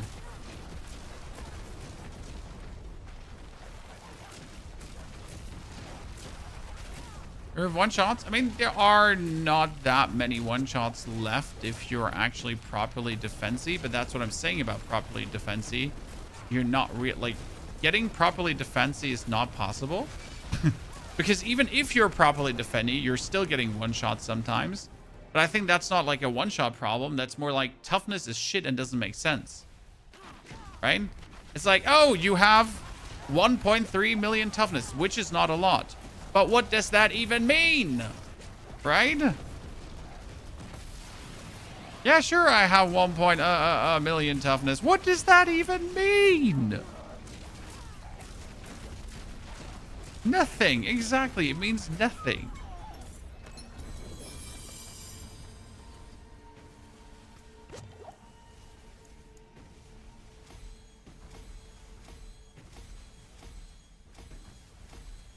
There we go.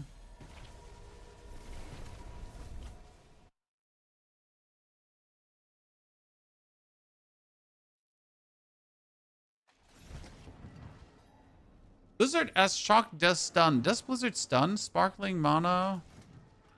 Where does it stun? Blizzard becomes a shock skill, dealing sparking damage. Yeah. And then we do more damage against crowd controlled enemies, right? And then we have more damage per. And we get the damage. Oh, Blizzard stuns enemies. Oops, I'm just not reading that. You're right. Oh. I guess then we could play that aspect. Oops. I mean, reading helps, I guess. Wondering if then the aspect would be better on the amulet. Because if it doubles, right? So on the amulet, we have the subsequent hit thingy. But if we could have the aspect of arrogance then on the amulet, that is like 63%. And in double, it would be 100 jumpy dumpy damage, right?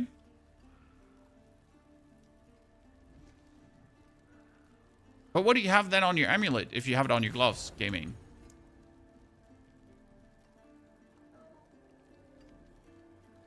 We're still missing our aspect. This is very sad. Very not happy about it.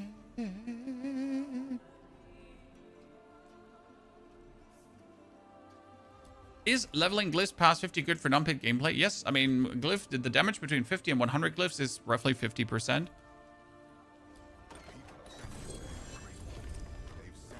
Roughly 50%. Roughly 50%. Okay, finally, we get this one, then we get that one, and we can now completely ignore the war plans. Okay, we get a bunch of pits here, so we shouldn't ignore that. But we can technically ignore it. We need to go for the thingy. So getting glyphs to 100 is glyphs to 100 is a sweet spot. Usually all my characters have the glyphs to 110 because 110 is what you can easily reach with pit 120, right? And then I just don't care.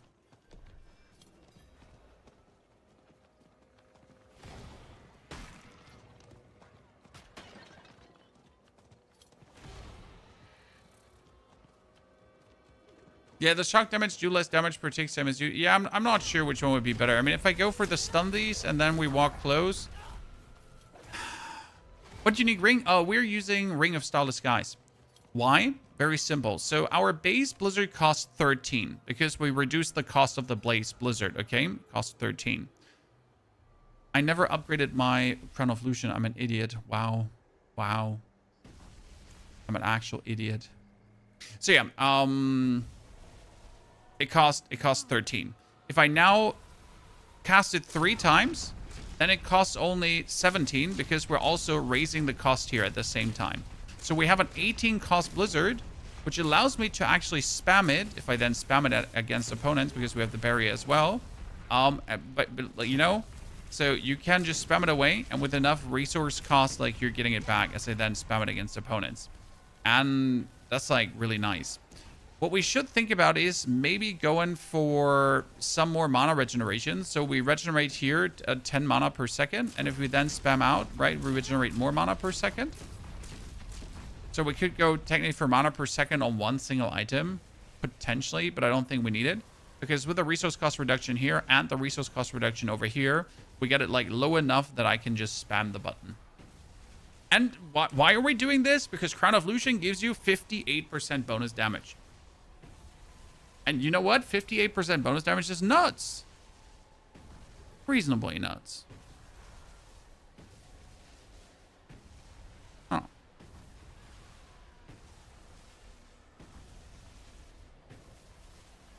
can I say? Is there reason to play this much worse, more expensive version of PoE 2? I mean, for first and foremost, it doesn't really cost much more than PoE 2. If you consider the price of stash tabs and buying all the stash tabs. Second and most important, yes, there are many good reasons to play this over PoE 2. especially if you're not interested in the complexity of PoE 2. As a smart PoE 2 player, you should understand that, right? Always baffling that these very intelligent Path of Exile 2 players don't understand why someone would enjoy a simpler game. Very weird. I mean, I'm a PoE 2 player myself, right? And I understand it, so... But still.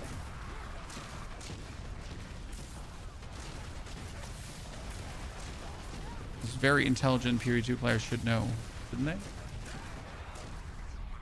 Which is the best build this season?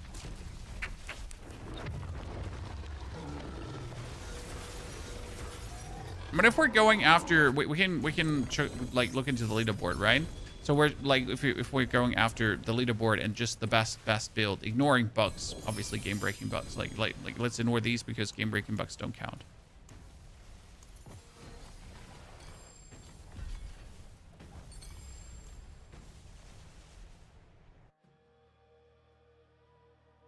Probably Whirlwind, or not Whirlwind, but Barb in general. The problem is that the best Barb build, the Fire Charge Barb, is absolutely atrocious to play in the open world. I have seen it. It's terrible. It's absolutely, it's crap. It's dog shit. It's dog water. Hot dog water. Right?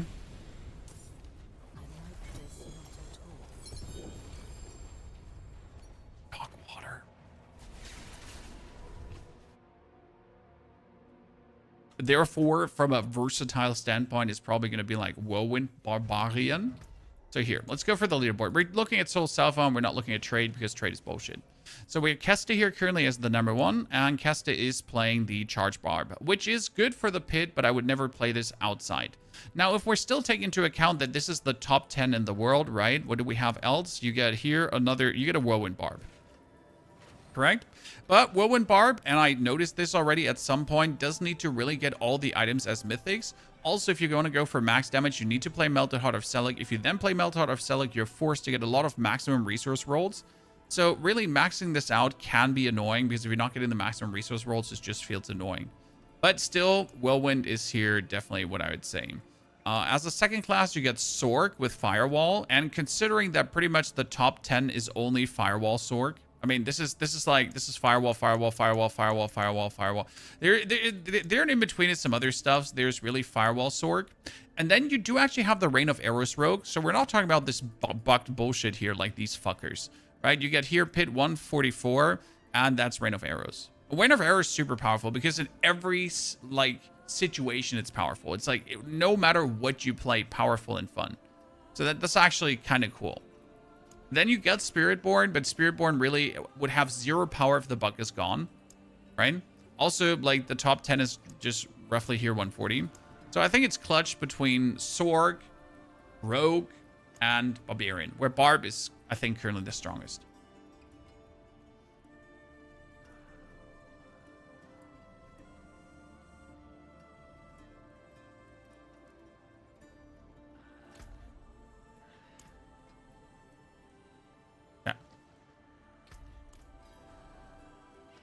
You know what we could do? We could technically replace one of my damage over times here through a lucky hit chance for resource to really always have full resource. Let me actually try that one out of interest. Also, let's take our Crown of Lucian that we still haven't made better yet.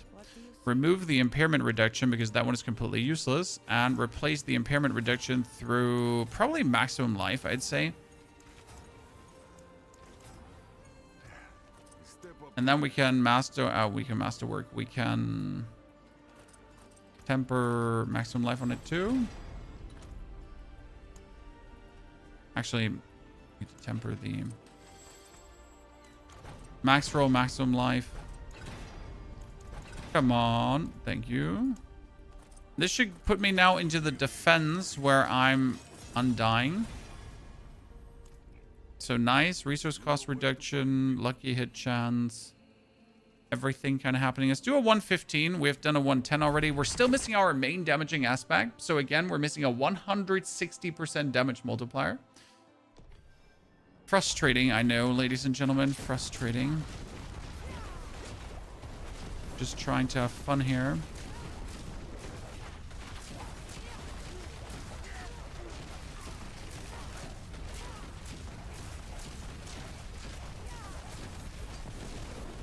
And we're denied our share of good fun.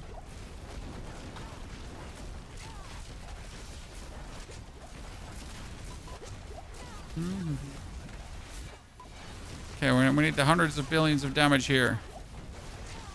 Let's go. Trillion damage overload. Oh, I need this back.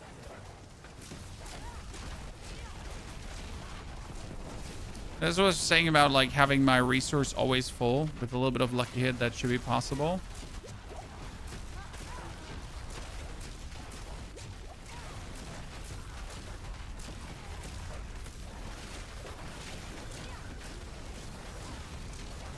Here's the thing that I mentioned again, right? These thingies that just appear, and then if you get hit by one of these tiny blips, you just die.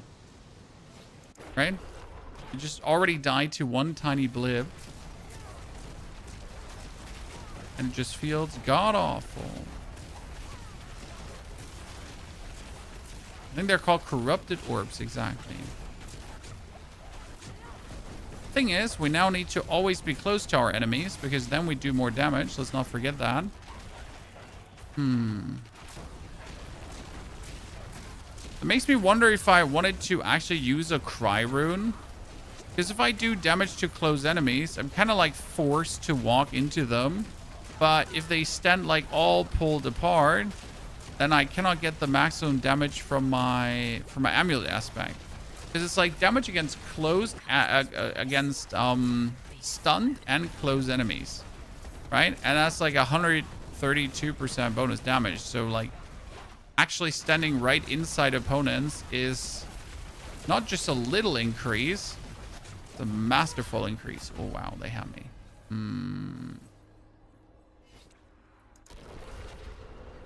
Dropping the pit in the stone for absolutely no reason. Yeah, I know what you're talking about. There is a bug with Fortified Draining and the Heart of Stone where the damage you're taking like counts weirdly towards that already. And it kind of like deletes that from you. Okay, that electricity just kills us. Cool. Would Harlequin Crest work in this build instead of Crown of Lucian? Yes, absolutely. Harlequin Crest would work in this build instead of Crown of Lucian. But if you take the Harlequin Crest instead of the Crown of Lucian, you just do less damage. Now, if you're fine with less damage, pop off.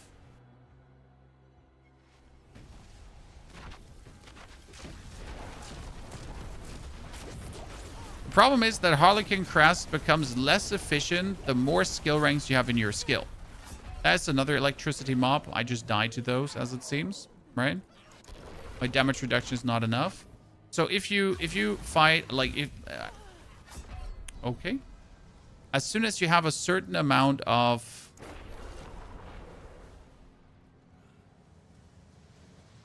skill ranks, more skill ranks are not that beneficial anymore. So there's diminishing return to skill ranks, right? And that is something where the Crown of Lucian doesn't care about. The Crown of Lucian will always give you the 58% bonus damage.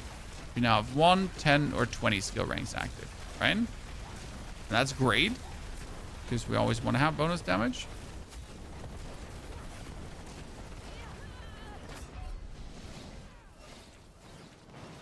We're dying way too much to elements. Crown was nerfed bad. No, it wasn't. If you have it in Mythic.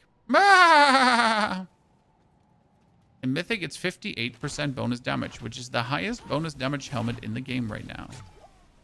And nothing comes even remotely close to that.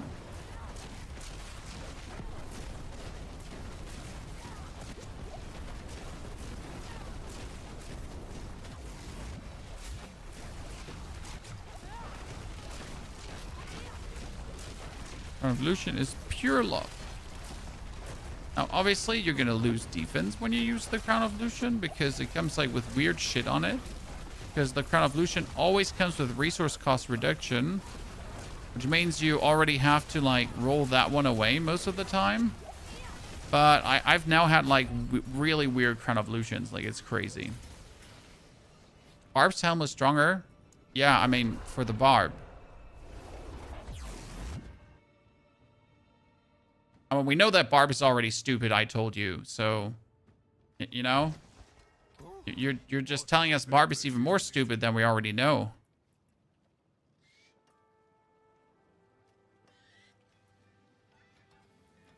You don't need to make us dislike Barb more. We already dislike Barb, you know? It is done. You don't think PoE players are smarter, do you? No, Porchy. But a lot of PoE 2 players feel smarter. What do you seek? Okay, this is Elemental Constellation, ladies and gentlemen. Finally, we've been waiting for this.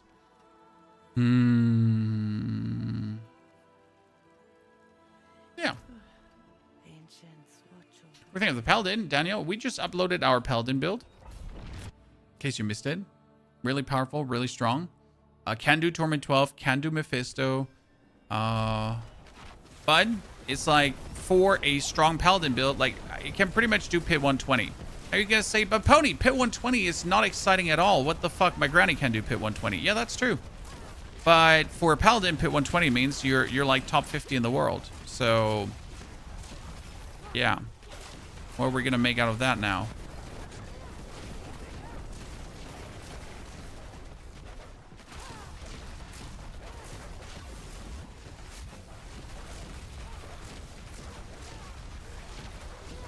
Ah, look how much damage we can suddenly deal. And we're still missing 40% damage on this aspect. Beautiful.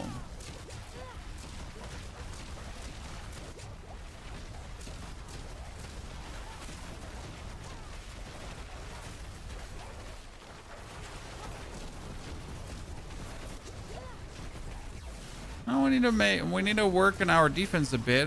That's like the big question if we want to send in another defensive aspect. Right?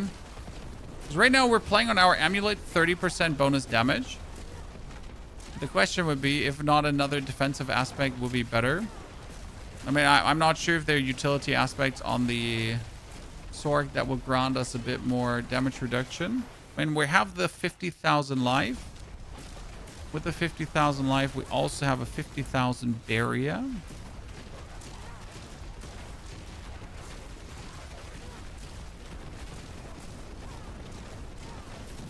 There was the earthquake again that I saw way too late.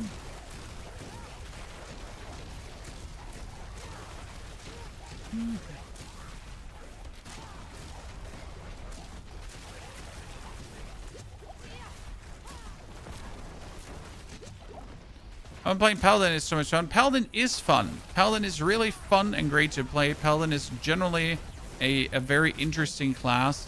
But the amount of effort you have to put in where, like, if I want to get alone Pit 100 on the Paladin, I already need amazing gear. While our friend the Paladin can get Pit 100 with like 3 rare pieces of equipment on and the rest is white gear.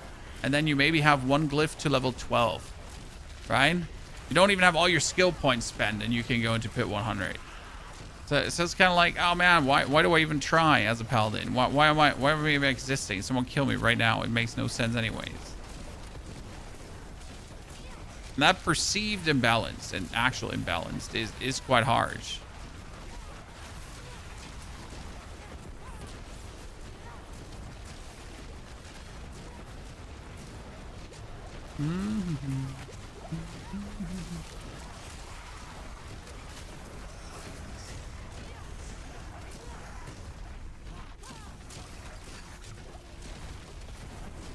It's interesting, in these higher pit tiers, it gets harder to keep your berry up. Right?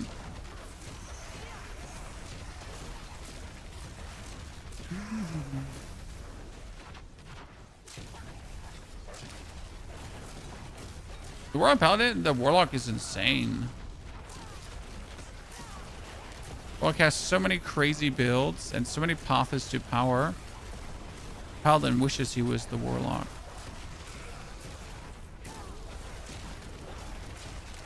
Right? Okay, let's see about that 115 boss, how he's going to jive with us. Oh, they have the Corruption Orb again. I can't wait to just walk into this Corruption Orb and just die.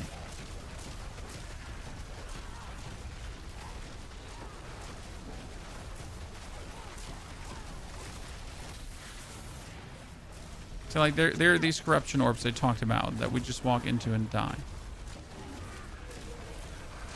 Okay, let's look at the damage here. 3 trillion. Chat, 3 trillion damage over time. Okay, we got it.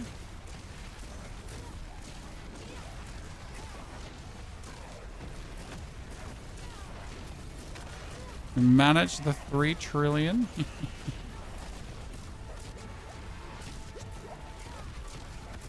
Yeah. Very good. Very good. I like that.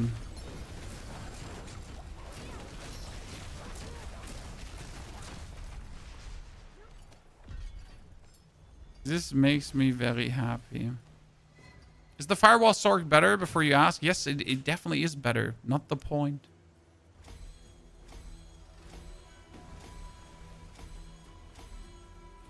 Not here to play firewall SORC, are we? Okay. What skills this? This is Blizzard in Lightning.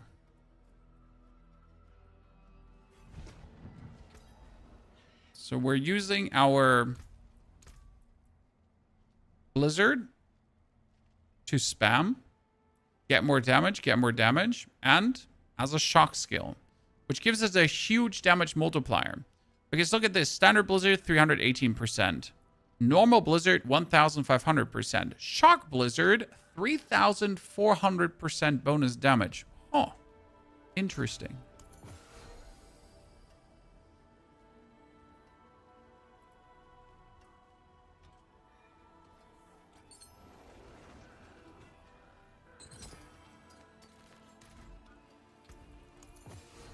Sometimes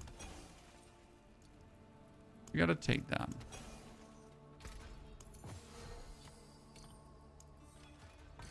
Let's roll one until we see mastery or shock, because we still need a few more ranks.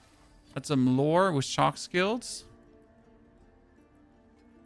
Shock skills are better than mastery for one reason. Because shock skills also gives the unstable currents levels, right? So when I then use it, it's more powerful. A little improvement, but still improvement. Beru with 2 mastery. Let's go. That was good. Okay. So we're currently playing Tactician because they give us more damage. We got Adept for the size and the Eliminator for the damage with the Exploit and the Reinforced.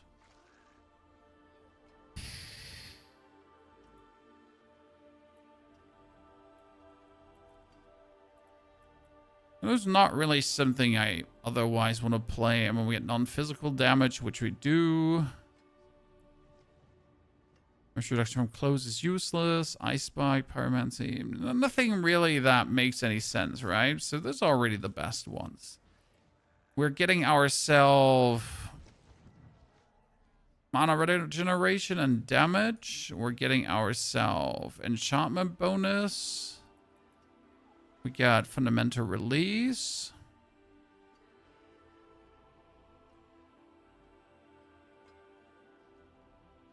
And then we got Frigid Fate. The Nightmare Dungeon bugs still work? Yes, sir. The Nightmare Dungeon bugs still work. I'll be here. That will come. Mainly to break another's work. Yeah, I like these pieces of equipment that we have. We still need a better staff because mine currently has just maximum life. That's it, right? It's not really an exciting staff we got there. We get one with intelligence as well with less maximum life. We need the life on hit. Why do you need the life on hit? For temerity.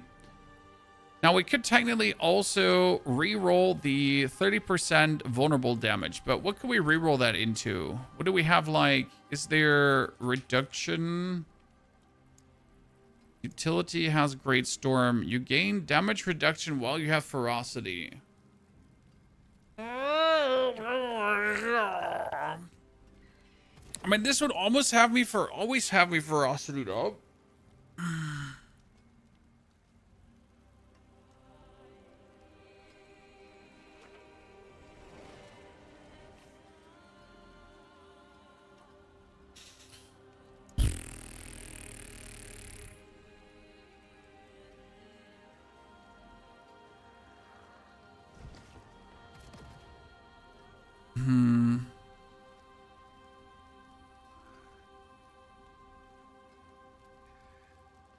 I'm trying from your video and dungeon not reset, then you're doing it wrong, sir.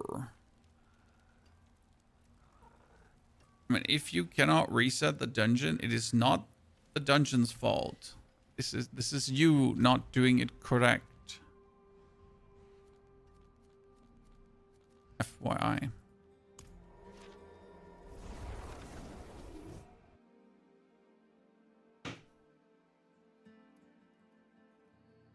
Is it worth to restart Diablo without the latest?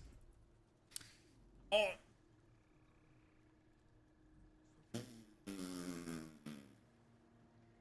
Crab in the lack. Is it worth to start Diablo without the latest DLC? No, absolutely not. You're sweating. For example, if you would like to do the build we're playing here right now, without the DLC, you couldn't do the build we're playing right now.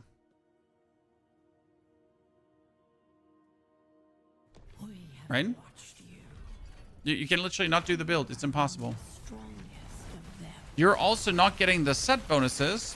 Without the set bonuses, you are losing out on massive amounts of damage. So also completely impossible. Oh, and you're not getting war plans. Are you not getting war plans? Maybe you're getting so many things. So the reality is that you can absolutely play without the DLC. But the reality is also that you might not be able to reach much beyond Torment 8 out of 12, right? And you won't be able to do certain builds because you are lacking the third option. Because without the DLC, you're not getting the third option here. And to be fair, the third option is in most cases the most interesting thing.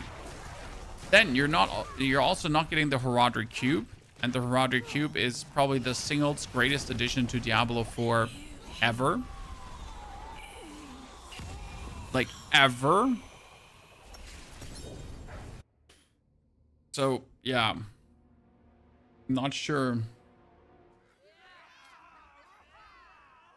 Don't worry, I'll take care of it. You're mad as a meat helmet, you know that. You're not smiling. The Reapers.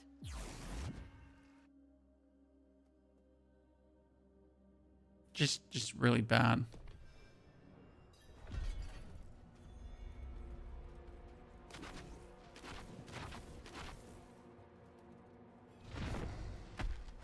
Yeah, let's see how much life the Reaper has against us.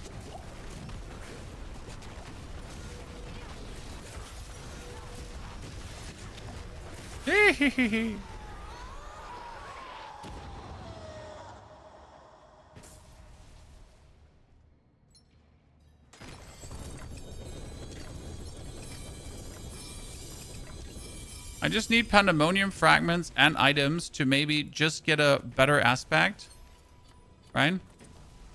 So I'm not looking for anything specific. I'm literally just looking for a better aspect. I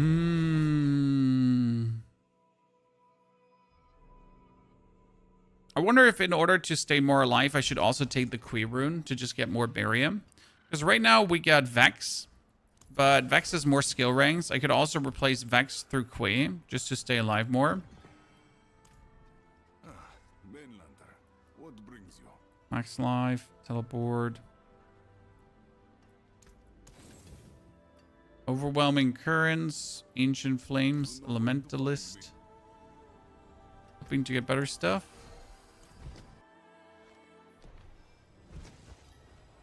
Have you looked at Molten Bat in comparison to Ember Fury Charms of the Firewall? I have not played Firewall, and I am not planning to play Firewall. So, no, I have not looked at anything regarding Firewall.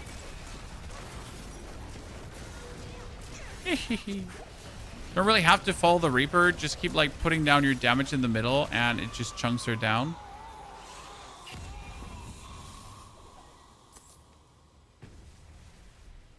Let's try and get wrecked. No, you have defense and everything.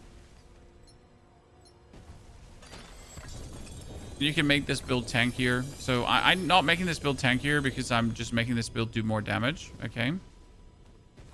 Very important. 4 kills already, no unique.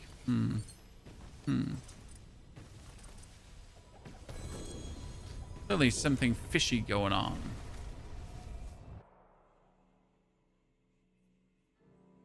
Right now, I don't really have defense problems. However, you can always get defense here if you want to. Event grants you movement speed, resource. Step up to my anvil.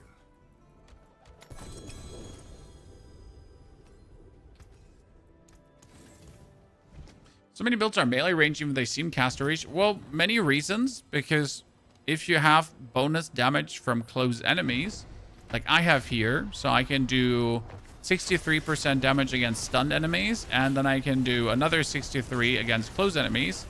So I literally just have to stun them and stand close to them, and instantly the enemy just dies. Right? So why would I be close? Because it makes absolute perfect sense to be close. That is a lot of seals and charms.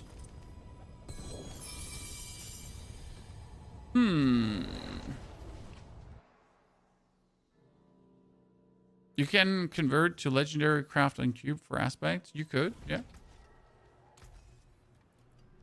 So if you really wanted to have the upgrade, then you could just get yourself a bunch of rings and then throw them in and throw them in, throw them in, throw them in.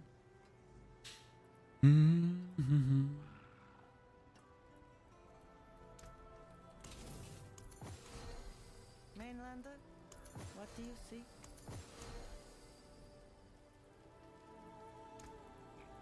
What is this? Drogden's Anguish Charm.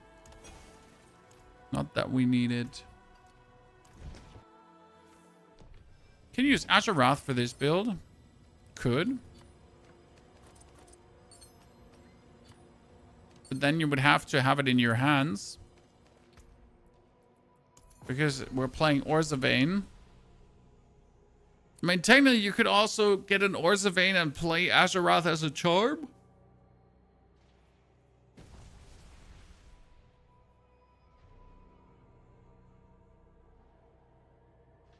Which should technically lead to interesting explosions because you're doing all this damage over time and then boom, boom, pop goes the weasel. But I genuinely don't think that would make the build much stronger. Like, I don't intend this to be a pit pushing build. So very, very important shout out, FYI, whatsoevers. I plan this to be just a very fun, quick, zoomy SORC build to play. If you want to push pit, you got the firewall. Okay?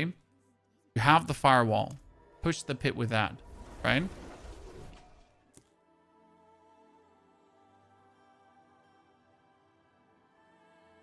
Let us help this man.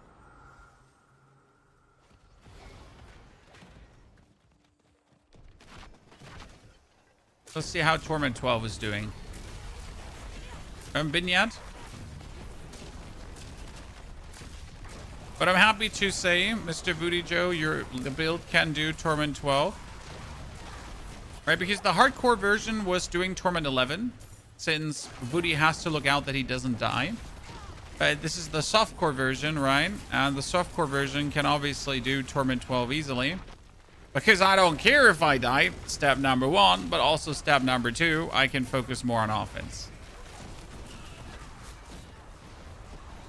Okay, yeah, this is easy. Like there's actually no struggle damage wise, nothing. We gotta see like how easy is a lair boss to kill though, because that's obviously like intriguing to look at.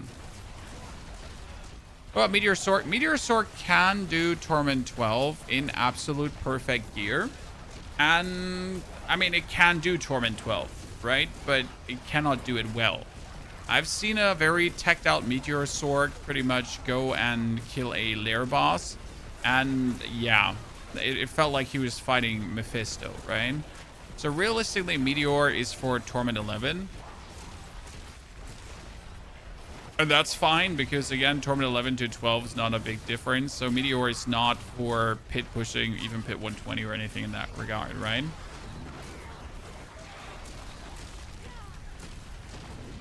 I'm playing Soul Southbound. I can't give you anything, sir. My gear's my gear. My goodies are my goodies and my own goodies. No sharing. Are you going to play PoE tonight? Nope. I am making YouTube videos tonight. I am taking care of my children tonight. I will not be playing PoE. Then I will go on vacation and I watch all your cool videos on how you're enjoying All Flame. Hopefully it's good. Okay, Spiritborn. I'm not sure if I want to do Spiritborn this season. It's just not interesting. I mean, I have the Shattered Vows if I wanted to play Shattered Vow, but mostly don't even play it. But I have those just lying around. The problem is that Shattered Vow is a bit useless for Spiritborn because your ulti does the same and it doesn't actually... Like, Shattered Vow doesn't even do anything because it's like mythic, right?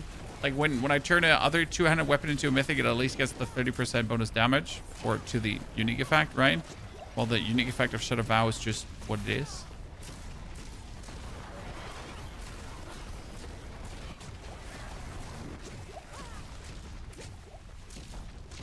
Hello, Mr. Roundwalker. Slay the remaining enemies.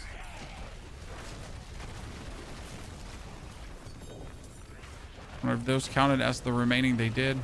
Wow.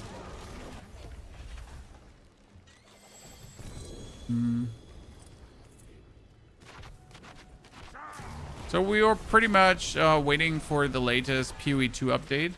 But I think the latest PoE 2 update will be after Gamescom. Hopefully. Hopefully. Started making Necro so good. Necro is reasonable.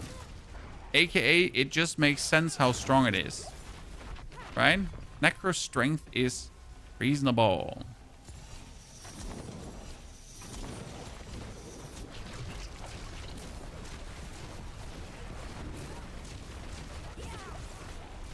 Get the Scythe first try. Honestly, getting the Scythe is not that hard because there's like only 3 outcomes or so you can get. So some mythics are really simple to get, right? For the Crown of Lucian, I have like 5 or 6 different mythics I can get. And that's a bit unlucky when you're trying to just get your upgrade. Okay, let's see. This is my first Torment 12 boss, ladies and gentlemen. This determines how well you feel in Torment 12, right? If you're able to properly kill the Blood Maiden. Yeah, that's fine. We can work with that.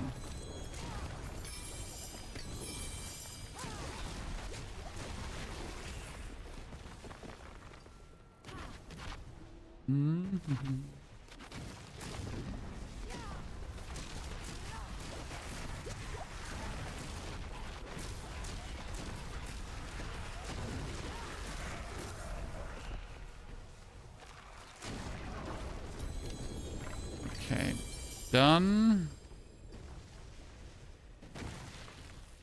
Quickly running upstairs, and then we continue.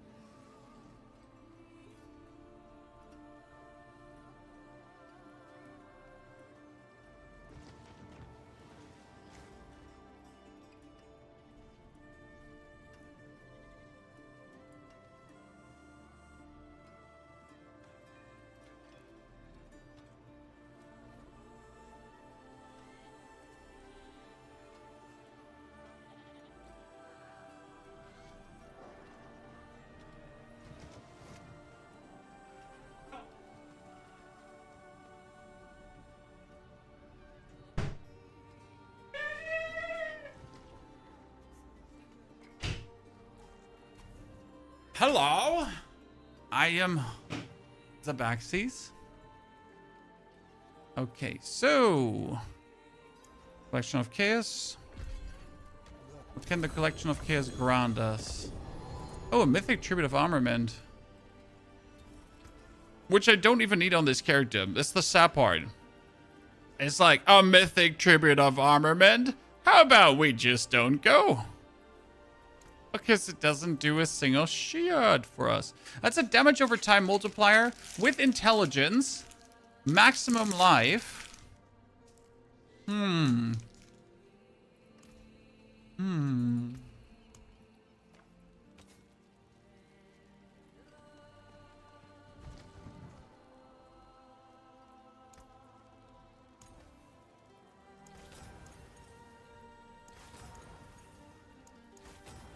So,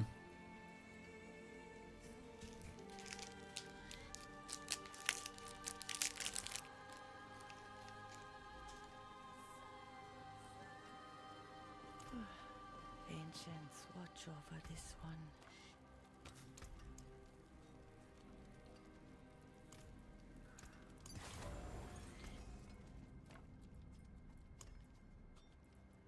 need to masterwork that.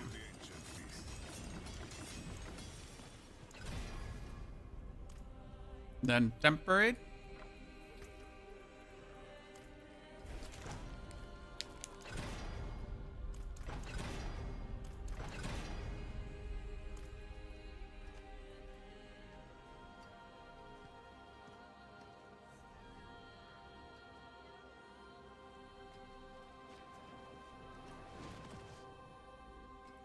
Can Warlock complete all the game's content? Yes. Tier lists are bullshit. Don't listen to tier lists. Most tier lists are most tier lists only focus on one thing, and that would be pit level, pit tier. Welcome to the island. And that's how they judge builds and classes. So they're going to tell you that Warlock is C tier because Warlock doesn't get to pit 140. But that's a useless rating because Warlock is amazing and plays super good and can do all the content that matters. Challenge next time. It just can't do specific Step up to my anvil. harder content. Harder, like the pit.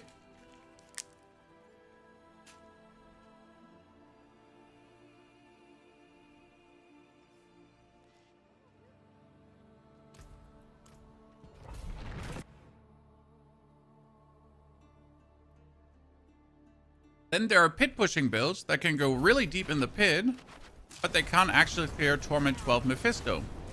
Good. Because they're only good at one thing. And that one thing is called pushing the pit. And they're not good at other things.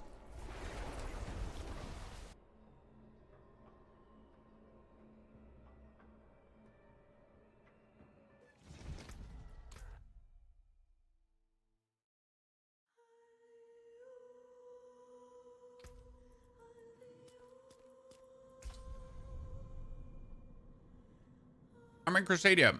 We have multiple Warlock builds. But this is our Warlock currently.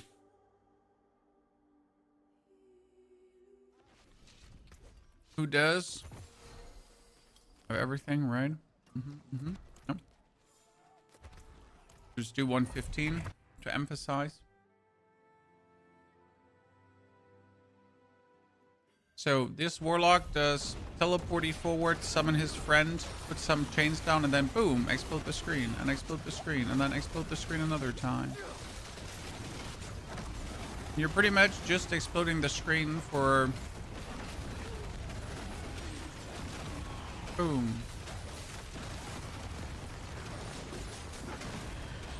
Boom.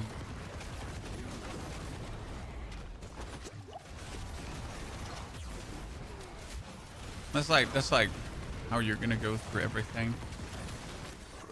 And this is also how you go through the actual open world, right? Warlock is really fun. Anyone saying Warlock is not strong is just wrong. But obviously doing a hit for even 1,000 trillion damage doesn't compare to a barbarian who just does quintillions of damage by simply zooting around. But yeah, this would be Warlock in a nutshell. Really fun.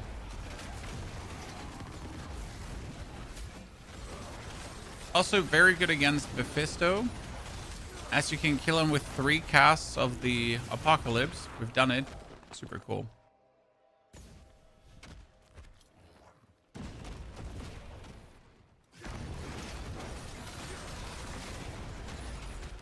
It's quite enjoyable to play.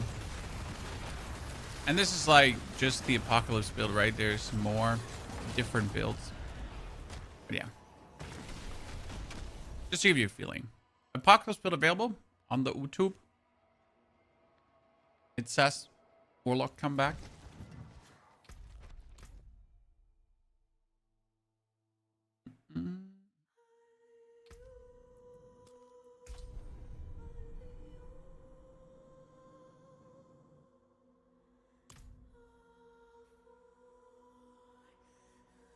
Can you only reset a nightmare escalation once? No, you can reset it indefinite many times.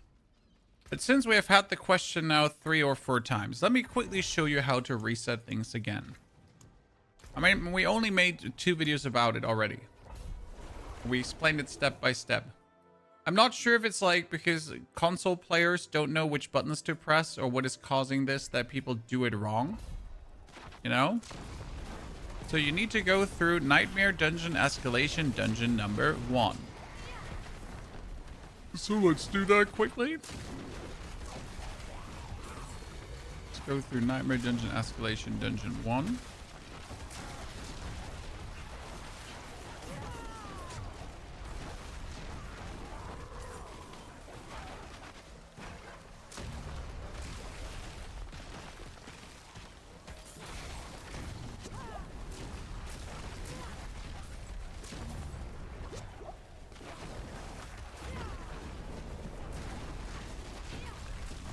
Then we're going to...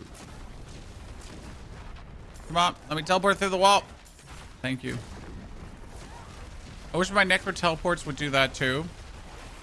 Or the one thing that like Necromancer is still lacking. Please let me just teleport through walls. That would make life so much cooler.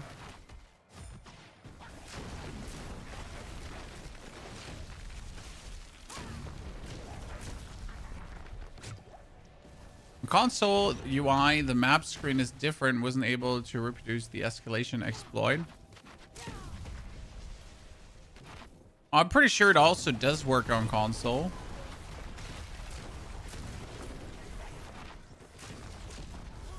Might have to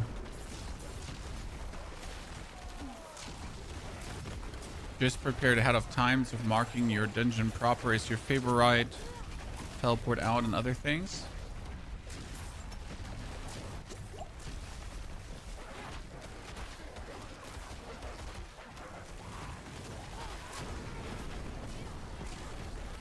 Mr. DB Joker, you found me on TikTok. That's a rare find. Appreciate it. What build are we playing today? We're playing a damage over time sword. It's using the power of damage over time to do billions.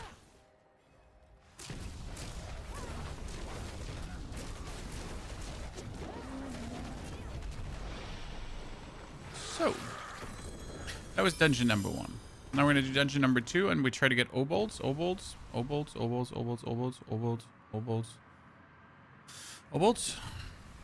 wish it would show you which dungeon it is, because it says teleport to next dungeon, right? But I would really like to know what dungeon it is.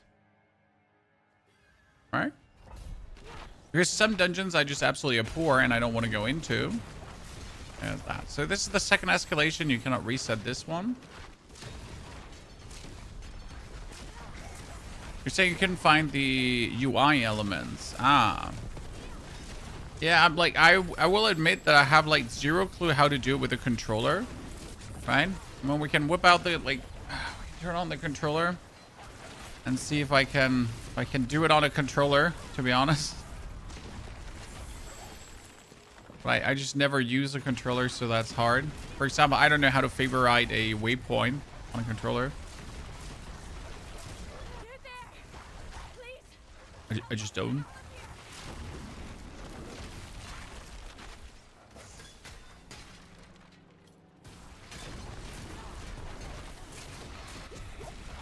T-Bolt's Will is a random drop.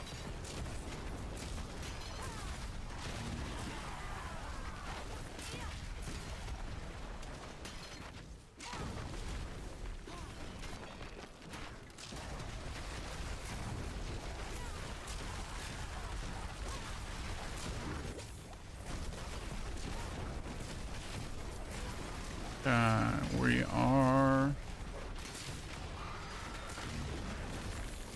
Give me more. Help, please. It's like, no, I'm sorry. I'm just here for Opal. You know? I'm just here for Opals. Oh, treasure goblin. Mine. But still, I'm just here for Opal.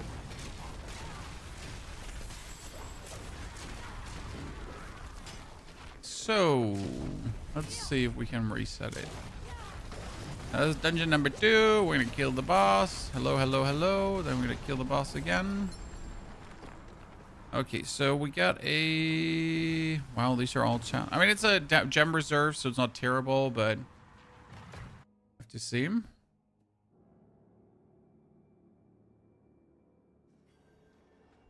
Wow. It's Ground Slums. That's interesting. Because it kind of like breaks what I usually do for resetting. So we're just gonna like kill some enemies, right? To just push a little bit into the dungeon. Just loot like 1 or 2 chests for the gem reserve. Gem reserve. Thank you very much.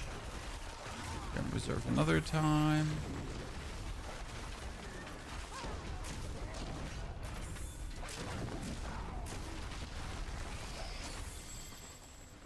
Okay, let's see. So, in like what you have to do now is you have to hover out of the dungeon and go and favorite a waypoint. We could do it here with the ruins of Rakath Keep, I think.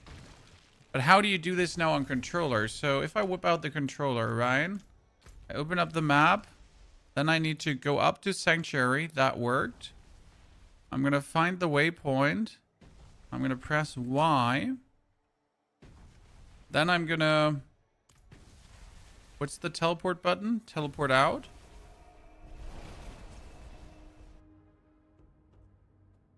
I'm learning. I'm going to walk into the other dungeon.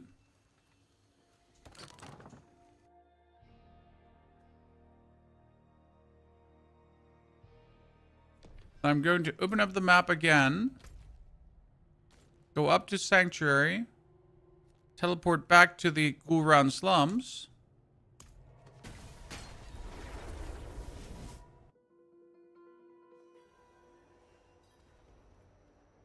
And they're not reset from that dungeon. Interesting. Then we're going to go over to Temes, because I know Temes obviously works.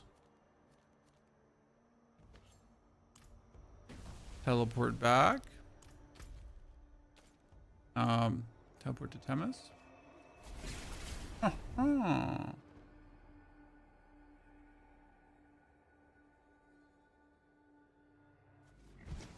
Go on our horse. How do I get on my horse? I never play with controllers, so I don't know these things. How do you sprint? Oh god, game is dying. How do you run faster on your horse? Oh, B.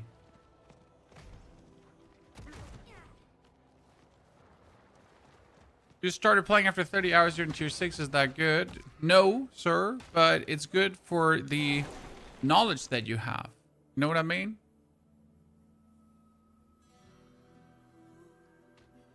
Like, more knowledge, faster through the torment tiers. Less knowledge, slower through the normal torment tiers. Okay, then we're going to travel into the Ground Slums. And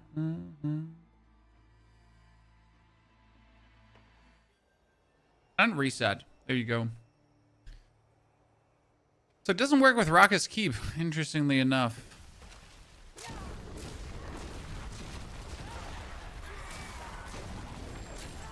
But yeah, so it works on controller as well. What can I say?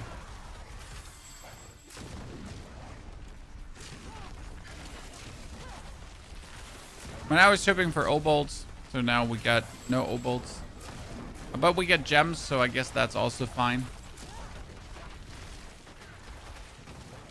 Need from Temis? No, you don't need from Temis. You could also teleport to the Overlook, where I am currently, and walk inside this dungeon. But since this dungeon is my Nightmare Dungeon escalation, I cannot walk into the Overlook.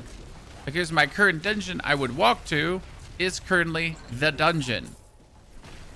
Which is an actual problem.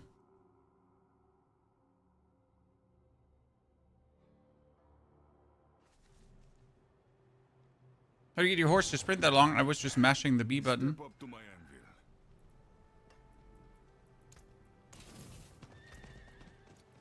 Excellent fight.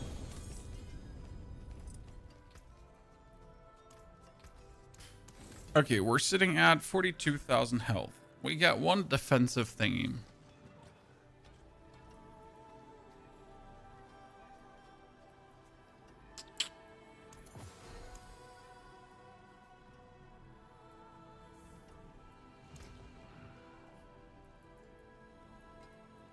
Our resistances are surprisingly okay.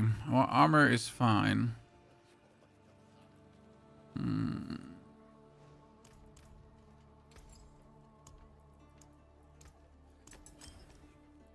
make your Grand Diamond.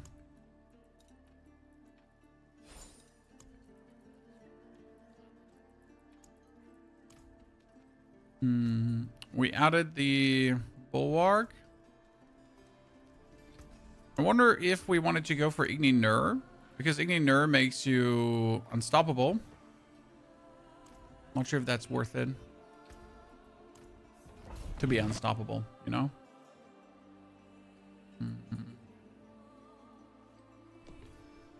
What we need to do in this second is we need to go to a Belial, because I wanted to see how much damage we would actually do against a...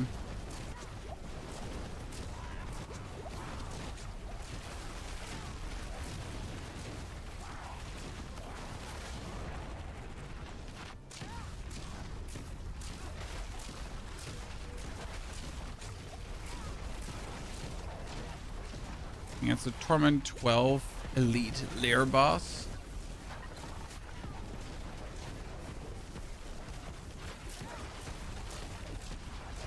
Why are we walking into this opponent? Because we do more damage when we walk into them. More damage to close enemies. This aspect is probably like the worst one to play, but it's so much more damage, so it like feels bad to not play it. Right? But then again, if you walk into them, there is the danger of this happening, especially when you're fighting these guys. That, by the way, make the worst boss opponent possible. Right? They got demonic chains, ladies and gentlemen. And I pretty much just walked into their demonic chains that killed me. Because obviously I didn't see they had demonic chains until it was too late.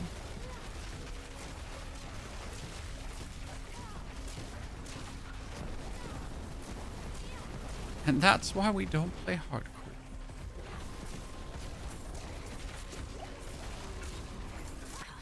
Shield Bash Paladin. There have been Shield Charge Paladins, which are like charge barbarians, just without the damage. But same gameplay. You bibbity bounce around, left to right, left to right, left to right, bing bong, bing bong, bing bong. And then you don't do any damage. Because doing damage would obviously be completely overrated.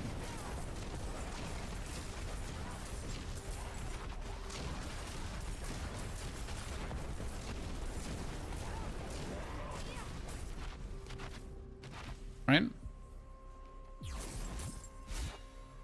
The Skeletal Warrior Priest the ring expertise when they despawn. No. You use the C rune for that.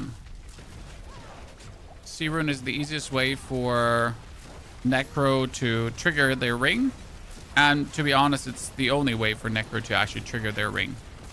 Which makes no sense, because why would you get Necro a ring that they can't trigger unless they would play a specific something something? I mean, technically, you could also trigger it over sacrificing your skeletal warriors, like, to play the explosive variant of them. But that makes no sense in a minion build, to be honest.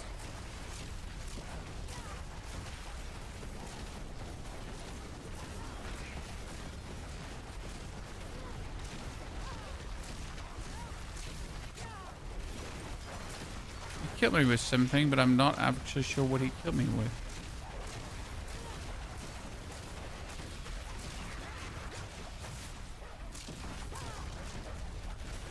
I kind of want to use my cool storm, but gonna keep my cool storm now until we're at the boss, to then give the boss the super noob.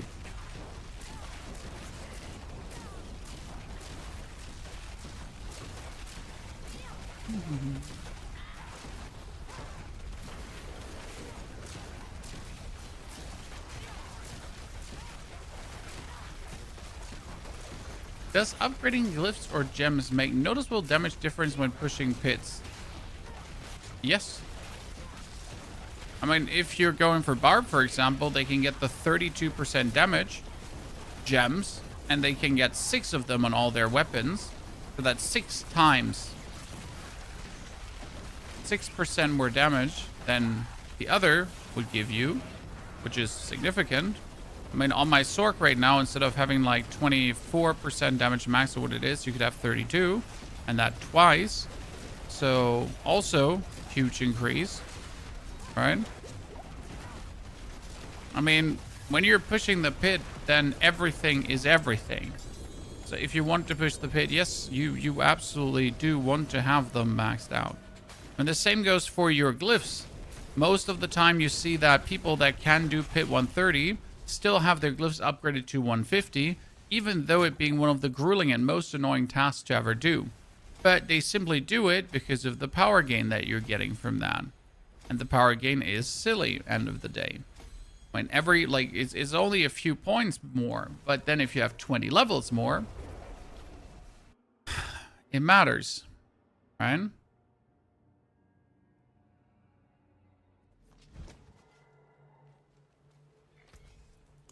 Is PoE2 a good game? Yes, sir, Moon. PoE2 is a great game. You definitely want to play it. Use Thole to freeze. I have a free freeze with the Frost Nova effect, so don't really see a reason to play Thole for that. I mean, here, if you're looking for example for the top Necro players here right now, right? Top Necro players. So the dude can only do pit 136, right? Yet his glyphs are 150. That means he actually upgraded his glyphs with like a 20 to 30% chance. He kept upgrading them until he was at 150, because it is a meaningful damage increase. And you have none here as well. 131, 130, 130, 130. But he can only do pit 130. That means he still, with a low chance, just kept upgrading his things. Chan, the same here. 143, 143, 144, right? Despite not being able to meaningful go further, still doing it. Because end of the day, more power is more power.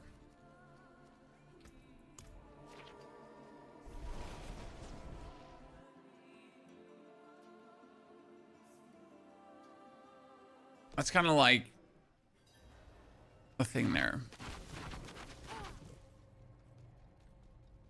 Okay, let's see how much DPS we can do against Belial. What is reality? What I allow you to believe.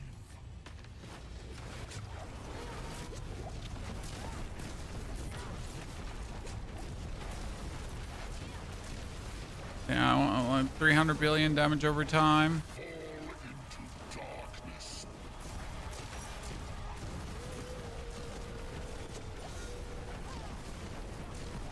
I want to see higher ticks.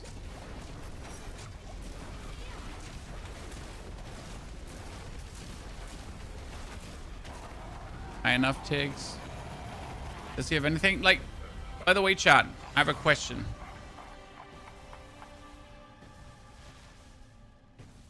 Why does Belial still exist? So you used to go for Belial, right? To get a specific loot piece in Greater Affixed. But since we can upgrade items to Mythics, like right now, Belial has no reason to exist, right? Last season, I mean, next season, that's a bit different because then you can go for Belial, right? And you can force him to give you something in Greater Affixed, and then you can upgrade that Greater Affixed item to Mythical, and it will actually keep the Greater Affixed. So in the next season, it might actually make sense. But right now, it's like, why does Belial still exist? Why is he still here?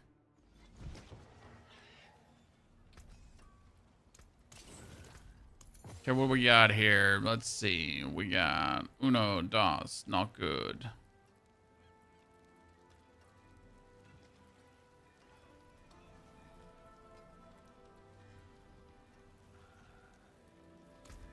Nothing.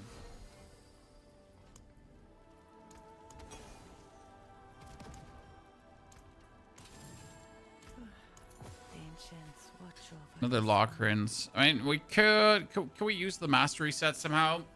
Out of interest. Once per cast, damaging enemies draws Tower Rush's power, triggering a mastery skill. Frost skills trigger lightning skills. Yeah. Cast damage on all resistance per element. This power now unleashes all mastery skills and grants a different element for 12 seconds. Nah, it's not really worth it, right?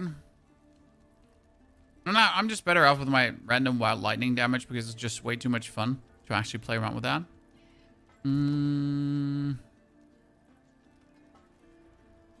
Oh, I'm cool.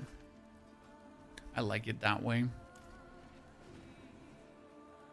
I use him for anything I need from Bartuk, Adam. I do understand that, but usually when you need something from Bartuk, you just obel gamble for it, right? I mean, you can just go obel gambling and pretty much... It's worth something. Not much, but something.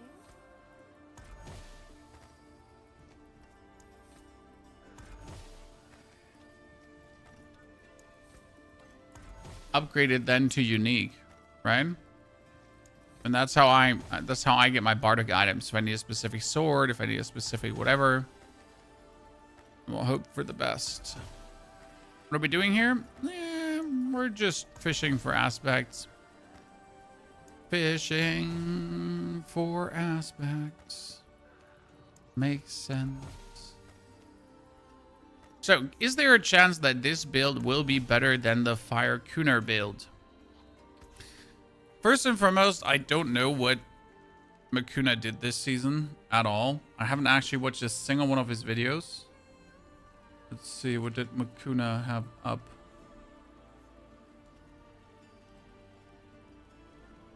He hasn't made a video in 2 weeks. You mean the Fire SORC here for Makuna, right? This one. This one here, where there's this weird AI-driven game.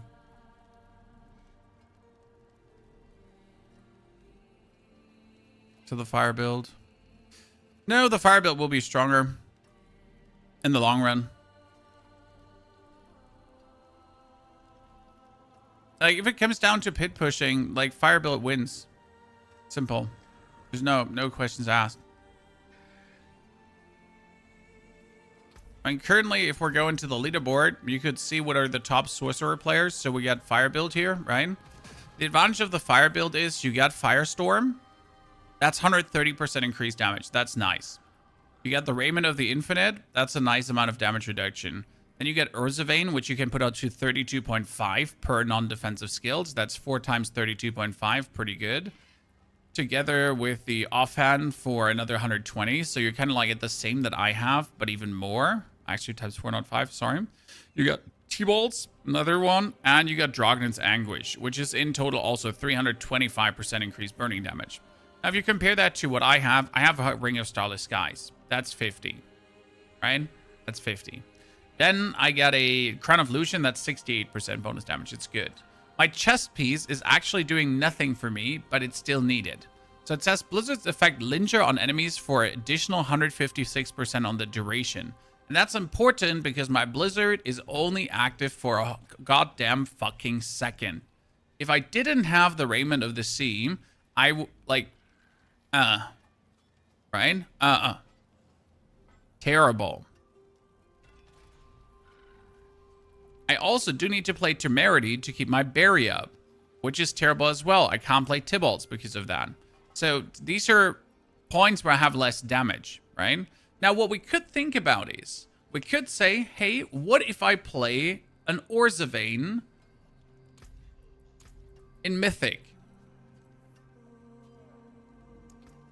Because if I play an Orzhovann in Mythic, I could play a Bloodmet Idol, technically. Now, we could try that out. So, because right now the Constellation gives me 240%, and we're getting here like 63%. But if I now play the Orzhovann, right, this is 22. But if we played as a Mythic, it could potentially, with an offhand, then be better. Now, we can try this out. So, let's go for a few Reaper kills. But in Torment 11, because it's just faster than Torment 12, I think. So we could go for a few Reaper kills, get a few more Pandemonium fragments, and then we could try to roll an Orzhovann, which should be easy as a SORC, right? How many one-handed weapons can SORC get? Ah, shit, no, SORC has the offense. Figgity, fuck. So SORC has, let's see. We got Vox Omnium, that's two-handed. Staff is two-handed. You got Butcher's Cleaver, that's number 1. You got Strike of the Stormhorn, Oculus, Flame Scar, Shard of Arathiel, Fang of the Viper Magi, 6, 7, 8. Wow. That's fuckity fuck. Technically 9 because of the Respite and Dirk, but I don't even know if that comes. Well, that does not sound easy, but we should try, ladies and gentlemen. I mean, maybe the RNG gods are fortunate, bountiful with us today.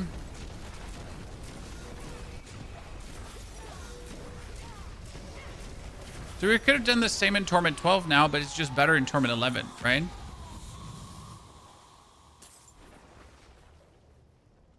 At a first try, I mean, we have a lot of resources, so it's not like we're gonna struggle through this.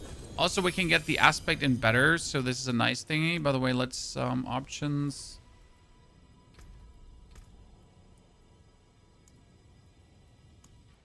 My only bosses filter moves a lot of things away, so we can actually pick up more stuff, you know? So we can pick up more stuff. Do.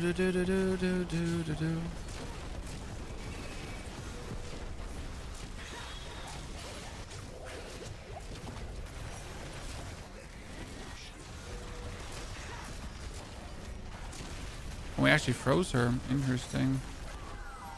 At the same time, I do need to start keeping Lockrins, talismanies. Technically.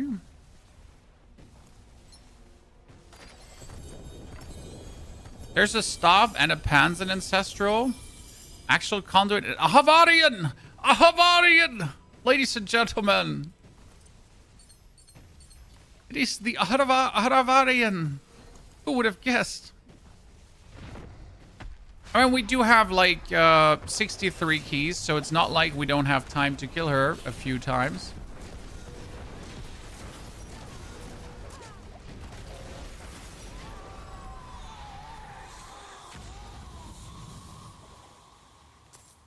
I rolled a lot to get Orzhovann. I mean, I have enough, how do I say this now?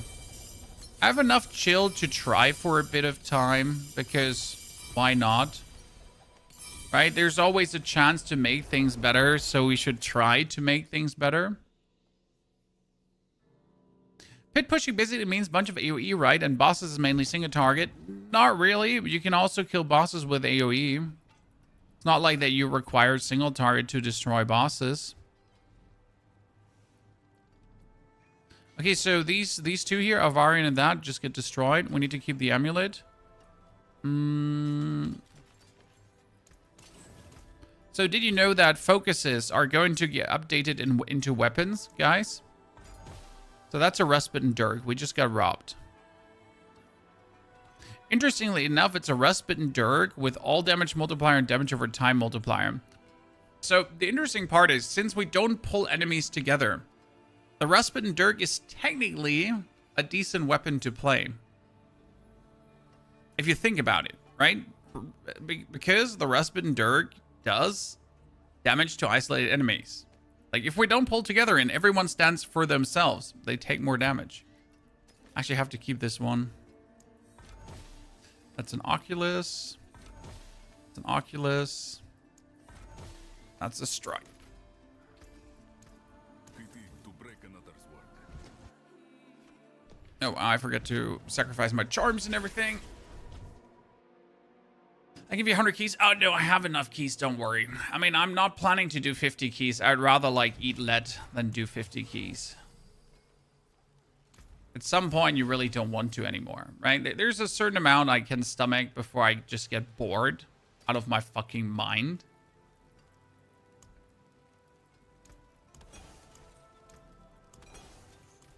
I mean, at least doing her is very good for your charms in general, right? If you need Horadric resin, dude, you're gonna have Horadric resin. Yeah, the Rust-Bitten Dirk is great for bossing, exactly. I mean, it seems like not a bad choice.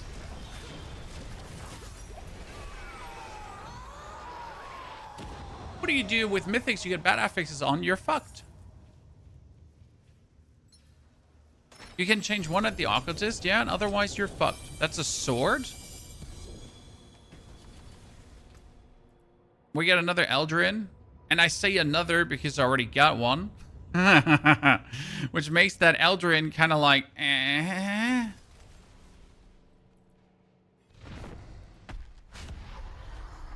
You know?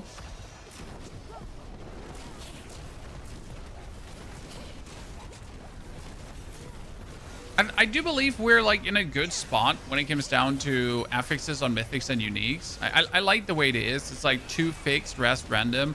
1 can be rerolled. I mean, obviously, sometimes the outcome is less than Stellar, but most of the times, it's good. When we upgrade to Mythic, it should keep the same. Well, that's how it will be in Season 15. Another sword chat. Okay.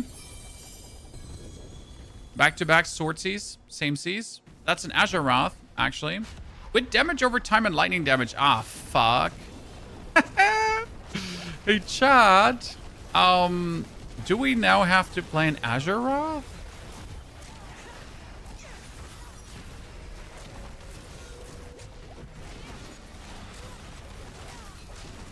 And see what happens when we freeze an enemy? The thing is, we're not even freezing an enemy, right? I don't know if it counts that when we're stunning a boss. That's the problem. Okay, we're going to have to keep this because it's actually too fun, because it has damage over time and lightning damage, right? It has both things that we would actually need. Yikes. That's so weird.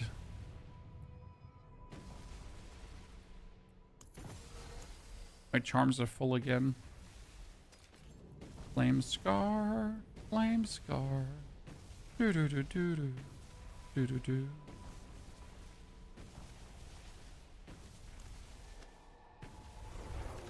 So the boss gets stunned. But if we're stunning him, he technically counts as frozen. But like sometimes Azeroth is a bitch, and then if you actually stun someone, he doesn't count as frozen because you stunned him. Even though he's staggered and should count as frozen.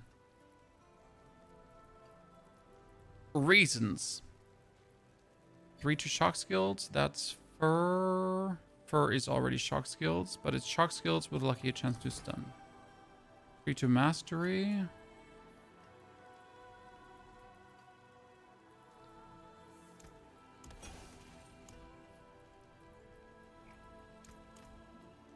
Now we should sell seals for gold, I think. I'm sorry, chat. I'm a cheapo. I need that.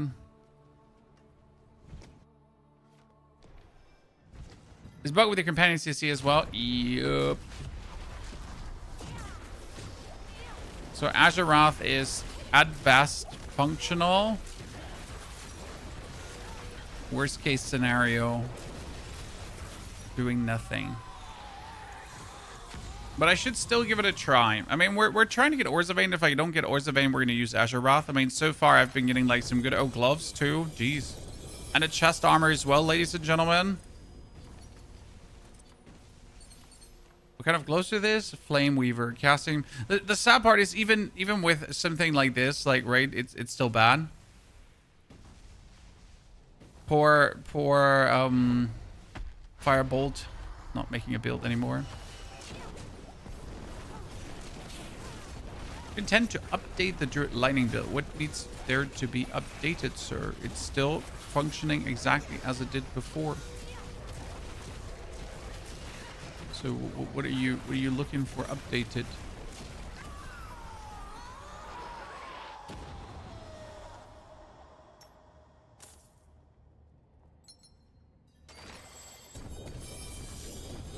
A helm. We're getting it all. So helm and a raiment of the sea as well, Chan. But my raiment of the sea is like is already good. We get a Godslayer crown as well. Damn. They're dropping, Chad. They're dropping. It's just one inventory here. Let's get going. Let's get places.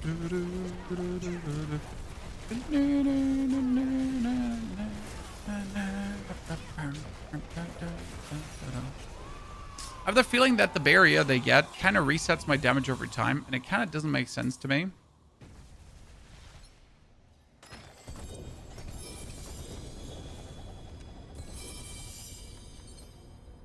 Okay, do we have one more inventory? We have one more inventory, chat. One more inventory.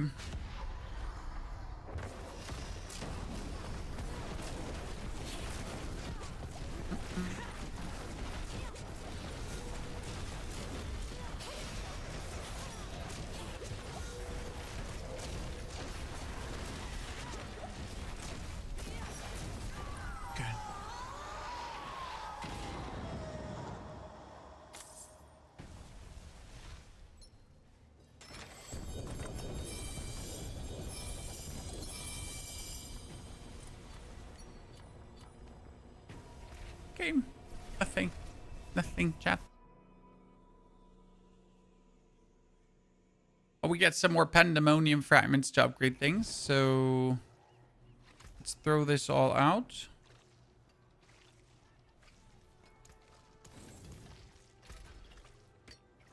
Orzhovaned into Orzhovaned. Flame Scar into Orzhovaned. Oh, it has life on hit. Ladies and gentlemen, it has life on hit, all damage. All damage in this case is worse than damage over time, but I'll take it. And we can re-roll the weapon damage into maximum life. Okay, so that would be our Orzhovaned now, ladies and gentlemen.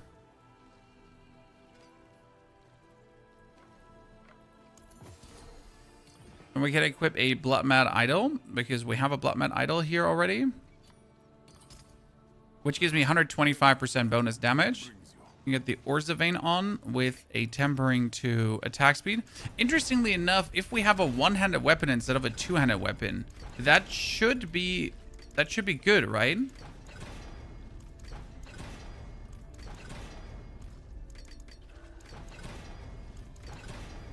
Because you cast faster with a one-handed weapon. Come on, give me the attack speed. Give me attack speed or we're throwing hands. Hands. Come on now. Come on now. Thank you. For what you don't all do for 2% more attack speed, right, John?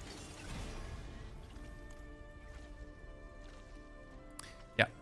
Okay, then we need a focus. Focuser. Focus.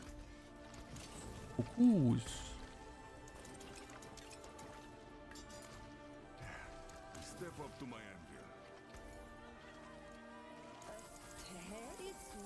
anvil. Hi. I'm alive. Chance for primary resource. No, that's terrible. Life on hit. I mean, technically life on hit is exactly what we want. The problem is that the rest around is like kind of shit. So we would have to reroll the weapon damage. That is a focused reroll on the aggressive affix into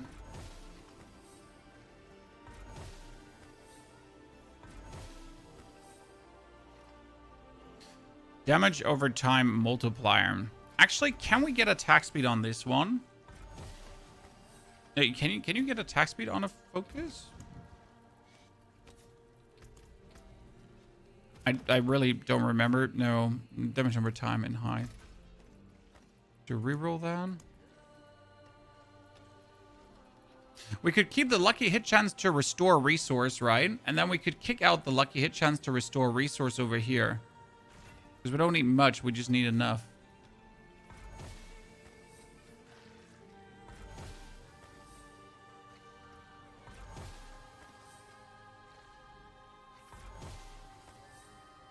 Foci? No, it's Focusa, definitely. Definitely Focusa. Focuses? One focus, two focuses. Did I just reroll a 28% damage over time multiplier because I didn't really pay attention? There's a chance, right? Because I was fucking around with Chan. And the game just decided to fuck around with me. Let's keep it like this for now. Because we're just here in the act of trying out. That means my amulet gets elemental. Shaboinky boink. Right? It's the elemental constellation. And then my big dud here gets the shock.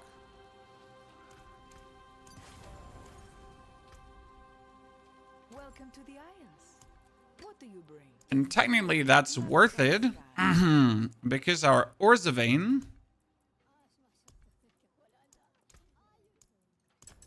is now 4 times 32.5. Which is a decent amount of damage increase. We get this still here, and we get this still over there. And that should, in all technicality, lead to more damage because we can now attack speed spam harder.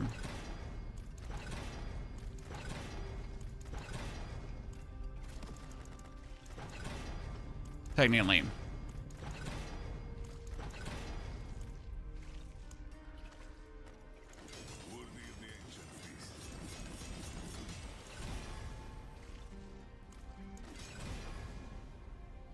Okay, that brings our attack speed up to 64.6. But we're also burning ourselves with the Blood Mad Idol, so I don't know what to think about that. On the other hand, we are life on hit healing us, so that's that.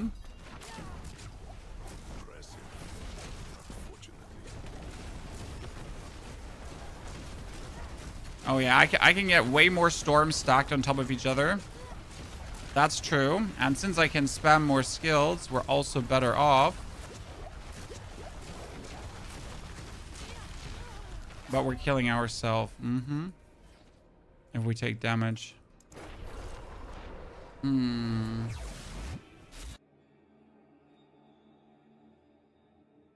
I wonder if we have the aspect here that says conjuration damage makes enemies vulnerable.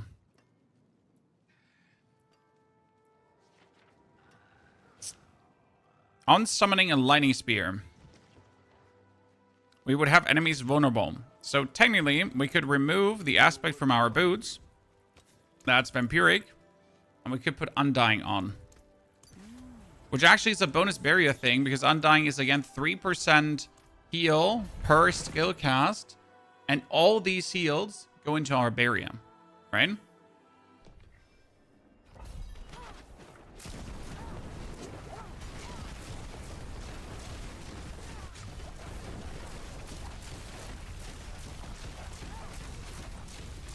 Should technically have us even higher barriered up than we've ever been before. But I'm still not sure about this damage is burning damage, how that will just go down in history.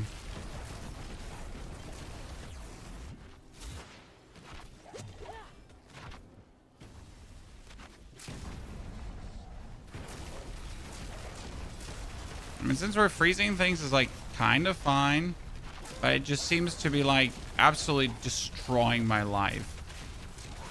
Especially when we probably then get hit by some weird ass elemental shamambo bambo.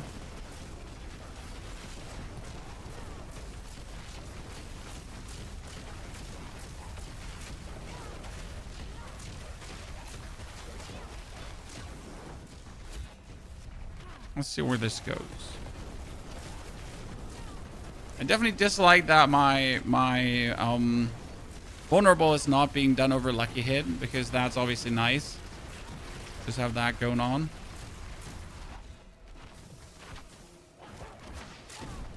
I feel like we always have barrier though, right, Chad? So that part is kind of working, and if we then get out barrier, we just instantly get it back, kind of. Worst case scenario, drink a potion. Does someone have like a suggestion for another than Blood Mad Idol, what we could put on?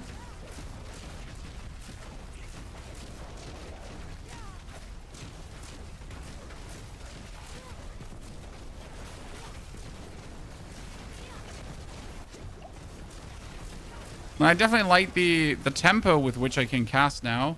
That's definitely, and we're also faster. I mean, before we did this like in, before we did this in 4 minutes and 30 seconds, right?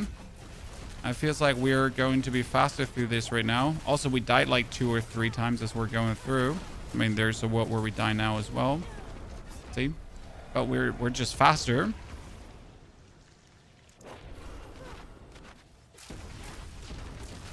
But I'm loath to use the Blood Mad Idol, because it brings us like just back to this Blood Mad Idol problem that we had with our Paladin, that it will actually kill us.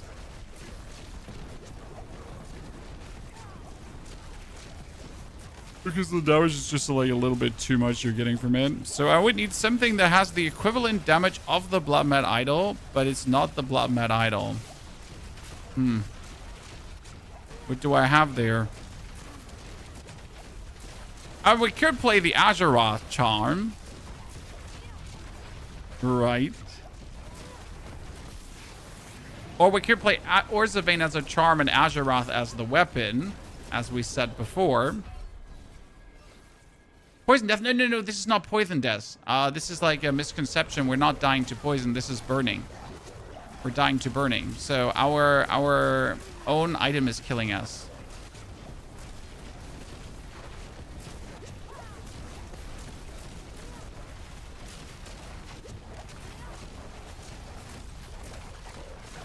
This is working good, though.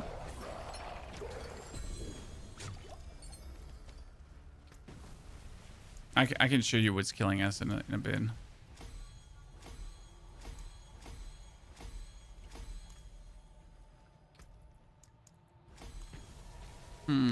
Glyphs are not even 100 yet, Chan.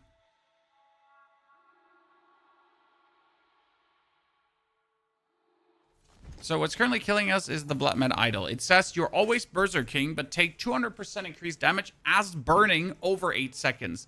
While Berserking grants an additional 100% increased damage, which is insane. But it just really burns us too hard. So the question is, what else could we play?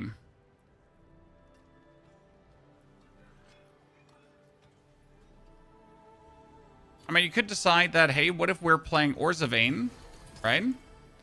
And instead, we're going to sub in the Azeroth. Let's actually do that here and see what comes out of it. Oh god, this Azeroth just rolled the 10% on the first try. I'm sorry, chat. I never expect the first try to happen. It's ridiculous if that happens, okay?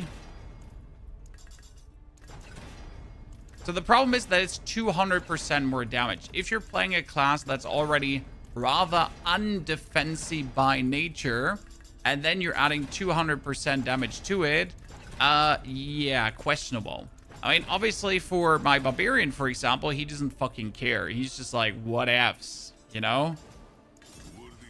Oh no, more damage. What's the worst that could happen? We're taking more damage, huh?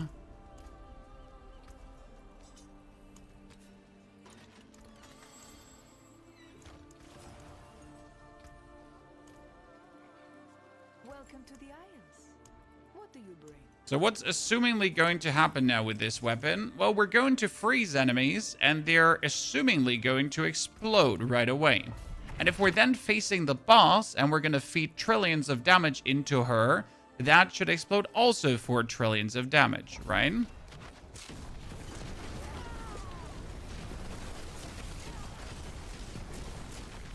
So let's see if we now notice a quicker clear of anything, if there's bigger explosions happening or not. How's this place being followed?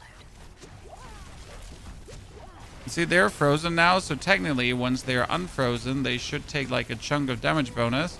The problem is that usually you see this chunk of damage bonus very easy because you are like, it's going to show us like one big crit number that hits the enemy. But since we don't like have anything here going on right now crit wise, it's going to be like just one white hit, big hit. But I gotta say, this seems faster right now. I couldn't say for boss kills, but for mob clearing here, this does seem faster, right? I mean, we're looking at a 2-minute clear currently, almost from a timing perspective, and I haven't even gotten many blips. Ooh, I died. That's bad. We're gonna play Grim Dawn. I mean, there's literally Grim Dawn coming. There's Path of Exile 1 coming. There is what else is there coming? Jesus, is there anything not coming right now?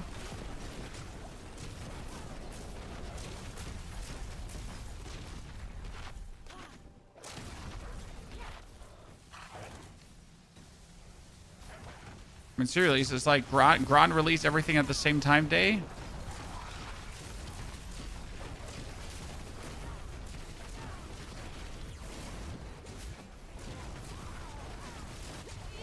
Everyone thought, hey, let's just get our update out right now. Found the Heart of Stone finally. Here, we survived that.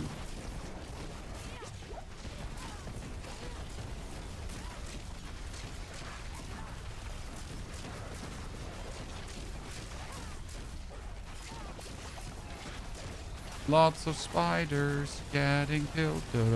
Spider-Man. Oh, I did not see them all killing me right away. Arcane Gear Broken build? No, it's not Gear Broken, but it's like, it's good.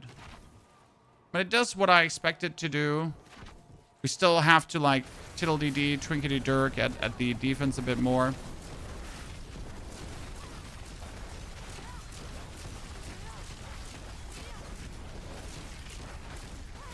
Problem is that the only place for another defensive aspect would either be Helmet, but that would lose us 68% bonus damage, or Amulet, which would also lose us a chunk of bonus damage. I mean, realistically, I also don't have to tinker with defense and just be happy about the damage we have. Yeah, see, like, these touch us and we just die. I think the biggest issue is that our defense is currently bound to... the actual act of casting and everything. Right, see, like, if I want defense, if I want to not take damage, then I need to cast, right? And despite having like 100% attack speed almost, the cast rate is just not big enough to kind of have that be our shtick of not dying.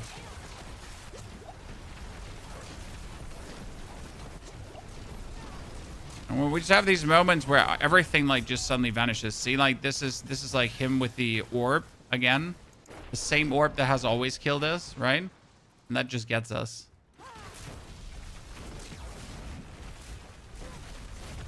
The annoying orb we talked about earlier, if you remember. The corrupted orbs, because the tiny blips from the corrupted orb just for some reason do a gazillion damage.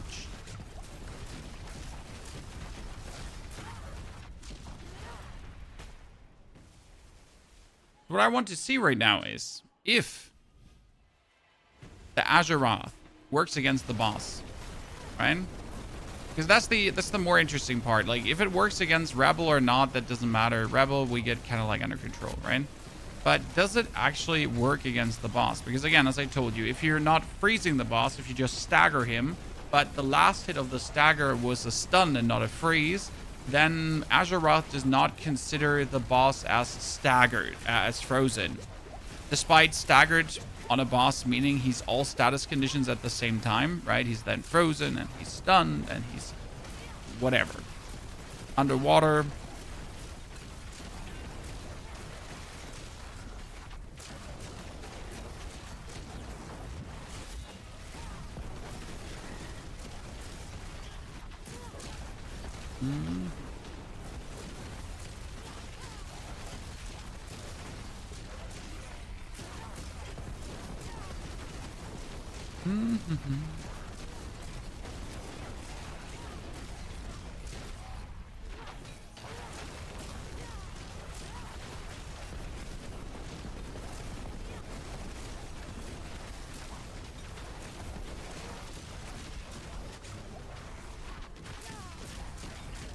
Clear him, and then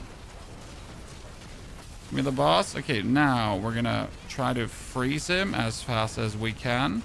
So boss is frozen. He takes a lot of damage over time now, trillions of damage over time. See, and he didn't take a chunk of damage. Make it make sense. As I told you, like, it's probably not going to work. Stun him again.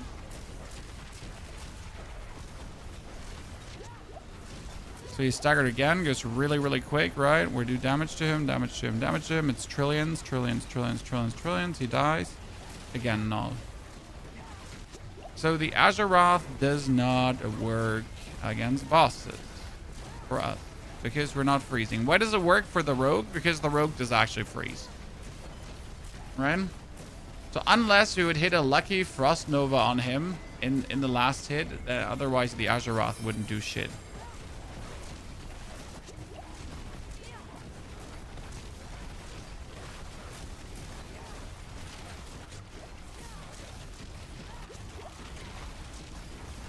Great, he has elemental resistance. We'll love to see that.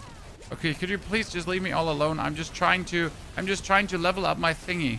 Could you just all leave me alone? No, I'm just trying to level up my shaboinky boink here.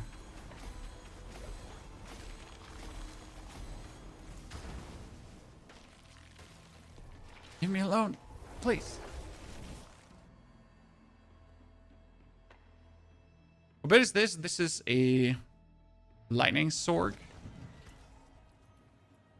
So Orzhova needs to be marked.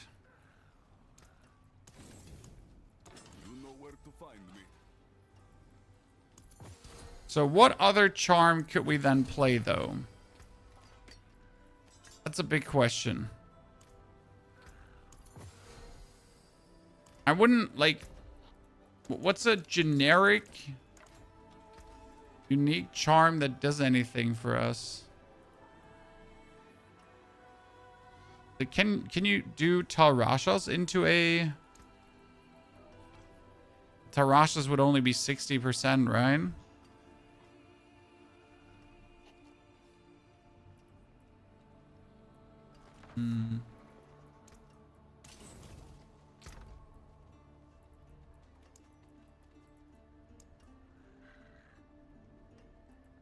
This is Static Blizzard, yes.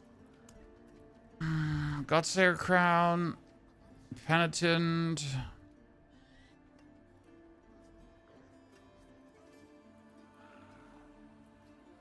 Frostburn. I mean, technically it works. Tybalts.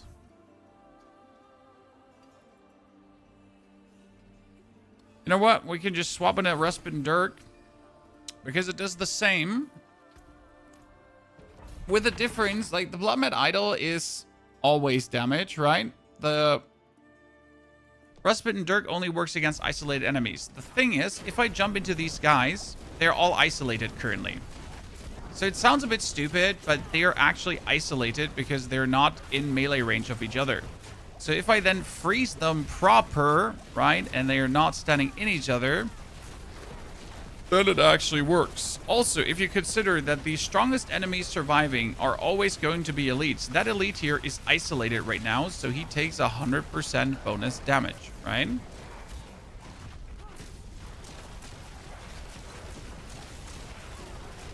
That's why it actually works. And you can use it. See, these three together here, they would not take 100% bonus damage right now because they're not isolated, right? They're together. They're a gang.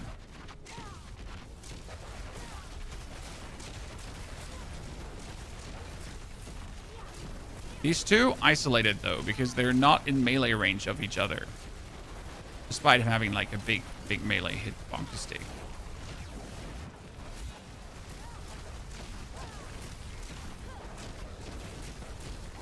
And that's where, surprisingly, the Respite and Dirk is actually a useful tool of mass destruction.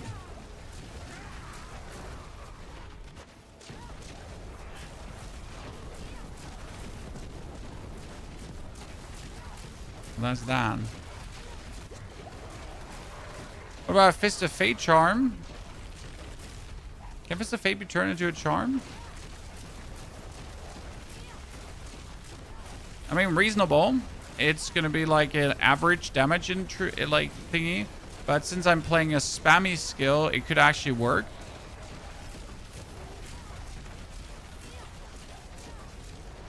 Wasn't aware you could actually turn Fist of Fate into a charm. I mean, let's first see if we're actually doing this faster than with the other setup. Because the other setup again is like 4 minutes 30 seconds. So we need to do it faster than that, or any change was anyways useless. Because why even try to change something? Why even try out the Orsa Vein when then like you're not even gonna be faster or anything? You're like essentially at the same speed, but then.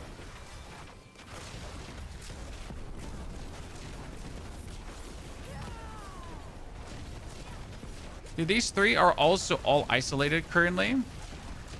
I know they don't look isolated, but they are.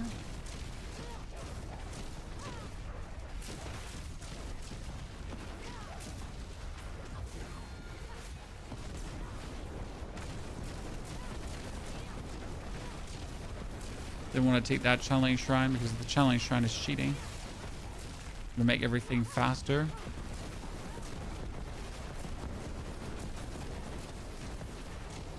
Oh great, they have fire kabooms and lightning kabooms and everything. Totally not going to be a problem. You know what? I'm just going to put myself here and then win. Surprisingly or unsurprisingly, I can just shoot from Narnia, right? Just put myself on the other side of the room and still be the dominant force here.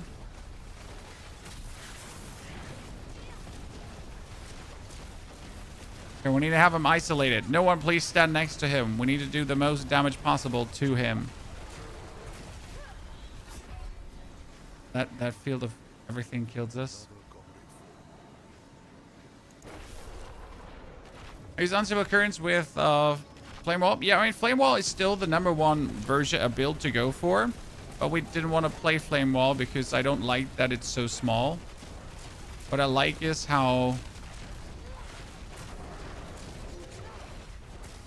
absolutely ginormous the lightning is, right? And how you can just cover your whole screen in it. Because this makes the build like really fun for farming. Okay, so I really like, I can upgrade my thingy here. Yeah, cool. So that wasn't really meaningful faster with the mythical Orsa Vein. That's like the whole point, right? We got a mythical Orsa Vein now, but the mythical Orsa Vein wasn't even much faster.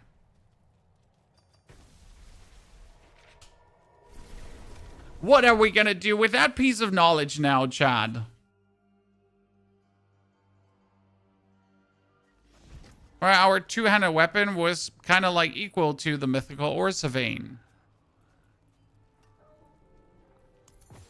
Now, you did say the Fist of Fade, right? Fist of Fade.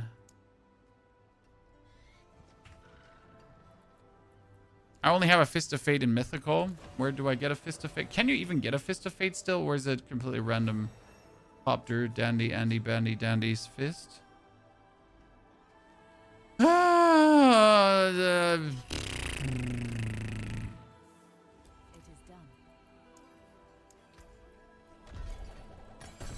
Is Eliminator Glyph worth playing? Yeah, more int. Is more resistance. Is more all damage. Is more everything.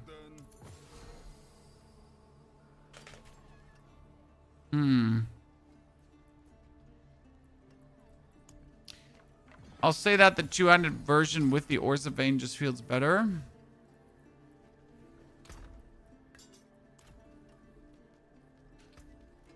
See, that's the 200 version now, right?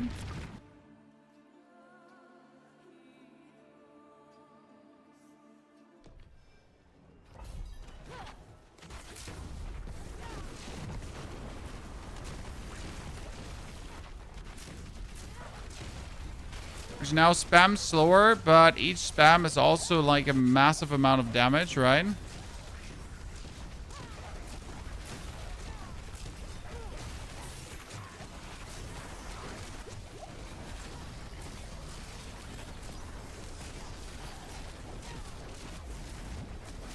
Demonic chains. Don't walk into demonic chains. Demonic chains will kill you, right?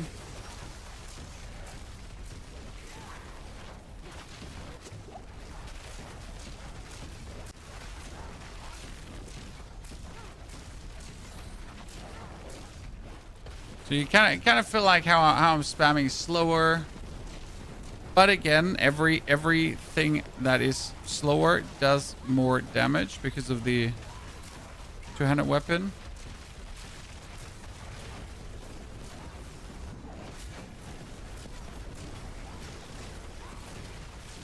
Ah, you thought you had me, but you don't. I have you.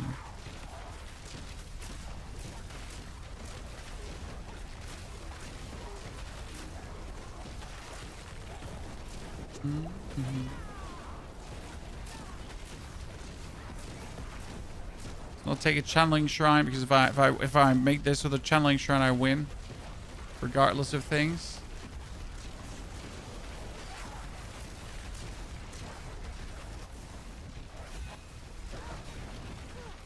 I mean, both options seem speed-wise quite similar.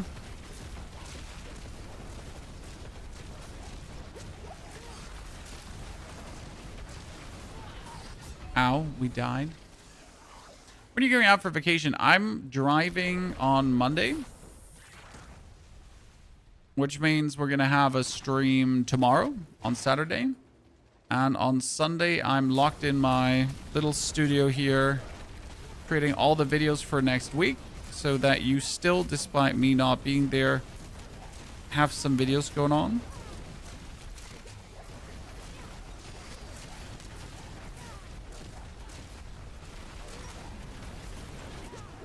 Okay, these elites here, they all have like way too annoying shit, right? Gonna eat me up. Your weapon forget a temper? No, my weapon has an attack speed temper. Or I put on the wrong weapon. No, this one should have an attack speed temper, but it doesn't. Interesting. Interesting. How did we forget that? It must be getting old. That makes sense why then the spamming feels slower, right?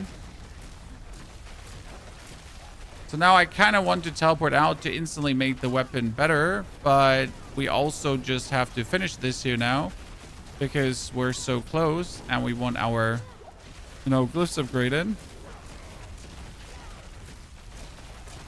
But this explains why it feels so slow casting. I mean, anyways, it's slower than the one-handed weapons, right? But it kind of makes sense.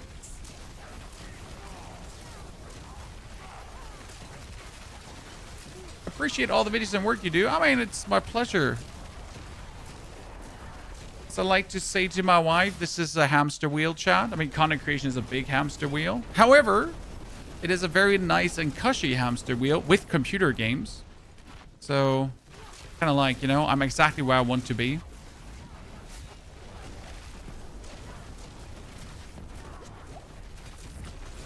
Which is better to masterwork on GA dot or high roll dot multi?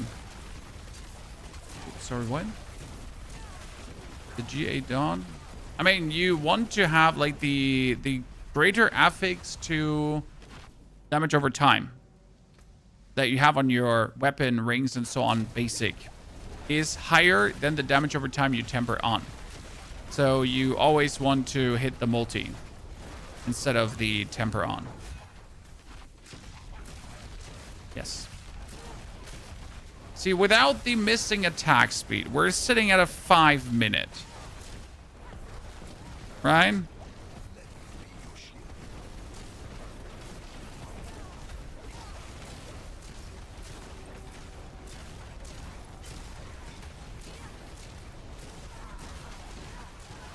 And we can steal some more attack speed with bonus ferocity. And we're going up in the trillions. You're really noticing how attack speed plays such a central role in like getting the damage meaningful out.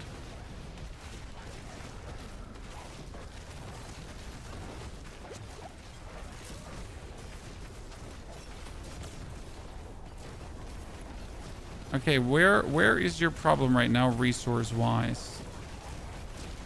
Where are we struggling here?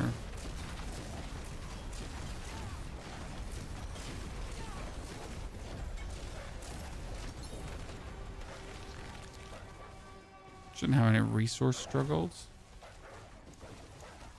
1, 2, 3, 4, 5, 6, 7, 8. So we get our glyphs up, ladies and gentlemen, from 30 to 100 today. That was pretty good. Phil, thank you for the 105 months of subscriptions. Phil, that's very kind of you. Hope you're doing good. What level? Oh, this is only pit 115. This is not a super high pit level. Talrashas. Choose us ranks into Blizzard. It's actually scam. Kind of like asked us, hey, would you kind of like to play Talrashas? And you're like, no! Stay away from me, Satan! I don't want to play Talrashas. Okay, so what you said is, Pony, you forget the temper. And you're absolutely correct. We did forget the temper. Put that on.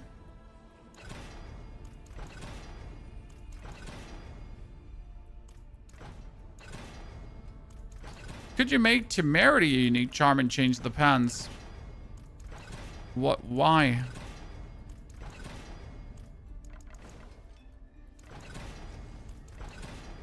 But if I do that, I'm losing Orzavain, and then I would have to change my weapon over to Orzavain and the offhand, just so I can play Temerity as pans, as a charm. I mean, then I could play another defensive aspect on my pans, which would actually make me tankier, right? But then I could also just do that on the amulet. Oh, by the way, chat, I noticed something. My amulet is useless right now. So we did this push here right now in 5 minutes still with missing attack speed and with our one missing aspect. Interesting. So we were pretty much missing like 100% damage.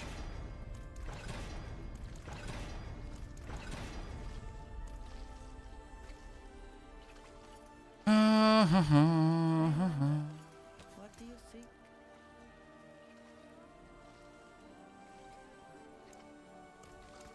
Okay, let's get the aspect back.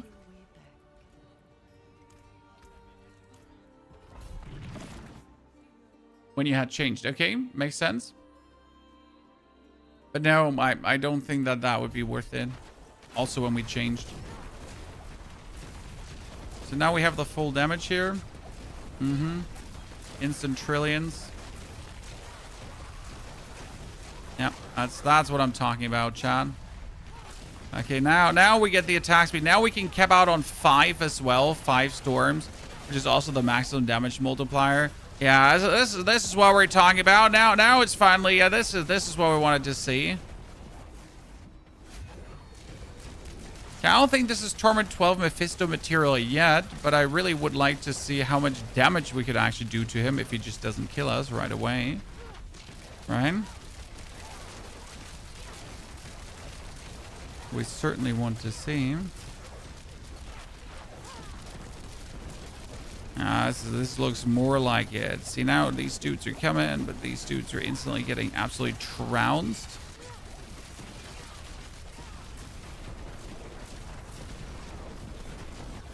Now you have the attack speed to also live up to your undying aspect, right? I'm just like literally just zooting through these.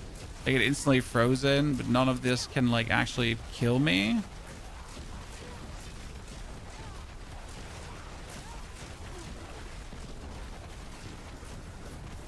Oh, let's activate the super nuke.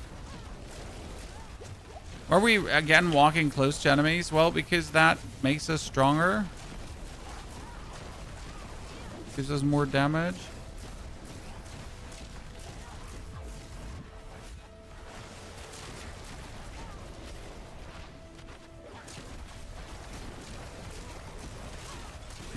This is going in the right direction.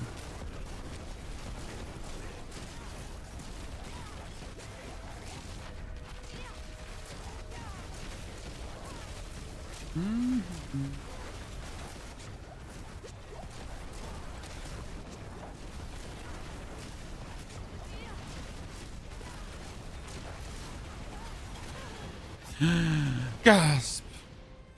We have finally died.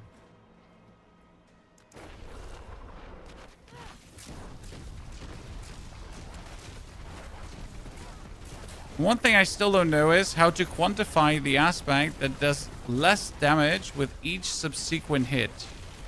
I'm not entirely sure how much damage that one goes down to, because if every hit, does every hit mean also every tick from the,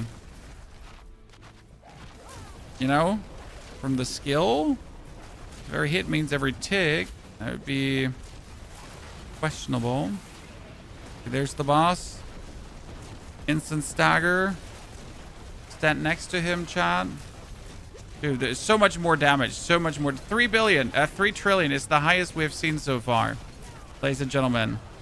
Oh, no. He hits me. Oh, ah. What pit level? 115. Nothing special. But we could definitely do 120. According to how quick we're doing 115, we can do 120. So we get this stacked up to 3 trillion damage over time. That's cool.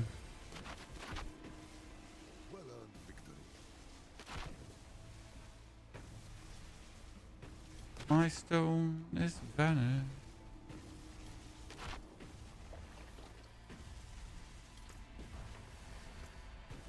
Okay, so that one.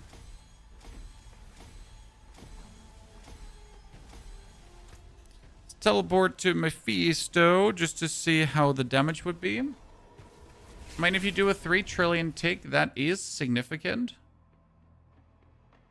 Right? Everything in the trillions is amazing.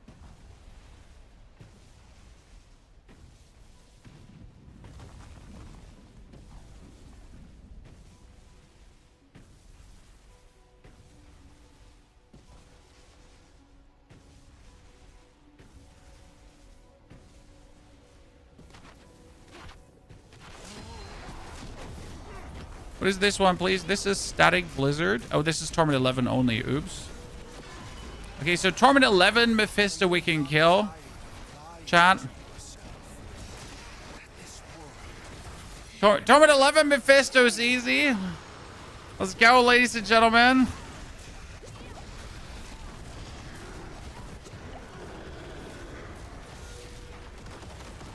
Got it.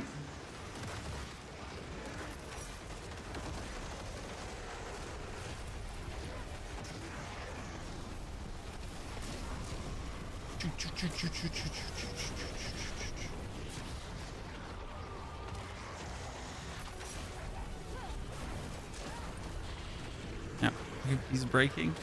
He's breaking apart.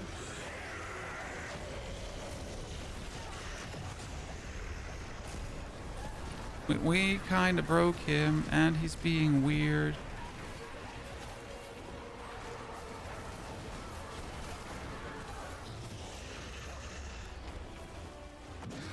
That's not good when that happens. He's now stunned and we can't do damage to him.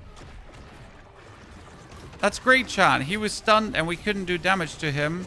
Well, he should have been in a phase where we can't. That's so stupid. Do you update your Reign of Era build with Paragon and Endgame gear? I mean, the Reign of Era build is maxed out, sir. I'm not sure what you're looking for.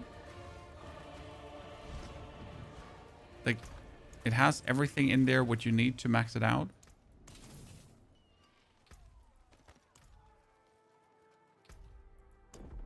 Okay, but how's the damage in T12? So that was accidentally T11, right?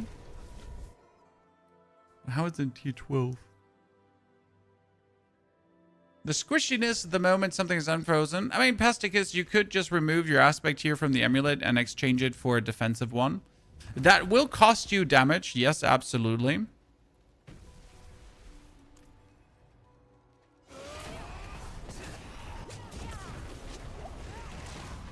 You could also remove the...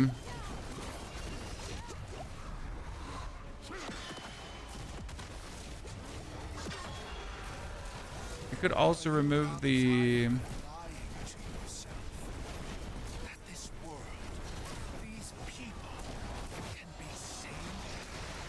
Crown of Lucian, which will cost you less damage.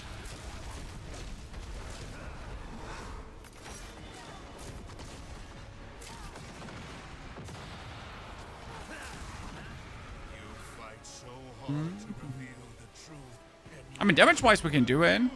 Obviously, defense now, you have to, like, avoid getting killed. Right? See, like, all these swords coming, so I gotta avoid getting killed.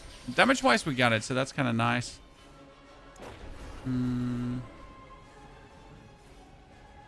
Okay, so I'm going to say this only one time because I expect you all to be very intelligent people catchphrase.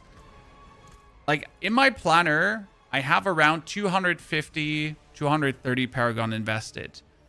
I will assume that if you play a build this far and you have 230 points Paragon points invested, that you can figure out the last 70, 80 that are missing.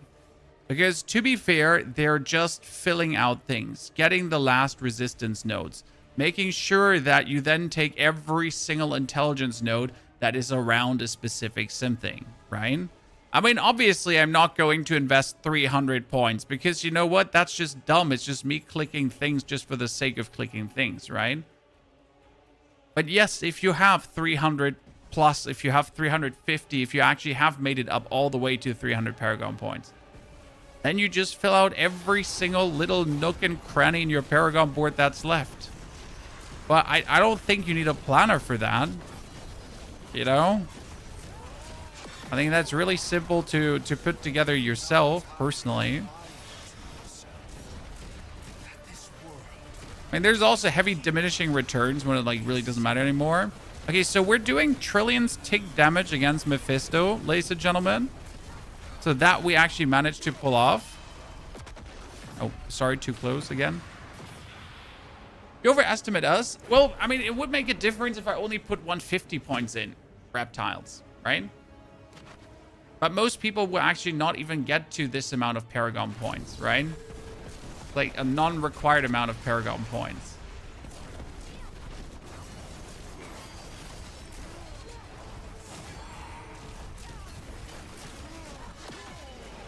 But I'm decently happy that this is actually able to kill him.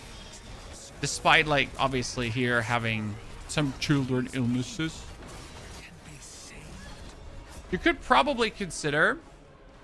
This is an interesting thought. So you could consider playing the Seal of the Diamond Mind, playing Orzavain, and then adding a second set to this. But I'm not sure if that would be worth it if you, for example, add Tal Rashas. What's the Tal Rashas like 1 bonus? Is that enough that it matters? Like, technically. Right?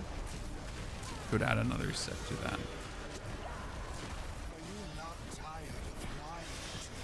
It's like the tick damage 6 trillion, 8 trillion, 7 trillion. Chat. Woo! It's nice.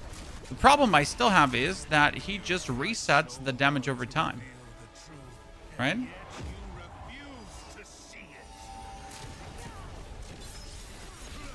Druid wasn't strong. Oh, Druid is actually very strong. But it's only like specific builds under it that are strong, right? Okay, so the death here is annoying and definitely something that you would have to work on. The problem is, in order to prevent the death, you would probably have to put things on the amulet. So that's the question right now. How will we get more tanky, right? What can we realistically do? I mean, on the glove, you can't really do much. You could put on a utility aspect, which actually would make you tankier.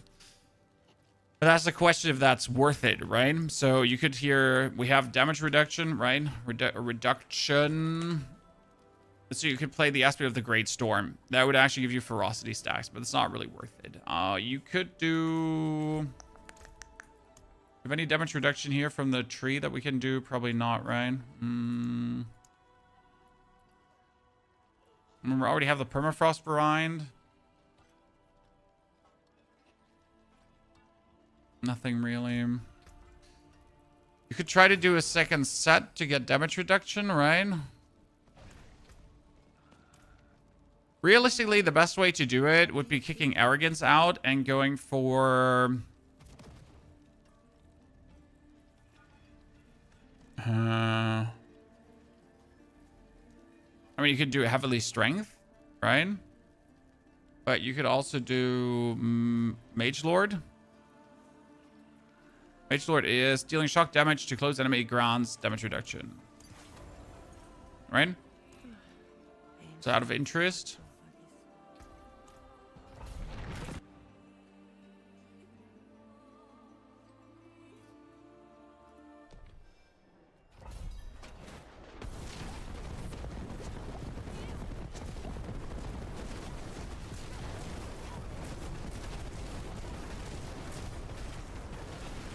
Thing is, if you're not playing Arrogance anymore, you also don't need to stand like close to enemies. I mean, obviously you have to stand close to them one time, so you get yourself the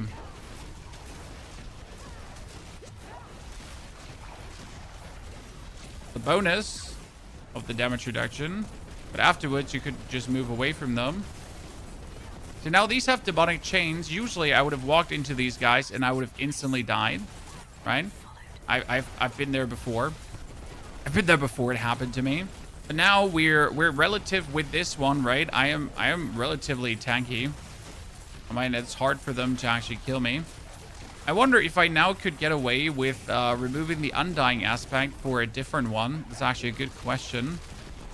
Right now we're making vulnerable over our conjurations. I could technically go back to Vampiric Touch, but actually this is enough to make things vulnerable. That's good.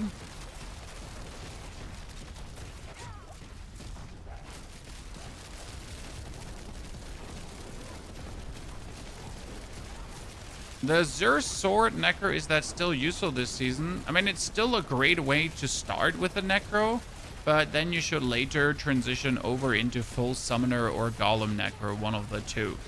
You could also just use it to get all the way until you actually play Bloodwave, right? All very viable.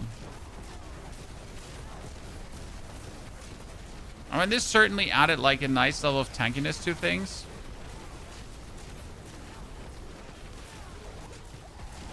I kind of want to kill him because I can, not because I have to, just because I can.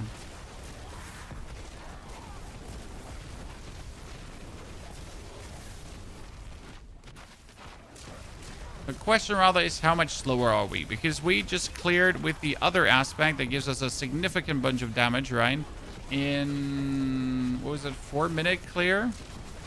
We're gonna see what we got going on here right now compared to that 4-minute clear. I mean, considering that we're not dying, that's already a good plus. Any guide for this? No, there's no guide for this yet.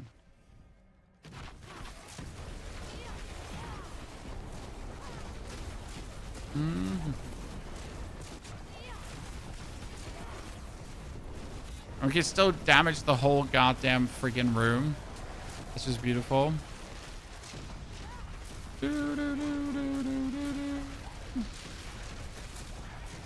Best part is you don't have to worry about critical strike chance, guys. You don't have to worry about critical strike damage. You just worry about getting damage over time as a greater affix, and that's it. I mean, add some vulnerable damage on top with cheese and cream, but once you get the damage over time greater affix, everything else is quite easy. Rather relaxing once in a while to not care about that. Just pull them all together. Summon the boss. See how much the boss damage is. Okay, so usually I would be scared of dying here because there's just way too much going on.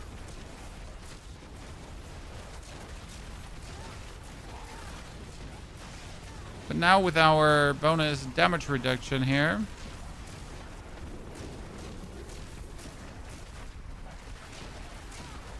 I mean, we're still killing him fast enough. I'm still doing the trillions of damage right here. So like there's a trillion dot in case you're missing it. It's crazy.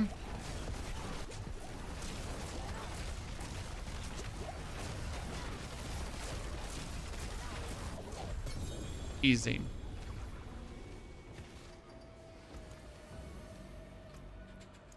Now you might wonder, why are we not just playing Firewall if Firewall is so much stronger, right? Main reason is that I really enjoy playing this build in Torment 12, actually. So if we now go here for the Helltide, right? So I would treat this build not as my pit pusher again. This build is for me my open world farmer, my nightmare dungeon escalation pusher, right? That kind of stuff. That's what I would enjoy with the build. See, because you put like these down and then you go like boom, boom, teleport, boom, teleport, boom, teleport.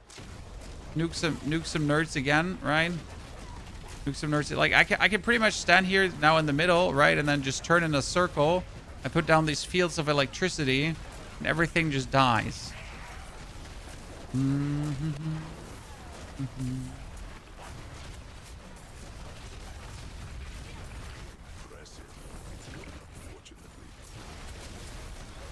And due to our newfound tankiness, we're actually very relaxed. Because I really don't have to care anymore, right? I'm just like, what ifs?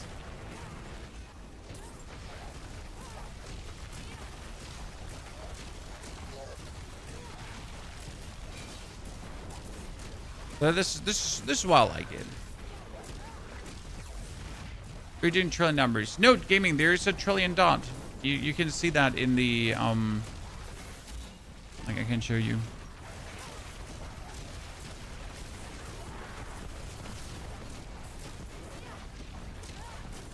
Yeah, this is why I enjoy the build.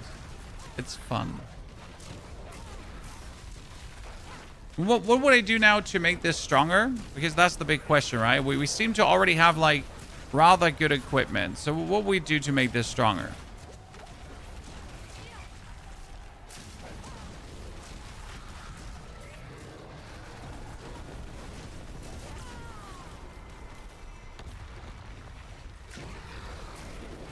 Or you could technically think about kicking Familiar out, right? And you could just add Firewall to this as well.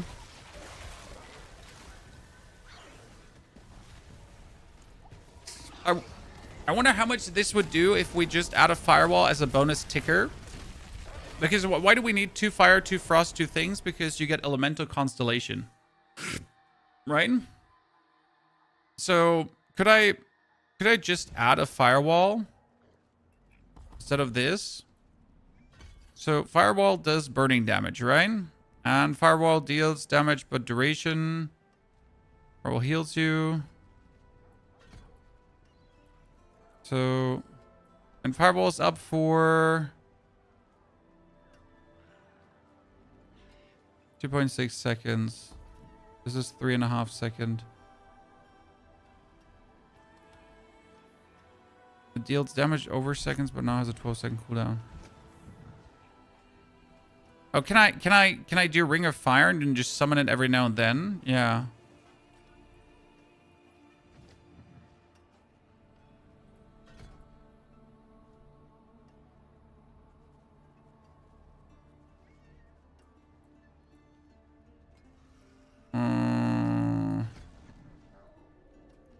Yeah.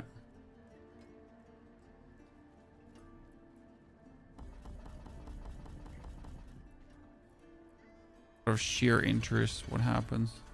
This actually would force me to go for mastery skills, though. Right?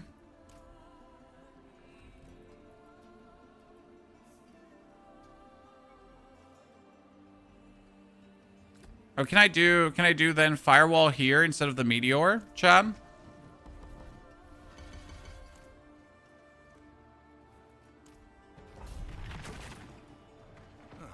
Mainlander, what brings you? Is this a version of Auto Aura SORC? No, this is not a version of Auto Aura SORC. I know there is one for Mr. Booty Joe, but this is not it. This is a different thingy here we're doing.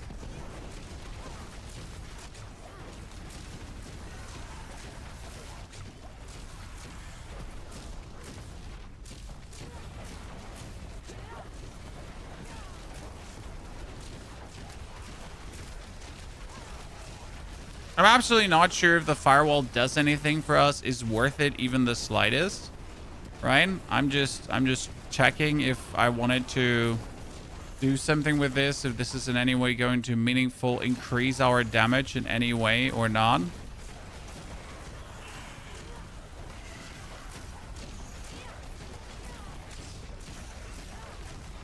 We gotta find that out.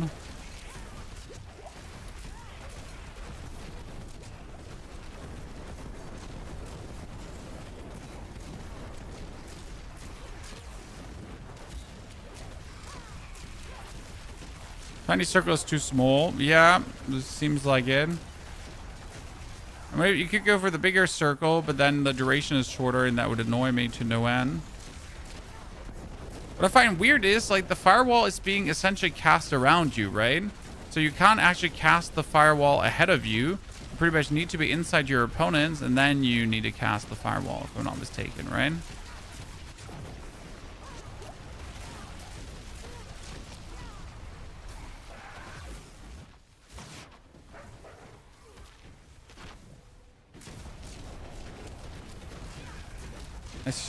It's so weird.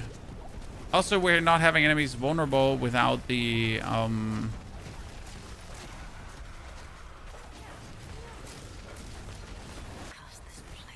because I just misplaced the firewall every single time. I need to see this in a boss fight if that is like doing anything for us.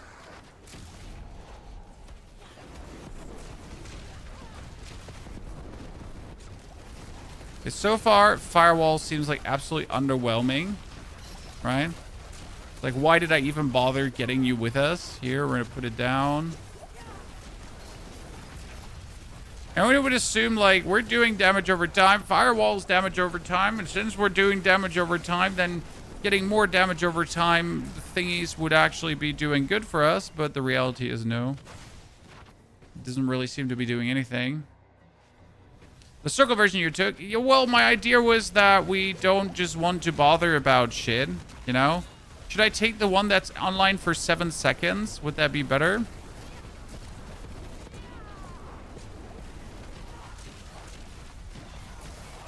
Try that one out.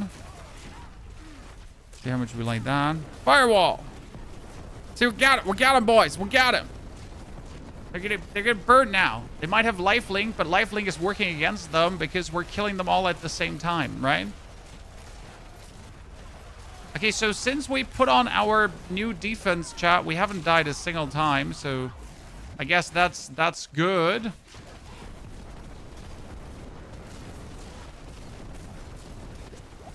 Yeah, the circle version I took is ass. I will say that it was a mistake.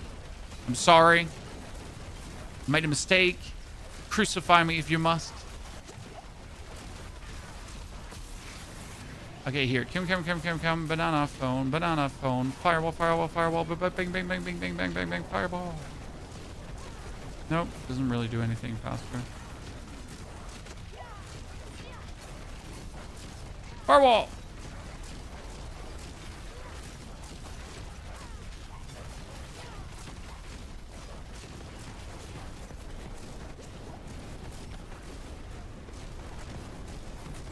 But if you look at him, here's a 2 billion or 2 trillion damage over time here. This number that's ticking, that's the damage over time we're doing right now. And that is 2 trillion, 2 trillion, 2 trillion, 2 trillion, 2 trillion, 2 trillion, 2 trillion, 2 trillion.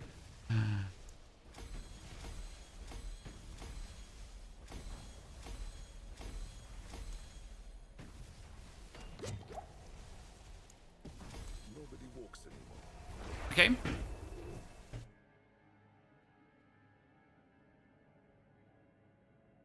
So, what are you saying? Well, like that one was shitty. So this one is shitty. I mean, we get a firewall becomes a shock skill that deals sparking damage and cost mana to deal damage in form of crackling energy against enemies affected by firewall. Can I do that?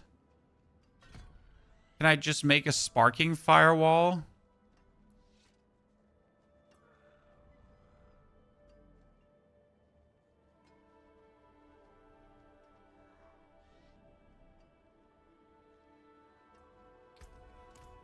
Just for the... No, actually, that wouldn't work because we have the unstable currents. So that one doesn't work. It needs to be a wildfire then.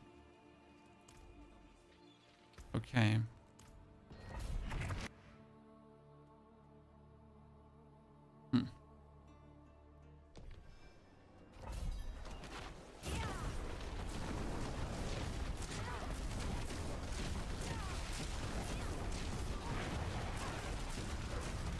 And there's our firewall put down. Well, that 7-second active is definitely like a relief for me.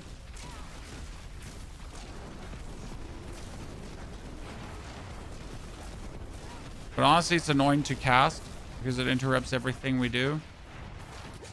You pretty much have to like put it down beforehand. Because the advantage is once I put a firewall down, it kind of like propagates itself, right? Because you put one down and then there's a lucky hit chance on burning damage to make more firewalls. So I guess that works, kind of.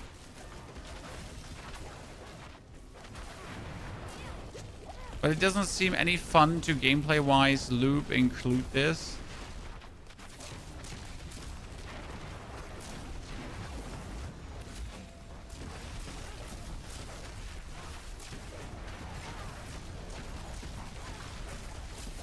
I couldn't even say if it's adding meaningful DPS because I'm missing a DPS meter.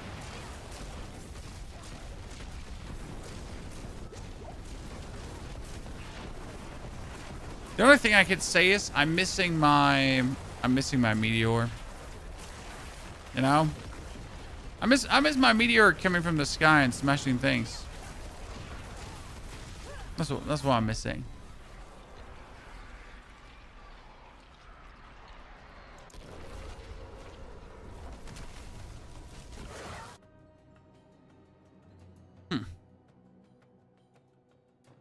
So doesn't really get me all that hyped, I gotta say. I mean, I found my meteor cooler. Meteor immobilizes enemies, gives me overpower, and we choose here. We choose meteor becomes a frost skill. But we could also just, you know, go for damage over time on the shooting star, I guess. And then put our, what was it?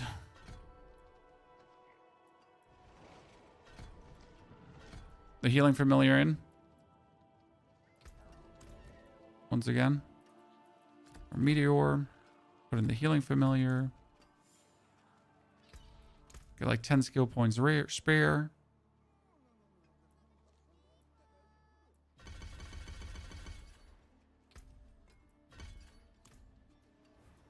Go back in.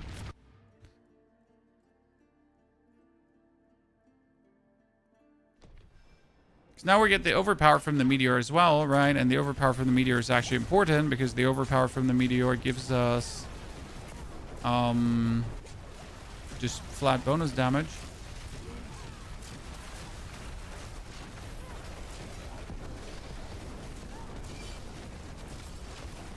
Also, the familiars, like, consistently heal you. And why is that important? Because the familiars consistently healing you works for your temerity. Right? So sure, you could miss out on the familiars, but that actually means automatically that you're just weak. Like, you're just weaker off. And this is something to not forget, right? The version heals you, and that heal means...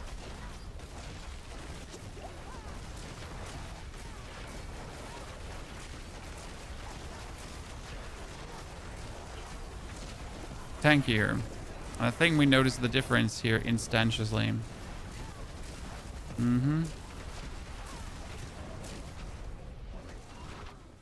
Heal's amazing. Also, very stupid enemy types here. Currently.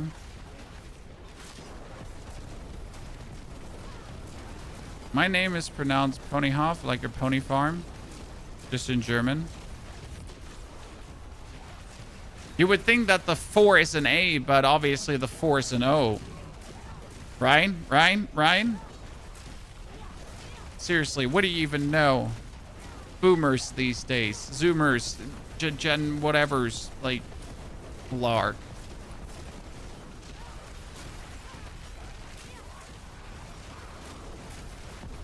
I just need to gaslight you enough to believe me. Important. Step 1, gaslight your community. Step 2, keep gaslighting your community. Step 4, profit. I don't know profit what, profit where, profit when, but definitely profit. There's always some profit. Yeah, I hate the crabs too because they have like some weird stomp attack that can take you out. I don't know which of my characters had like a big problem with that, but it was literally like those crabs, they would just like do like a... And I was gonzo. Dunzo garbanzo. J over.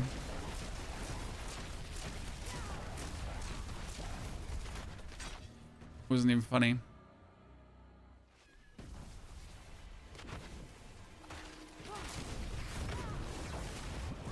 Okay, so bonus heal is a chip. 1212 microphone checkup. I am missing my bonus damage from my amulet, so that makes me sad. But I will accept that playing in squishier is just not worth it.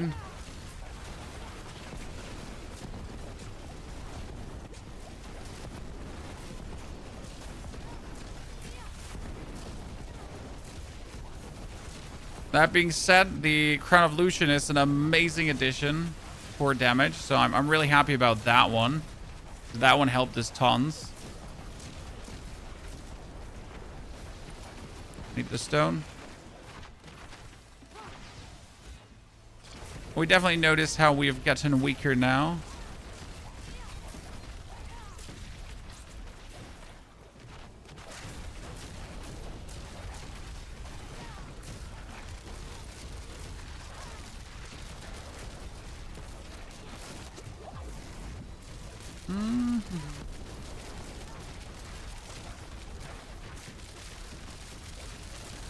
I guess this one would just make you more deadly in the open world, huh? Now the question is, could we tank the attack from Mephisto, Chad? Because we were just at Mephisto, right? We were doing good damage. It was kind of fine. But he would actually hit us and it would hurt and we would die. So we don't want that, right? We don't want to die.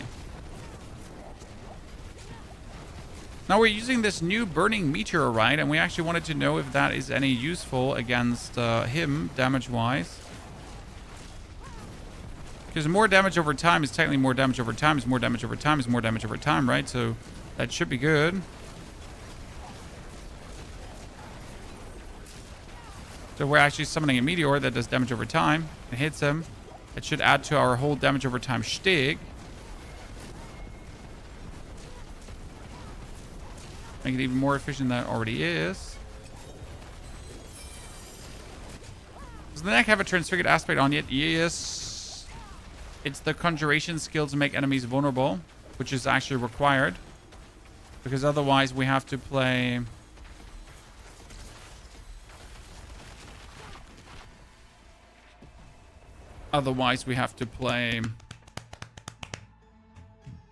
Vampiric Touch.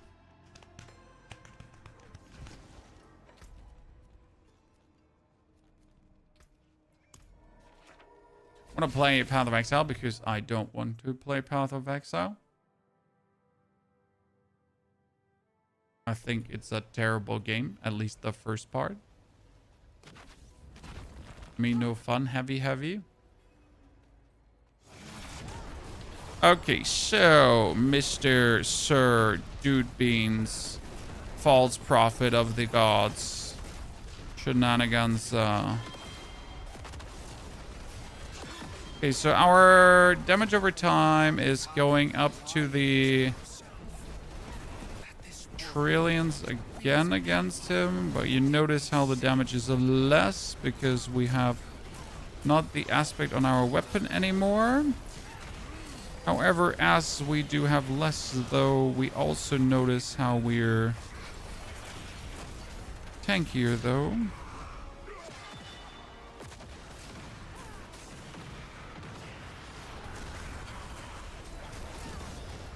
Yeah, can I take that one? Ah, I could take that one, ladies and gentlemen. Okay.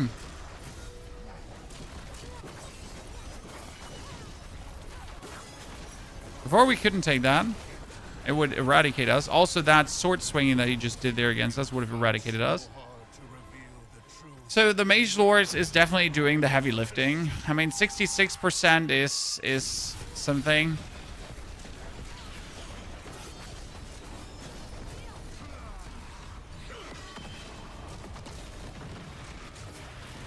Ah, we survived again. You see that? That's crazy. Do you keep your eternal characters? No, I delete them all. Okay, I mean, like, with enough grit and perseverance, it would be possible. I mean, again, I wouldn't use this character here to kill Torment 12 Mephisto, but it would be possible. I mean, what I think is we should, though, get a weapon that has a greater life affix, because that would just make us even more tanky. The Undying is definitely working together with the Temerity Pody Pans. We got the nerf for concealment. I don't think we're actually going to keep with that.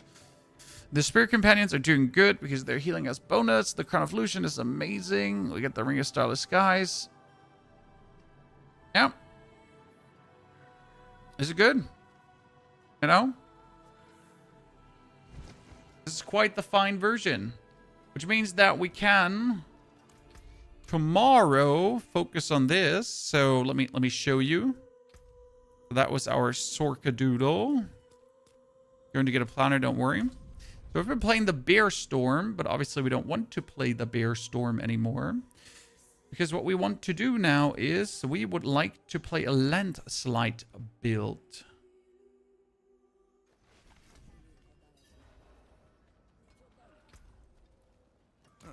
Mainlander. What back to it then? So we have currently here the Seal of the Diamond Mine, right? The Seal of the Diamond Mine goes out. Because we don't want to play 2-for-1 set bonus. What we want to play is the Seal of Epiphany. Because we can equip 3 unique charms. And the idea is to kick your set out and then be like, okay, so what could we do right now? We could say Lochran's Talisman, for example. You could say, like, so you can, right? You can do Lochran's Talisman. You can do 2 pieces of the Den Mother's set, because 2 pieces of the Den Mother's set is still amazing, right? That would give you 120% bonus damage in bear form. Then you could play the Might of the Urzayan, but we have this as a mythic, so we're going to stay here. We could do the Dirge of Iridia, for example. We could add a Bloodmad Idol, so that's definitely what we're going to add here.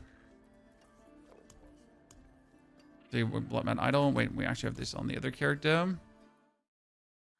So we're going to do like a build that has 1 set or 2 set bonuses. And then you're going to play like 2 or 3 unique charms. You could also play 3 unique charms with 1 2-set bonus. But usually the 2-set bonus can actually be good damage. Question is rather, though, how much is it going to be? Here we get Blood Mad here and the Respite. Actually, we could add Blood Mad and we could add Respite. Because, so the reason why multiple unique charms is bad is usually that the 5-set bonus is better. But since the 5-set bonus is broken on the Druid, we can forget about that, right?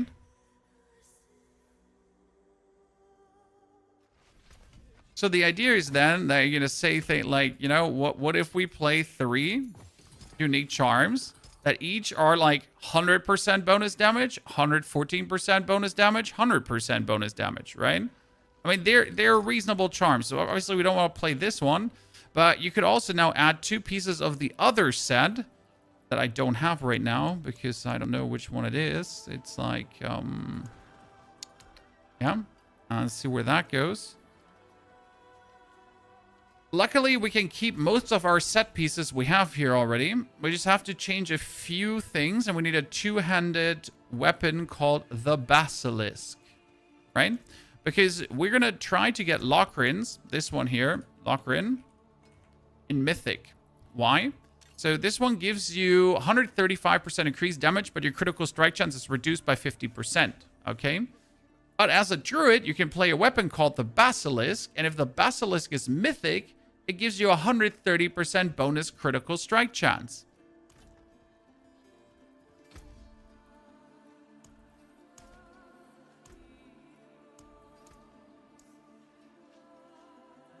Right?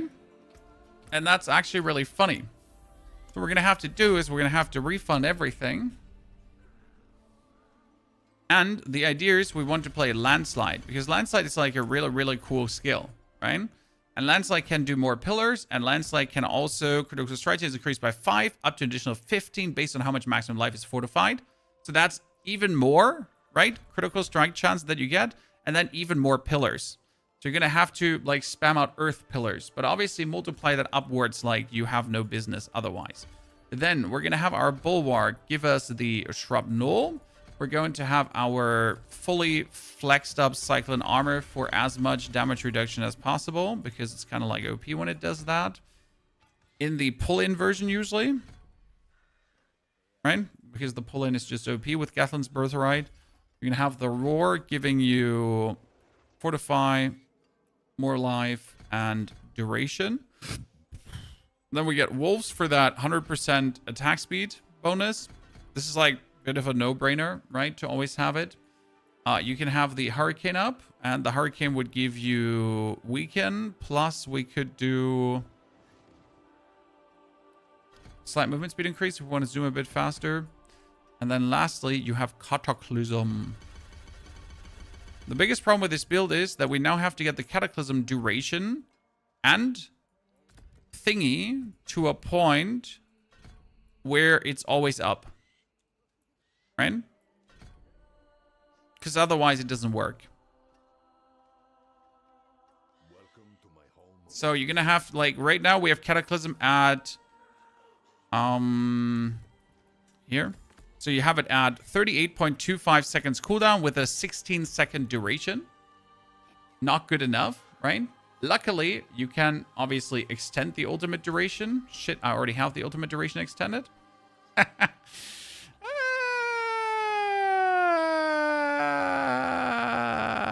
But yeah, but that's unfortunate. Things happen twice sometimes in a day. Okay, we could go for crit damage. We don't need the bonus critical strike. We probably don't need spirit per second, because you can actually go for like infinite spirit, and then you would have to go for Earth Skill to your Obsidian Slam probably, right? Druid now? Yeah, I mean, Druid is going to happen tomorrow. We don't have time for that today, sadly. We took a bit longer with the SORC. We're going to have to get the Lockrin's Talisman. This one's, by the way, a good one. It's a crit damage multiplier and physical damage multiplier, which is actually nice. If you compare it to the current one we have, it's nifty. But obviously, we want this as a Mythic, right? So we're going to have to roll tomorrow until we have a Lockrin's in Mythic. I have to see where we get this. I mean, the main idea is that you're going to use your Mjolnir Ring that we don't have, but we'll get, to have just our cooldown reduced, to have our Spirit unlimited, because you're going to then do Activate Cataclysm, have unlimited Spirit, right? And then you're going to spam away Landslide, right? And Landslide is just going to go absolutely bonkers. But obviously, if we don't have infinite resource, that's kind of terrible, right? It'd be Landslide spam. and be very, very, very evil. Very evil. Oh, we need the Mjolnir ring. Mjolnir ring. Mjolnir. And then see how well that goes. What's your main damage? So it is landslide, but the main damage is simply coming from the combination of Lockrins with the Basilisk. This is not the Basilisk. The Basilisk is this weapon here. Where is Diablo Filter? Diablo Filter is here. So you got the Basilisk.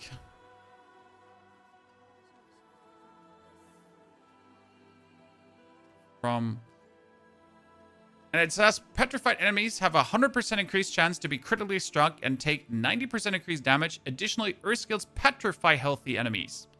So you literally just petrify them right away. That's the fun part. Boom, petrified. Right? And since this in Mythic gives you a 130% increased crit chance, you're sitting at 130%. Minus the 50 from Lochran's Talisman, you're still at 80% crit chance. Right? And then you get yourself, like here, the bonus that gives you another 15 bonus, and you're just sitting at 100% crit chance. Right? Just like that.